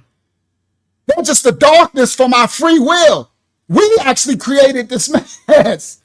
But the completion, Yah created the marine kingdom, the darkness over the face of the earth, which would magnify the light because it has to be Kalalaya, completion. It's a kahol, all right? To be able to be able to manifest itself, to be able to show itself, to be manifested. So it has everything has a law, the law of the Shamayam, of Yah, and they all have to abide and follow, and they follow, and they respect us who follow. Now don't get caught slipping. That's why the lukewarm, it's done. You're just wasting your time. You might as well go and enjoy the serpent seed world. Don't straddle no fence. Shout out to Brother Saudi Tate. All right. Let me continue this so I could close out. I probably ain't gonna get my last clip in. I wanted to, but it's all right. That one's too long. Being members of a terrorist organization. They get to define it. Being members of a terrorist organization. So don't be scared of this. It's your righteousness. All this got to come to pass. What's going to come to pass? They're going to close all the borders. You're going to have time. I'm going to be warning you. I'm going to be telling you, right? So you're going to have a time where they're going to put tolls, spot. They're going to stop. First, it's going to be no outward international flights. That's the first thing. They're going to stop us from leaving the country first, right? That's beside this bill, right? Then they're going to start to do state by state, limiting that travel, right? No interstate flying. That's why they did it with the real ID now. If you don't got it, you can't even fly at all. Then they're going to do city by city. And then they're going to do county by county, and they're going to have tolls and borders. It's going to be like, so you'll have time to know, you'll be knowing when all this is coming. And that's why you need to get right with Yah, because there's homestead in preparation for what's coming. And they're preparing. So anyway, let me continue. Let me let her continue. They get to define it, arrested for protesting. And they're accused of, how many of you guys have watched the videos of the old people in wheelchairs in the UK being arrested for protesting? And they're accused of being members of a terrorist organization. They get to define it as they go along. How long do you think it's going to take for them to start saying, I don't know, that the Boy Scouts of America are a terrorist organization? If they start advocating for something well, they're a Diddy organization, but let's continue. They don't want them to be advocating for, how long before they say that the Boy Scouts are a terrorist organization? Do you see where this is going? Now, I will say this. Under subsection F, rule of construction, it does say that nothing in this section may be construed or applied so as to abridge the exercise of rights guaranteed under the First Amendment to the Constitution of the United States, or to limit the Secretary's ability to revoke a passport. Which one of those things are they going to pay attention to. They've shown us time and time again that they don't care about our speech, our free speech I'm right. about to say, they don't care about no right. You got the right to shut up. You got a right to get right with y'all or do what we say. The only right you got is to get right with the Most High or be right under our rule. That's it. You ain't got no dog. That's what these black people kill me with that crap.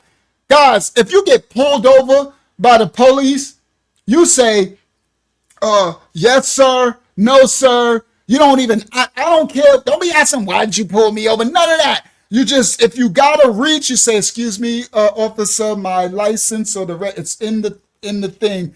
Can I have the freedom to reach it? If not, you can reach it. I'll get it for you. You don't ask them where you put, none of that.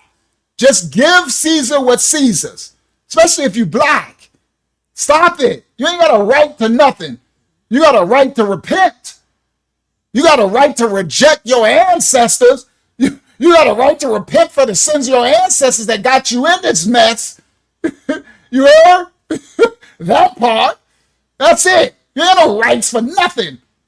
You go get what you do, and you say, yes, sir, no, sir, thank you so much.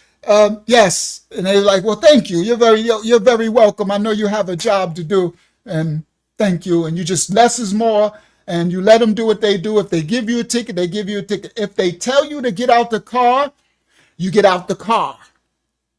You understand? You don't, what? Why do I gotta get, no.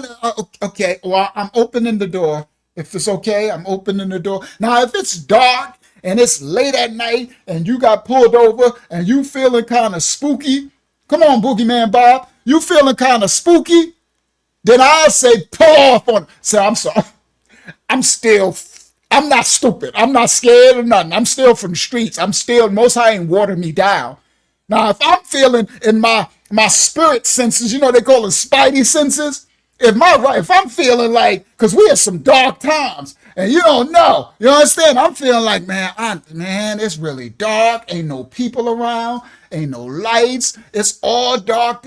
I don't know. You might see another one pull it. You're like, oh my goodness, something don't feel right.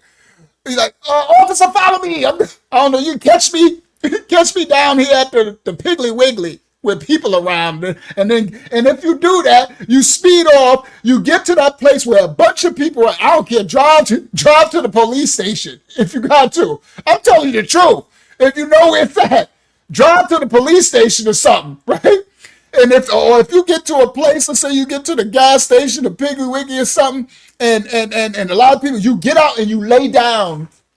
You get out the car and you lay down face first, and you stretch out and you just lay there and let them lock you up and let them grab you, whatever they're going to do in front of the people, put your butt, whatever, and you record if you can while you're racing off, put the recorder on in your phone and put it in your pocket so they can hear or something. Put yourself on live or something, or I'm sorry. I'm just trying to, you just got to use your discernment. Listen to the riot. But 9 times out of 10, that's why you're on some boony road, but 9 times out of 10, just abide. Yes, sir. No, sir. Give it to them. Let them give you whatever. If you got to let them, Now, if they want to search your car, that's a whole nother mess, right? I mean, you can just don't say nothing crazy, and, you can consent like, no, I don't give a consent to search my vehicle, but you can have anything else. But why don't I just don't have to, I just don't give my consent. And, but the Most High, you don't have to be so, Yah will help you. He will. That's why your righteousness, unless it's something that he has in your life that's supposed to happen, then you can't change that anyway. If it's in Yah's will, just go with it. It just is what it is. But for the most part, because I think like that, I used to be like, but what if I get the psycho? I remember, I ain't going to tell a story, but I remember I got the psycho one. I told him on the 25 to life, he wanted to shoot me in my face, bro. We was in Queens, and I was in my white ML Benz, and he was just, and I was like, he was just drooling out the mouth, bro. I knew not. I'm like, this dude just wants to just shoot me, bro. He just like, And I knew not to say nothing because usually I kept talking. I was just like, no, because if I say, it's just like anything would have just, you just shot the gun and it blew my brains off all the thing. And I just was like, I didn't even know God then. I didn't know y'all. And I just was like, but y'all been covering me before I knew him. And anyway, I told that whole story before. And he ended up he was trying to provoke me. He gave me a bunch of tickets, but he wanted me to say something. Dude, he just wanted to kill me, right? That happened a couple of times in my life, not that much, when I got the psychopaths that wanted to unalive me and I could feel it. But look who covered me. I didn't even know y'all. I'm still alive. But imagine if I would have said the wrong thing or did something wrong. All right.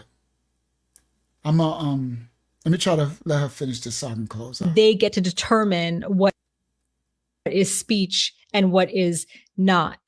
And that's all she wrote. That's all she wrote. And when you keep it open-ended like this, giving one guy, right now, Marco Rubio, the authority to determine what is and is not providing material support to, and what is and is not a terrorist organization, you are inviting absolute calamity, catastrophe. Ask yourself why they would want to lock those people in. All right, I know what to close with. Why do you think? All right, that's enough. You don't know why they think. It's for us to lock us all in. Now, I'm going to close out with this. So I forgot, we live Friday. I'm thinking I got to wait till next week. So because I got a couple of stuff I didn't do. So we got it Friday, right? I thought I got to wait a whole week. All right, here we go. So I'm going to close with this. Let's close out since these psychos, boy, these psychos are crazy. Since these psychos are spazzing out, right? They telling the Most High, they telling Donald Trump, share this tab instead. This. Mr. President, I implore you, call for a civil war. Call for a civil war and let us do our thing. Let us go door to door, street by street, and clean this country. Please, if you're watching this, you share the same sentiment, send it. You ain't going door to door killing nobody, you little serpents. Look. Tried to kill the president twice, and now you've assassinated man for talking. You don't really want to do this, okay? We don't want no civil war, you little foolish serpents. Y'all didn't let these people manufacture a race war. These spazzing cycles. That's exactly what I called this thing on my thing. I said white spazzing, right? So I want to show you that. So now let's close in a order with a white sister speaking some truth. All right, just to bring some balance. All right. So I wish you had. This is a good one. Let's close with this. Check out, right? Because I need to bring balance because they want us to hate one another and not realize that these serpents are the ones manipulating this, right? Here you go. And she's a doctor. So let's see what the doctor says. Let's close out with a doctor, right? Yeah, who shot Captain Kirk? They shot him from the Enterprise, the little white dude. They talking about us, black people. Let's see what this white sister said. Copyright disclaimers in effect. As for educational purposes only. African bloodlines did not begin with suffering. They began with sovereignty. Africans carry the primordial Edenic codes, the original resonance of Earth in her untampered form. And this isn't just spiritual, it's energetic biology. These codes are embedded in the mitochondrial DNA, in the melanin, in the soul memory of Earth's first divine experiment in physical form. Your frequency potential is not just... Hold on, little white girl. Hold on, little white girl. What you just said? She just dropped the whole iodine Eden, the first Most High's experiment, the first physical form in the DNA. Come on, one more time. As for educational purposes only. African bloodlines did not begin with suffering. They began with sovereignty. Africans carry the primordial Edenic codes, the original resonance of Earth in her untampered form. And this isn't just spiritual, it's energetic biology. These codes are embedded in the mitochondrial DNA, in the melanin, in the soul memory of Earth's first divine experiment in physical form. Your frequency potential is not just higher, it's wider. And it's not about being higher on a ladder, but having access to the full keyboard of creation. Frequencies of light, sound, magnetism, and even pre-verbal communication are all encoded within your ancestral field. You can access multiple timelines and realms faster than those who carry diluted or altered genetic memory if you are spiritually activated, not suppressed by trauma, substance. Oh, come on, little white girl. She said, if you're not suppressed by substances, parasitic implants, trauma, if you're left alone, if you left in righteous state, if you're in your righteous state. Let me put it back again. Yeah, let's close out. I told you I'm bringing balance tonight, right? Because we had a lot of trauma. It codes the original resonance of Earth in her untampered form. This isn't just spiritual, it's energetic biology. These codes are embedded in the mitochondrial DNA, in the melanin, in the soul memory of Earth's first divine experiment in physical form. Your frequency potential is not just higher, it's wider. And it's not about being higher on a ladder, but having access to the full keyboard of creation. Frequencies of light, sound, magnetism, and even pre-verbal communication are all encoded within your ancestral field. You can access multiple timelines and realms faster than those who carry diluted or altered genetic memory if you are spiritually activated, not suppressed by trauma, substances, parasitic implants, vaccines, and societal programming. This is why controllers fear you so deeply. The parasitic matrix specifically targets African bloodlines with distractions, engineered suffering, and spiritual amnesia. And if reawakened, you can not only collapse the matrix, but reseed Eden herself. And there are 3 frequency secrets. Your melanin is a conductor of multidimensional light. It is not pigment. It's an antenna that's living. It translates divine frequency into cellular command. There were encoded voices speaking in harmony with Earth. That memory still exists within you, waiting to be triggered. The Edenic line holds the key to collective resurrection. When the true heirs reclaim their soul sovereignty, the frequency net shatters, and even the stars will align. All right, Thespian America. Facts. 100% all facts. Even though some of that sound kind of new ages, she's a doctor. Everything she said was actually 100% facts. It's going from the spiritual to the physical. The repentance and the spirit. She said, firstly, she said, if you align in your spiritual space, that's the righteousness of the Father, coming one with the Father. She was talking about the Yah gene inside. It's because we were the first in all species of all humans on earth, nations of people descend from the original blood, Adenic, Adayan, the garden seed. Facts. All of that was facts. 110%. All right? I'm going to stop it there. All right. Let me close out.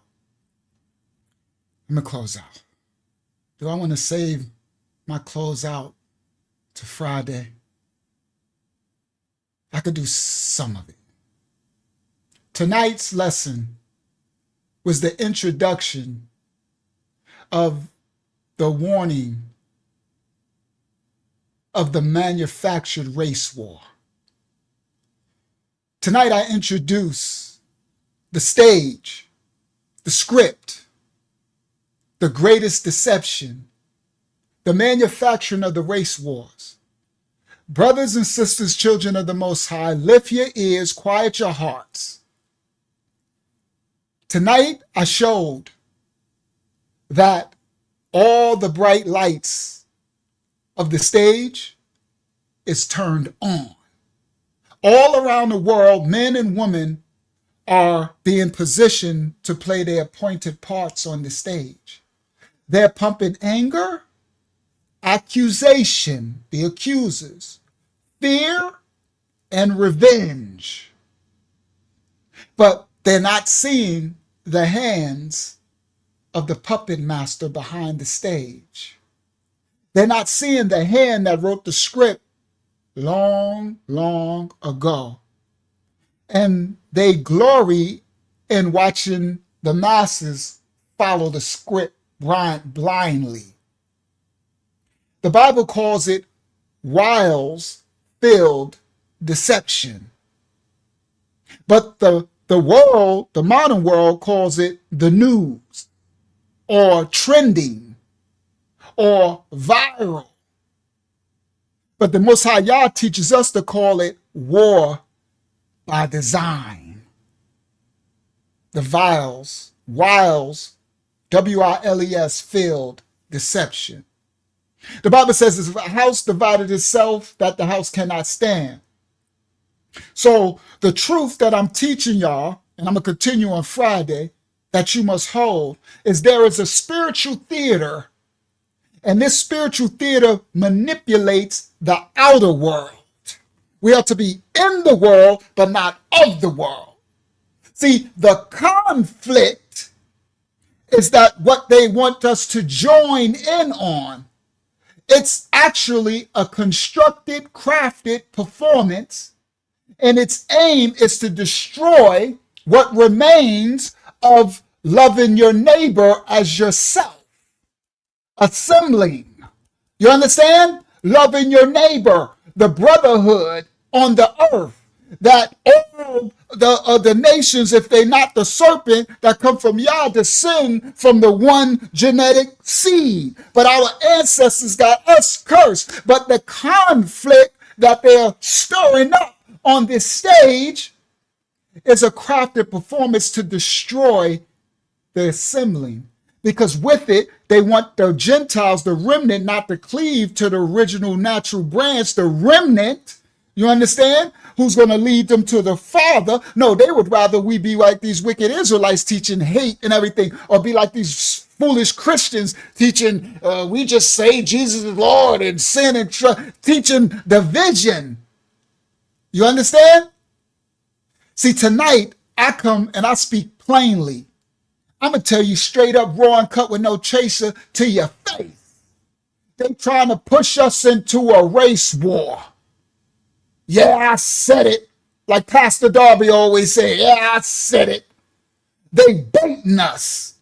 They provoking the incidents, right? Hegelian dialect, and then they amplify the incidents, right? Until the air around you, they're the prince of the air until it's thick with anger, rage, and hatred. But I come to tell you, children, do not take the bait. When the world is the stage. We on part 5, I think, or 6. Do what I tell you on the other parts. Do not play the part that they wrote for you in this script. Okay? It's the same old trick. The great stage and the same old trick. And what is it? Division. Empires live by division. I told you the Romans called it divide et impera. A Latin. It's divide and rule. Right? This old law is as old as Babylon, as old as Persia, Assyria. As every power that rolls on the backs of others, they use divide et impera, divide and rule. They know that when people fight among themselves, that their position is safe. See, they know to distract the people by emotion, anger, rage, hate.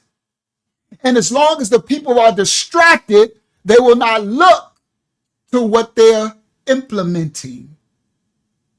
See how they do it with the laws. Book Yaha 25 and 32 Matthew. Kinga wrote this scripture, Malachiah. And it says, and before him shall be gathered all nations, and he shall separate them one from another as a shepherd divideth his sheep from the goats. And he shall set the sheep on his right hand, but the goats on his left.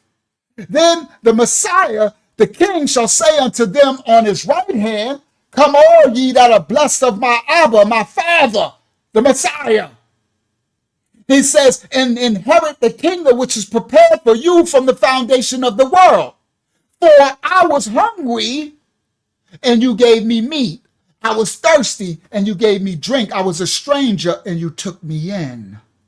Love your neighbor as yourself, children. That's why I'm showing you Don't hate people for the color of their skin. Don't misjudge a book by its cover. And these people on this stage try to make you hate all white people, because the foolish ones who are taking the bait of the stage, they'll make you hate some of the righteous white brothers and sisters. They'll make the whites hate all blacks and make you try to hate old Unc, and old Unc will be the one to try to save you no matter what color skin you in. I'm going to lead you to the Father. You understand? So Mashiach, he said, when I was a stranger, you took me in. You understand? When I was naked, you clothed me. When I was sick, you visited me. And when I was in prison, you came unto me. He says, then shall the righteous answer him, saying, Mashiach, when we saw that you were hungry, we fed you. And you're thirsty, we gave you to drink. When we saw you were a stranger, we took you in. When you were naked, we clothed you. When we saw you sick or in prison, we came unto you. He says, the king shall answer and say unto them, surely I say unto you, inasmuch as you have done it unto one of the least of these, my brethren, you have done it unto me. Y'all listen clearly. To every nation on the earth, we closing out now. I'll continue on Friday. Whatever you have done to the least of these, those who are monopolized against, those who've been systemically oppressed, those who've been downtrodden, those who said they are this and they are that and they are lower, those who don't have the opportunities, don't have the position. He who is raised on earth will be lowered in the kingdom. He said, what you do to the least of these, not the mighty ones on earth, the least. Love your neighbor as yourself, the least. Those who might have conditions from the vaccines and the chemtrails, and they might be suffering from, autism, from the conditions, or those who, systemically, or you don't, Mashiach said, he says, what you've done to the least of these are my brothers. He went to the downtrodden. He went to the sick. He said, I come for the sick. I come first for the lost sheep of the house of Yasharal to get them whole so that they can continue the work that I'm doing and go and receive a remnant of every nation, kindred, tongue, and people will come cleave to bring you back to the Father, the sick. You understand? So they want to have you hate your neighbor. They want to divide. They want to do divide et impera, divide and rule. But we come to free the captives from this trick knowledge, this sorcery that's been going on since ancient Babylon, ancient Mitzrayim, ancient Assyria, ancient Persia, from the fallen angel. Divide and conquer. We're called to assemble. We're called to have a Havayah. They want to teach you hate. A Havayah is understanding, reverence. It's what they try to call love. A Havayah. Somebody use a V, a Havayah. A Habarayah, original Hebrew word for what they transliterated love. It ain't love. It's Yara. It's reverence. It is understanding. It's compassion. It's empathy. It's patience. It is what they would call charity too. Was Shaya'al, Paul called that in the New Testament, renewed covenant. Okay? But the highest point of it is understanding. Understand who people are, discern. You know them by their fruit. So when the Bible says love your neighbor, when it says love your enemies, it don't mean go kiss on your enemies and I love you. I'm going to bake you a cherry pie. No, it means understand. That's a Habayah. Understand your enemies. Discern so you can be wise as a serpent and harmless of so you'll know the devices of the serpent of the enemy.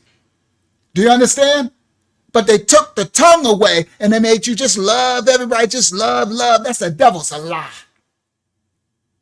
When he's saying love your enemies. And another saying, they're saying keep your enemies close. Keep your friends close, but your enemies closer.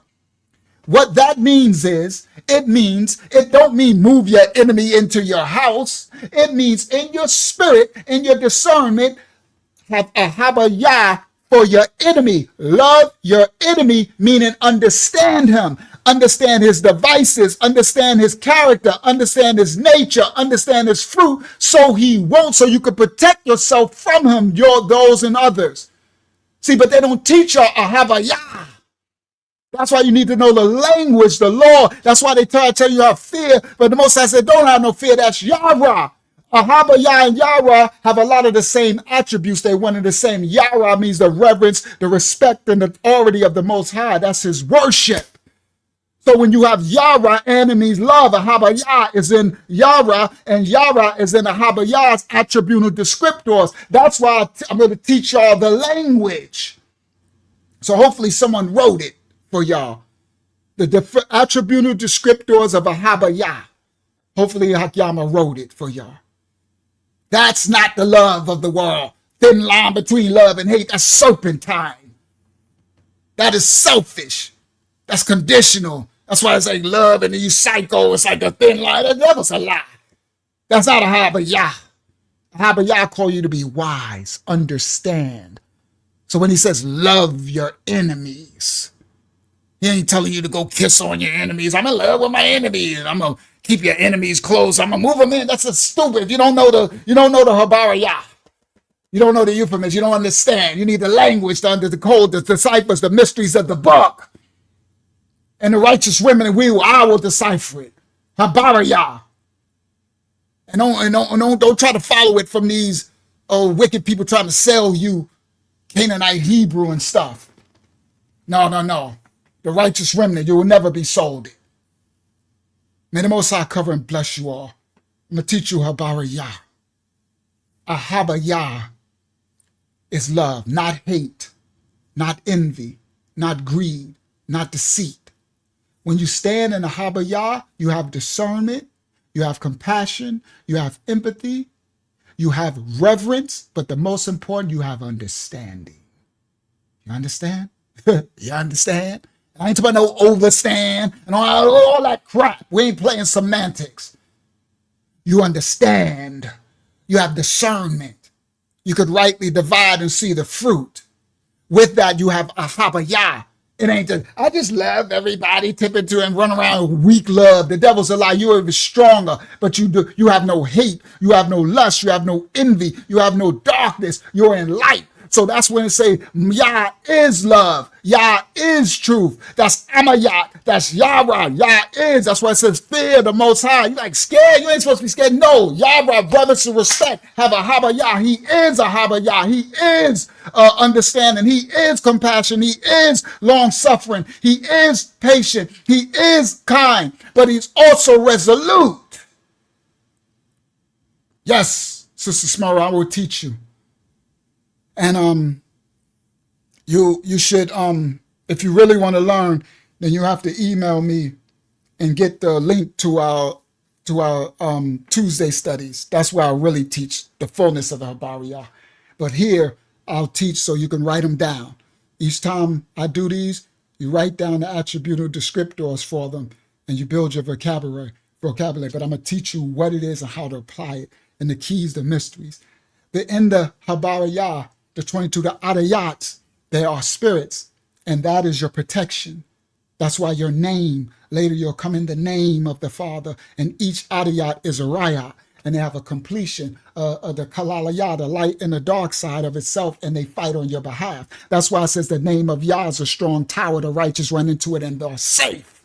That's why they took the name out and replaced it with Lord and gods and everything, and took our name when we came off those ships or however they took our name and cut our hairs. Come on, what that sister said.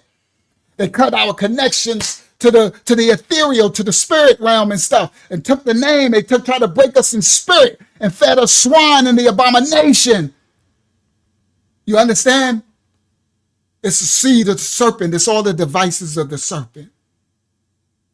Ahabayah, your neighbor. as you are Habayah yourself. They want to divide and conquer us. Mashiach said, inasmuch as you have done unto one of the least of these, have you done it unto me. All right? I'll continue this on Friday. Probably part 6. Praise the Most High. His holy name is rightful order. Well, we went to 2. Yes, the Adayanic code, the Edenic code. Adayan is Eden. And Eden, Adayan, somebody write it, Adayan or Ayadan, Adayana, Ayadan is his presence. So when he put them out of his presence, because they transgress sin. Sin can't encompass the Most High's presence. So they got put out of his presence, Ayadan. We going back to his presence. His presence is in day 1 to day 7. Go back to the Father. Praise Yah. His holy name is rightful order. We'll continue this on the Shabbat. Happy Feast of Trumpets. I'll let you know what Friday Yeshua will fill y'all in on the holy days for those that want to try to keep holy days and stuff, the correct holy days. Maybe I can even put in a little lesson on it somehow. All right, may the Most High cover and bless you all. This has been the manufacture of a race war on the world stage. Our world stage series, I think we have part 5 or 6. May the Most High cover and bless you all. Thank you, Akyama. Thank you, Yasha. Thank you, Elder Yaya Zayan. And thank you, Mashiach Assembly. I left this dude on the screen that whole time.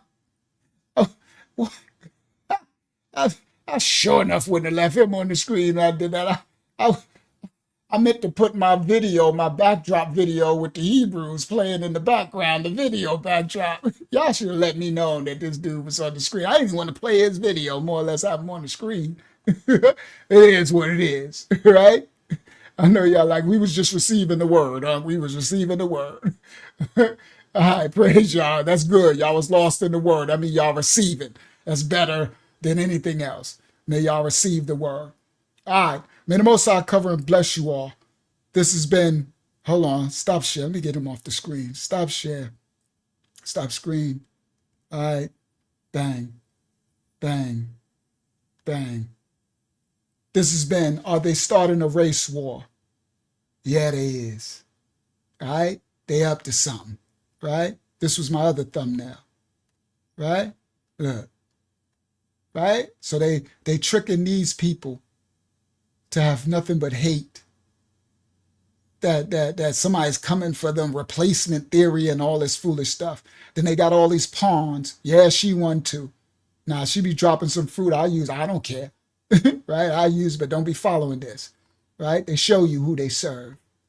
Right? You see it clearly. All right?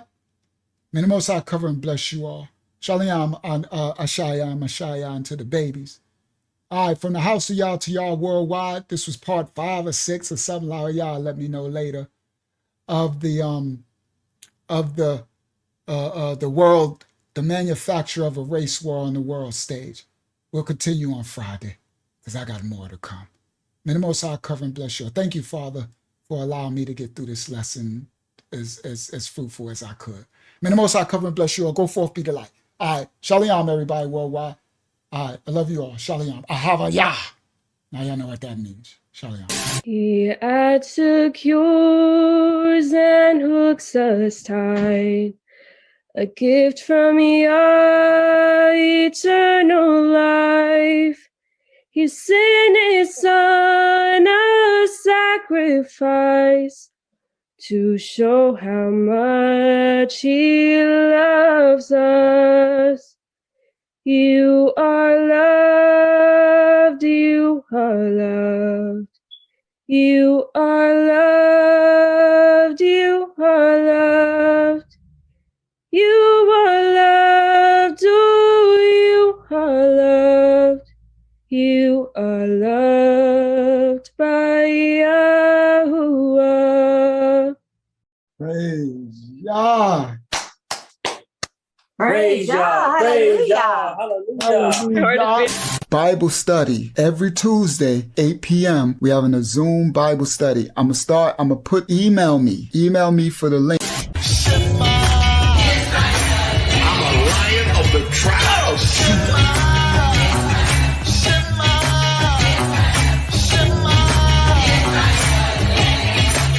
Say it again.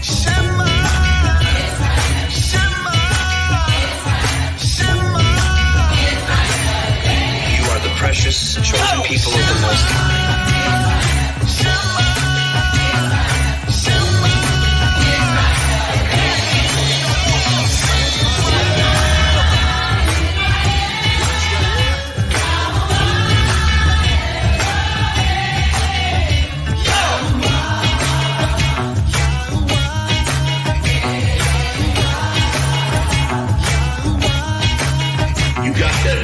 We hope you have a good time watching our videos, and we'll see you in the next video. And we'll see you in the next video. So like and subscribe. Our channel. Yeah.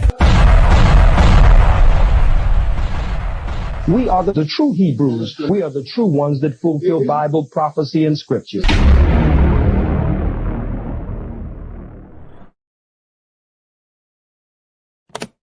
He had secured